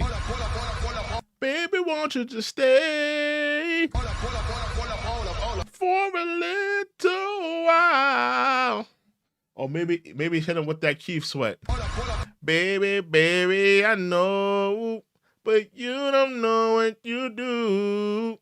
Baby, you got me twisted over you. But you don't know what I do. He either got to hit him with the Keith Sweat or the Jodeci. He got to beg for his freedom, I guess. I'm sorry I transported them for the... Okay, keep coming, what else, right? He's saying, frankly, what's going to be expected to be said. And it's interesting, to your point, he's kind of seems to be apologizing, like in writing and sometimes, towards the things that he didn't get convicted for. But we're having this whole discussion about making sure that acquitted conduct is not included. So once again, you've got these different dynamics playing out, and it's going to be interesting to see where it goes and how believable he comes out, and can he come off like it's not about him? Can he come off like it's not him being narcissistic? And can he come off understanding in the eyes of the judge, in the eyes of the public, why maybe he ought to get more time? And despite that, I'm asking you, Your Honor, to give me less time. And here's why. Is there an acknowledgement that you're not unreasonable for doing any of this? He's not going to give up the ghost on all that because they want to keep all their appealable issues. But how is he going to come off the way that he needs to come off to maximize his opportunity here? Well, this is the next thing you just said. I apologize to Jane for bringing you into my mess. I would like to apologize to all the victims of domestic violence. Remember, he hasn't been charged with domestic violence. He wasn't convicted of domestic violence. I know that the disgusting video triggered people, meaning the video of him beating Cassie Ventura. I was sick from the drugs. I needed help, but I didn't get the help. Okay, so let me break this down in real time, Serena. So now he's apologized both to Cassie and Jane. Again, not for transporting them for sex work, but for hurting them for domestic violence. He goes, I knew better. My faith taught me better. I'm not this larger-than-life person. I'm just a human being. I'm trying my best. I lost my freedom and the opportunity to raise my children and be there for my mother. I lost all my businesses. Now, again, your thoughts on this, because this really is the first time he's had an opportunity substantively to make a comment about this. Yeah, and I completely agree with both of you that he's being very specific about what he's apologizing for. And he has to. It is true. He wants to show that complete remorse without really admitting to certain things. Look, this is the opportunity and the time where a defendant who has been convicted gets on his knees and begs for mercy. Whether a judge is already too jaded to really believe him, which I would not blame him for, is to be seen, right? It's very easy to be sorry now. It's very easy to say the things that he's saying after he's been convicted. Now, I do want to say that everybody does have the right to a trial. And I don't necessarily think that him taking the case to trial should be held against him and should be deemed as him not being remorseful. But on the other hand, here he is having tried to fight all of the allegations and only now making any sort of admission to any issues. So I don't think a judge is going to be very much swayed by this newest apology, just like any other defendant. So just to let everybody know, my battery's breaking up a little bit. I couldn't hear that last part, Serena. We're going to work on getting this fixed. But I do want to give everybody an update. So Sean Combs says, I hate myself right now. I have been stripped down to nothing. I want to apologize to my 7 children. I'm so sorry. You deserve better. To my mother, I feel you taught me better. Sierra, I go to you. As somebody who's been following this case from the beginning, what are you taking away from what he's saying? I mean, this is a day of reckoning for Sean P. Diddy Combs, and something that we were hypothesizing before we finally were hearing the words that he was saying was that he may in fact point out the victims in this case and apologize. I mean, I believe we talked about that just minutes ago, and here he is doing just that. My question in all of this, I will be very interested to see what Elizabeth Milner says when she comes out, because right now she is in the courthouse, so she is there watching P. Diddy as he's saying these immortal words. I want to know his emotion in all of it. I mean, we can read the words. He's saying, I'm sorry to Cassie, I'm sorry to Jane, I'm sorry to my children and my mother. You taught me better. I threw everything away. I ruined everything. But what is the emotion there? Is it just words? Is he completely stone cold face? Or is he crying? Is he upset? And I think all of these things are something that Judge Arun Subramanian will be clocking, because I mean, that's really what it is. Is he truly sorry? Is he truly remorseful for everything that he's done? I mean, he's now been convicted of a crime here, the transportation to engage in prostitution, which, to your point, Jesse, we haven't heard an apology for all of that. We've heard an apology for the domestic violence side of things. And I mean, I will just guess that Diddy might go on for a bit longer, as it is his first time really to address all of these accounts. But I want to know the emotion behind all of it. It's a great point, and that's obviously something that Elizabeth Milner would know, because she's inside there. She can hear it for herself. But if we're clocking this, if we're clocking that he's not directly addressing the federal crimes that he was convicted of, you know Judge Subramanian's going to say it too. He says, I let down my community. I wanted to show we could take care of our own problems. I got lost. I'm not this bad person. I'm sorry to my community. I let you all down. People can change. I know I've changed. There is a part about this, Joe, and he goes, sometimes you have to go through life experiences. These are not excuses. I can't change the past, but I can change the future. I beg your honor for mercy to be a father again, to be a son again, a leader in my community again, to get the help I need. Now, Joe, look, we're criticizing parts of this from a legal point of view. From a human point of view, could the judge be persuaded that this is a guy who's really learned his lesson, that could be a force of good, that he wasn't convicted of racketeering and sex trafficking, that while transportation to engage in prostitution is a serious crime, and there were elements of violence and drugs that were a part of it, and this happened many times, that perhaps he should not have to spend a significant portion of his life now in prison? Here's what I say, at the risk of coming off like I'm banging on Diddy, and this is not a banging, Diddy day kind of thing for me. But if he's learned his lesson in 14 months, he'll learn it better in 2 or 3 years. And so what that means is there's got to be another reason over and above him learning his lesson. That's part of it.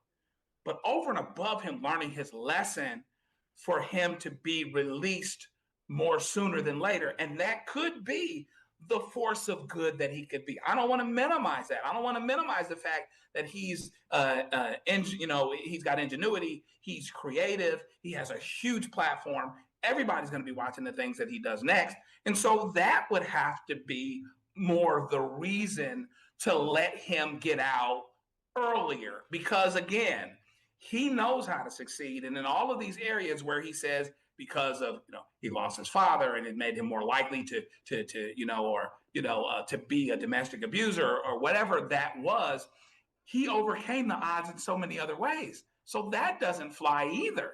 So it's really got to be his ability to do something maybe that almost nobody else could do coming from this situation. So I'm not going to minimize the power of that and how the judge may evaluate that, but it's going to have to be that even more than just learning the lesson. He just said, I don't want to let God down. I have no one to blame but myself. I know I will never put my hands on another person again. I'm willing to comply with any conditions. Me sharing my story is not a scheme to get less time. This story is tragic.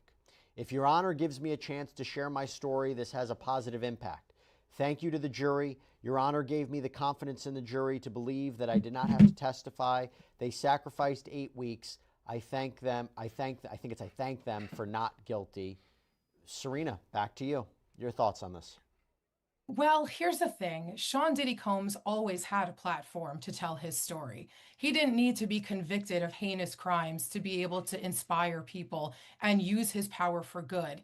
I feel it's such a shame that somebody who did come from such a difficult and broken background and was able to pursue his dreams and get there, then turned around and used it to manipulate people, to harm people who are very vulnerable to him. And he used his power for bad. Maybe he did some good things. Maybe his children love him. That's true. But there are many, many convicted felons with children who were innocent and are always going to be innocent, waiting for their fathers or mothers to come home. He's not unique in that situation. What made Sean Combs unique is that he grew out of a terrible situation, and instead of using that to better his community and better the people around him, he used them and ended up doing these heinous crimes towards the women in his life. So I don't know that it rings so favorably to a judge that he's now telling his story in this way. Well, he might have been listening to us, because Sierra, you know what he just said? I take full responsibility for my Mann Act convictions.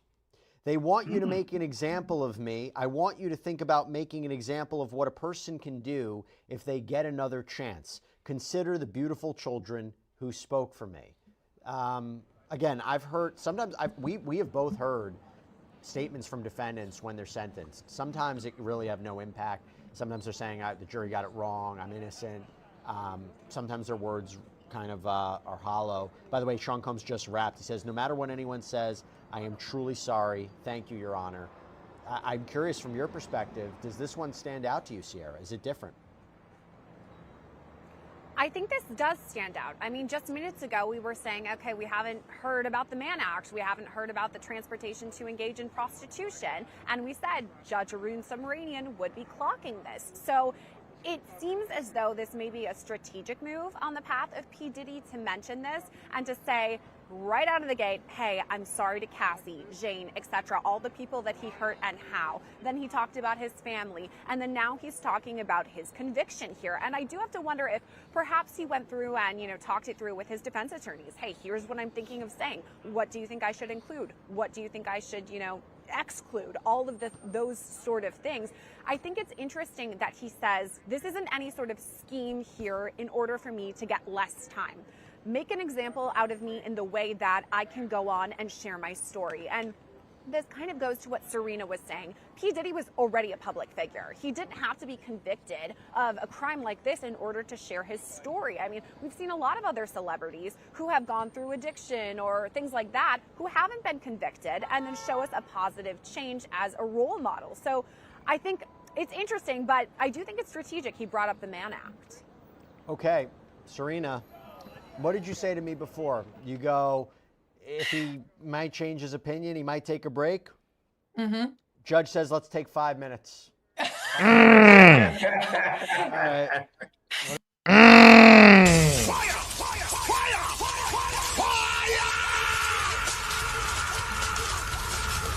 Yeah, I don't like that neither. I don't like that neither. What does that mean? What does that How mean? much case law can... Is he changing his sentence? Oh man, 5 minutes is that perfect amount of time to show that you're taking it seriously, but not yet quite enough time to really change the words that you were planning on saying. I don't think that he's going to change what he intended to say Yeah, when he me neither. first started today's session. I think he obviously wants to give everybody a break. He wants the optics of showing that he is taking everything in that came out today. But it doesn't feel to me like 5 minutes is enough to really change what he was planning on saying, in my opinion. Yeah. Is that because, and if you agree, Joe, is that because what Sean Combs said was very similar to what he wrote in the letter? It doesn't change the narrative in any way. It may be different to hear it directly from Sean Combs himself. There were potential variations, taking full responsibility for the Mann Act convictions. But if you agree with Serena, is that because it's really not substantively on a whole different from what the judge already read in that letter? Yeah, and that I think he's going to be more inclined to be moved by the letters of others and the sentencing guidelines and the things that are already in place. Anyway, the question is how much he moves off the dime from that. Again, he should consider what was said today. I think I said that earlier, but he probably had an idea what he was going to do. And P. Diddy, he himself, maybe he was tipping toward the judge was tipping toward doing whatever he was going to do. And there's a question as to whether he could move it a tick one way or the other by saying what he would say. But I think he had a good idea where he was going to be. And I think that considering what other folks would have to say would probably be equally important and maybe even more so. I believe it's fine, just said. The judge will ask you what you think, Jesse Weber. I don't think so. I don't think the judge is interested in what I have to say. What are we predicting in terms of a sentence here now that we are only a few potential? I got 1 to 5. 1 to 5. He's not. I don't think the judge is gonna give him 10 years. That's a little crazy. But I'm thinking around the ballpark. Let's say 3 to 5. Potentially a few minutes away. We've been covering it 3 to 5. That 5 to 7 year range. I don't think that he's going to go on the lower end, what the defense wants, that 14 Yeah, months he's not I don't coming think it's home. going to be quite as long as what the prosecution. If you think he's coming home, you're ridiculous. He's not coming home. He's probably gonna do 3 to 5. He's probably gonna do 3 to 5. 3 to 5 with time served, so he'll probably do 3 to 4 years. So yeah, 2 to 4 years probably. 3 to 5. He headed into later elementary school. That's a huge chunk of a child's life. And so I do think the 5 to 7 year range, I'm maybe going to guess 5 years if that's my guess. Serena, I'll ask you what you think in terms of a sentence. And also, what can we expect from Judge Arun Subramanian? Is he going to be making a significant long statement as well? So I agree with Sierra. I'm looking single digit sentence here. I think the judge is going to probably just meet in the middle between, the lower end of the sentence and the 11 years that the prosecution is asking for. So I would be comfortable saying probably 5-6 years is around where I think this will land. And like Sierra mentioned, the charges that he was actually convicted of are serious, but in the grand scheme of things, with respect to the RICO charge that he could have been facing, are far less severe than what he would have been facing. So I do think there's going to be a significant cut on the sentence. And the judge is going to give a statement, probably not an extraordinarily long statement, but a statement explaining his rationale, a statement that says, I've heard from both sides. I credit such and such from this side of the bench. I credit such and such from this side of the bench. I don't find these particular arguments persuasive. He's going to break it down a little bit, and he's going to give his rationale and then probably end with the actual sentence amount. You tell me, Joe, is there a possibility he could really significantly downgrade this to 14 months, 16 months, 18 months? Why?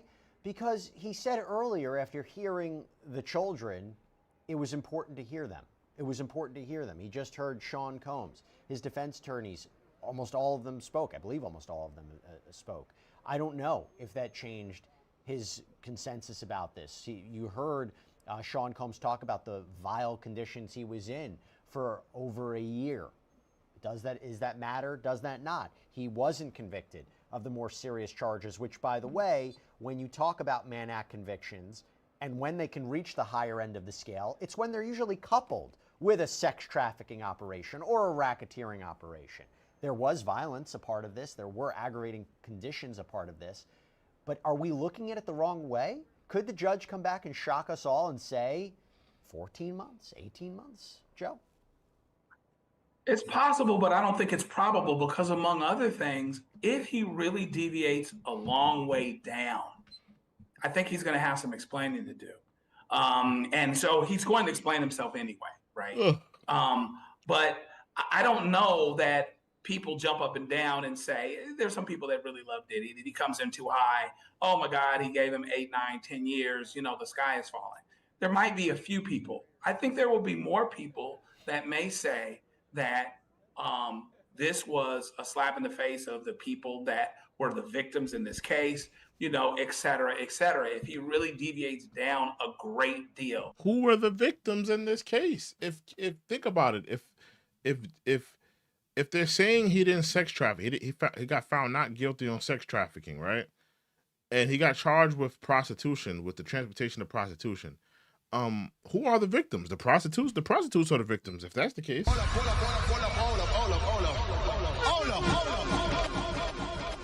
Cassie wouldn't be a victim. Jane Doe wouldn't be a victim. None of those women would be victims if that's the case, because they got charged with prostitution. What a person can do if they get another chance. To me, that felt like a powerful statement, particularly, again, you go to this idea of the work that he's been doing inside, and if we take him at his word, he genuinely feels remorseful, wants to lead a different life, has the opportunity, the resources, the prestige, where people will listen, and maybe they can change their lives. In that sense, if we take it all as true, there is a benefit there, but it doesn't negate what he did. It doesn't negate what he was convicted of. It doesn't negate that there are victims in this case. It's not a victimless crime. Sierra, we have this comment from It's Me Trish. He wasn't worried about his child or his children when he did all of this. Why should the judge worry about the child?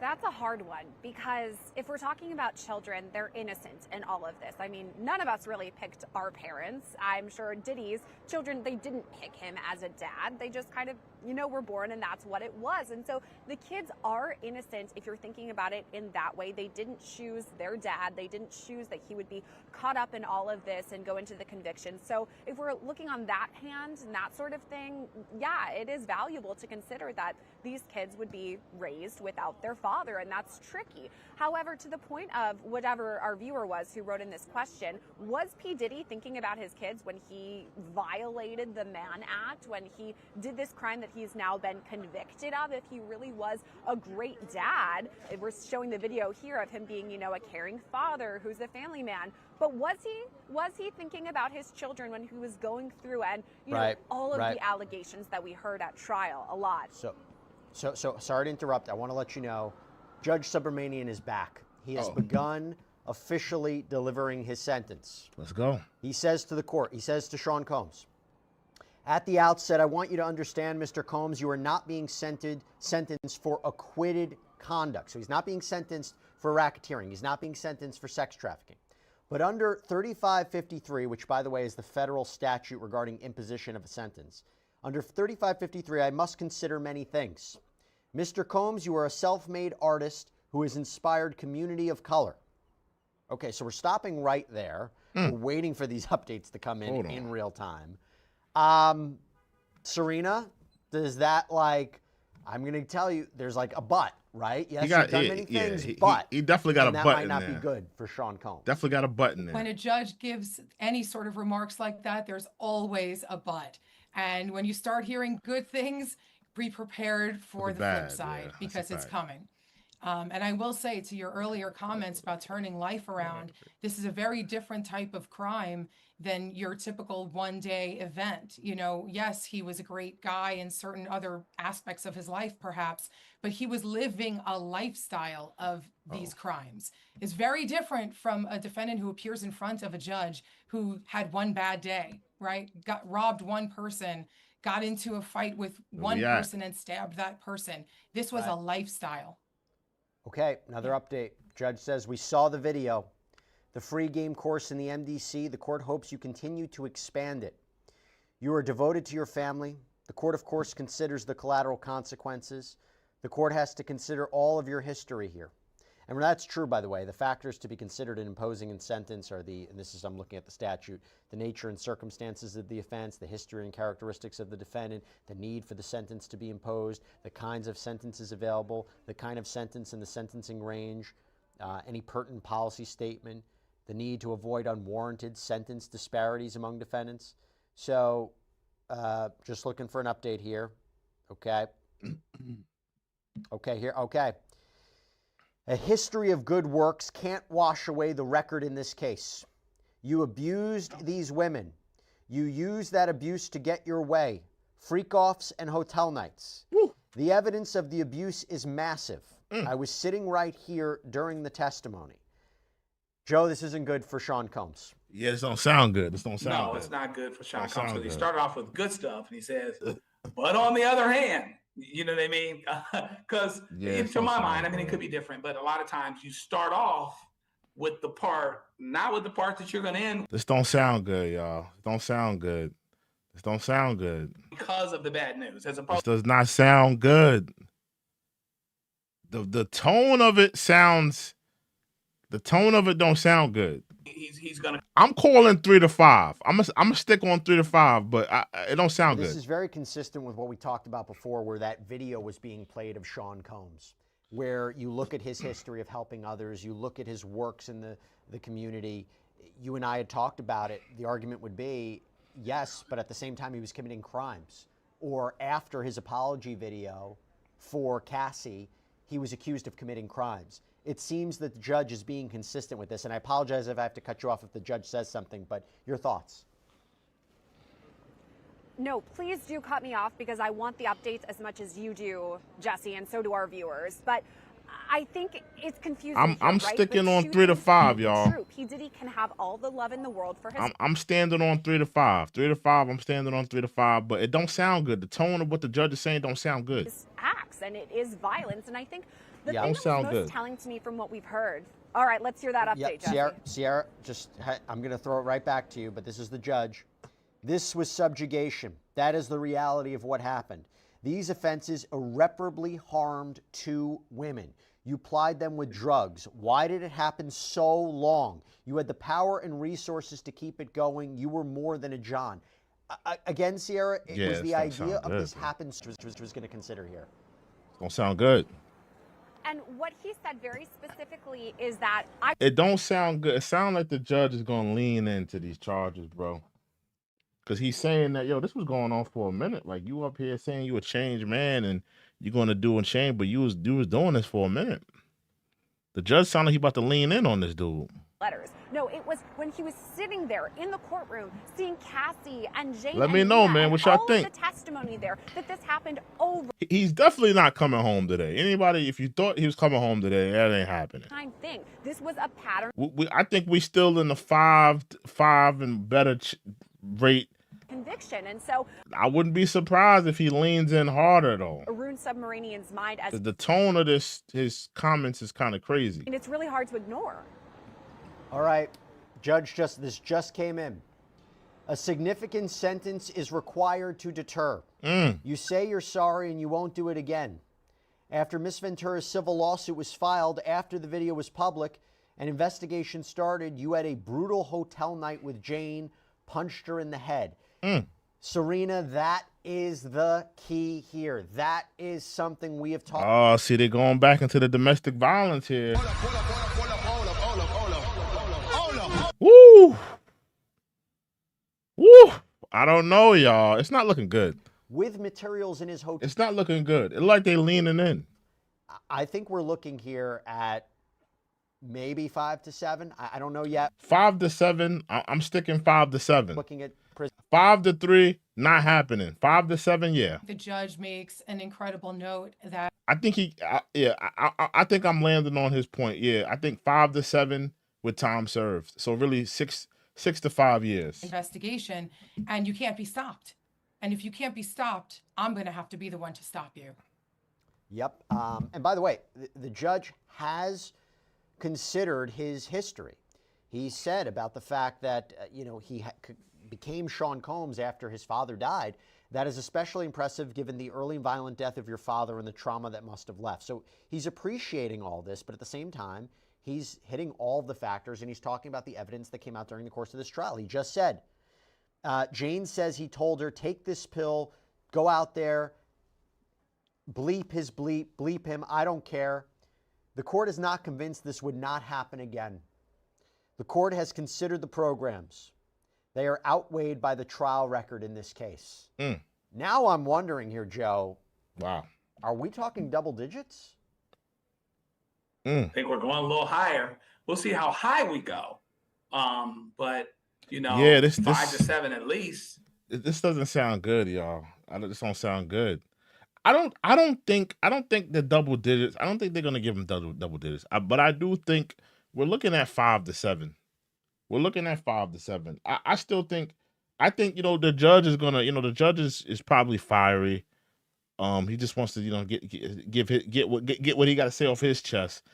I'm not double digits yet. I don't think double digits. This was built into what Diddy I'm not did. thinking This double was his digits. culture, and he was truly lawless. Just to put it where it really is. I'm not thinking double and digits so, yet. The judge has been very honest about. I don't think that this deters you, and I tell you that tracks with me. Maybe we're all wrong, but to go off of what we've had happen and had said and had done, and the trial record, that's not unreasonable for the judge to say that. I am wondering also, Serena, if this is grounds for an appeal, where the court says I'm not sentencing you on racketeering or sex. Okay, hold on. Here we go. Exploitation and violence against women must be met with real accountability to promote respect for the law. Okay, hold on one second. I'm getting the sentence right now. Okay, here we go. Oh boy. I'm sweating. Exploitation and violence against women must be met with real accountability to promote respect for the law. The court reaches a few conclusions. 135 months would be more than necessary. Now, I don't know if that means that that's the actual sentence right now, but 135 months is over 11 years in prison. So over 11 years in prison would be more than necessary. That's what the judge is saying here, Serena. Wow. I don't know if that's the official sentence as of yet. We're waiting to get confirmation about that. Wow. But, what is that? Just to throw that number out there like that means that at least he was considering the 11 years that the prosecution put forth, and maybe even more than that.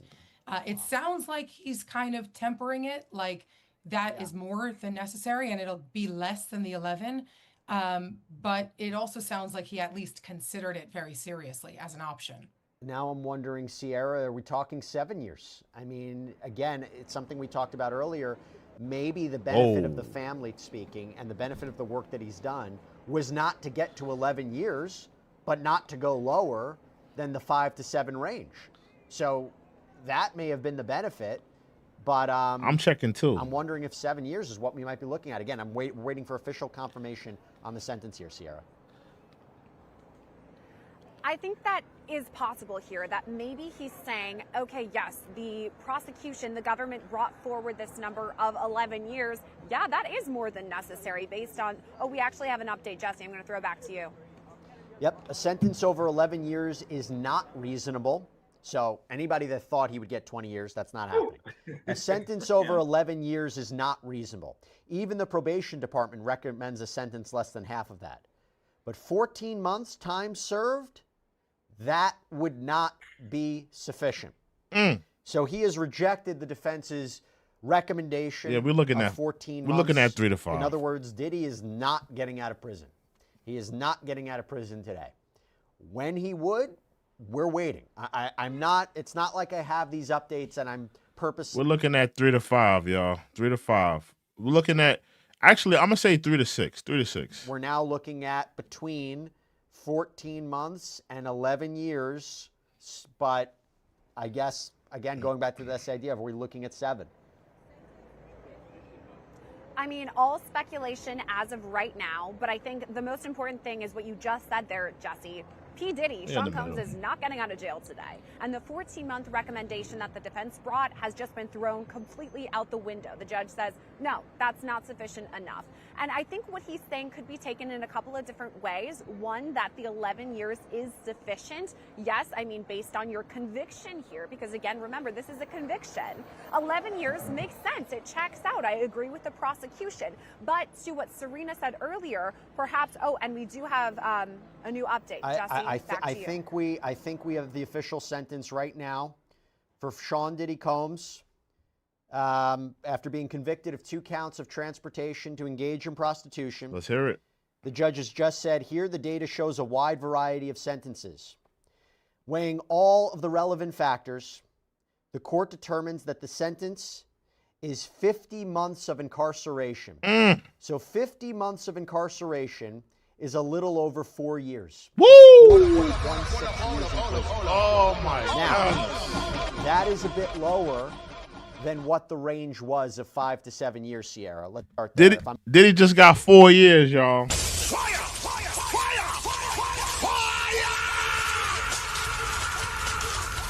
Diddy's looking at 4 years. Officially been sentenced to 50 months of incarceration. So Wow. 4 years in prison. You talk about time served, right? About a year. Are we talking now then 3 years, right, Sierra? Wow. Yeah, so about 3 more years based on the 1 year that he has already served. And I Wow. guess, I mean, it is a win for P. Diddy, and that the government asked for 11. You know, the recommendation was 5 to 7, which a lot of us guessed would happen. I mean, yes, he wanted to be out today. That was his goal. The defense, But of he got course, 3 wanted years, the y'all. 14 months. But 3 years compared to the 11 that the judge says, yeah, that's warranted. I mean, there's a huge difference in the range there, more than a decade versus less than half of a decade. We've got another update, Jesse, back to you. Yep. Serena, Sean Combs was sentenced to 50 months of incarceration by Judge Subramanian, so a little over 4 years. That minus the 14 months already served. Is that the appropriate sentence, Serena? Well, I'm sure Diddy is not thrilled to not walk out today, but he should be pretty happy with his defense team, because I think the judge giving less than half of the prosecutor's recommendation and also less than what the pre-sentence report had said is a win for him. I do believe that 4 years is a win in this particular case. Joe, what did it? Was it his letter? Was it the letters of family? Was it the children speaking? Was it the work that he's doing behind bars? Was it the nature of these charges? You know, as much as we say that Diddy. The judge was not convinced to throw out the charges, right? Wow. The defense put forward that motion saying transportation to engage in prostitution should be thrown out. This is not prostitution. He's protected by the First Amendment. The judge didn't buy it. But the argument, hey, he wasn't convicted of racketeering. Oh he wasn't convicted my of sex trafficking, goodness. just the prostitution charge. Yo, I just thought about something. 50 months, 50 cent, 50 months, 50 cent. Come on. Can't create a disparity based on other defendants who are Come on, sentenced. yo. Maybe 4 years is appropriate and won't be overturned on appeal. Yeah, I mean, I think he had to position this a certain way. And there's a couple things to figure in. First of all, we got to go back to the fact that the defense did an enormous job in getting him off of the most serious charges, right? So we're talking about something that's going to be smaller and it's going to be less time anyway. Next, there's the probation department recommendation, right? Which put things at a certain place. And it sounded like even though the judge talked about how 11 years wouldn't have necessarily been unreasonable, and he said Wow. 14 months would have been entirely unreasonable if I Yo, this is crazy. Diddy just got 4. So pretty much Diddy got 4 years in jail. Wow. This is crazy. And I ain't gonna lie, I thought, you know, there was a glimmer of hope thinking that, you know, Diddy would possibly get out today. I thought that was kind of a stretch, but I was like, you know, maybe Diddy may get out today. You know, maybe the judge may have some leniency. The judge may feel a way. But man.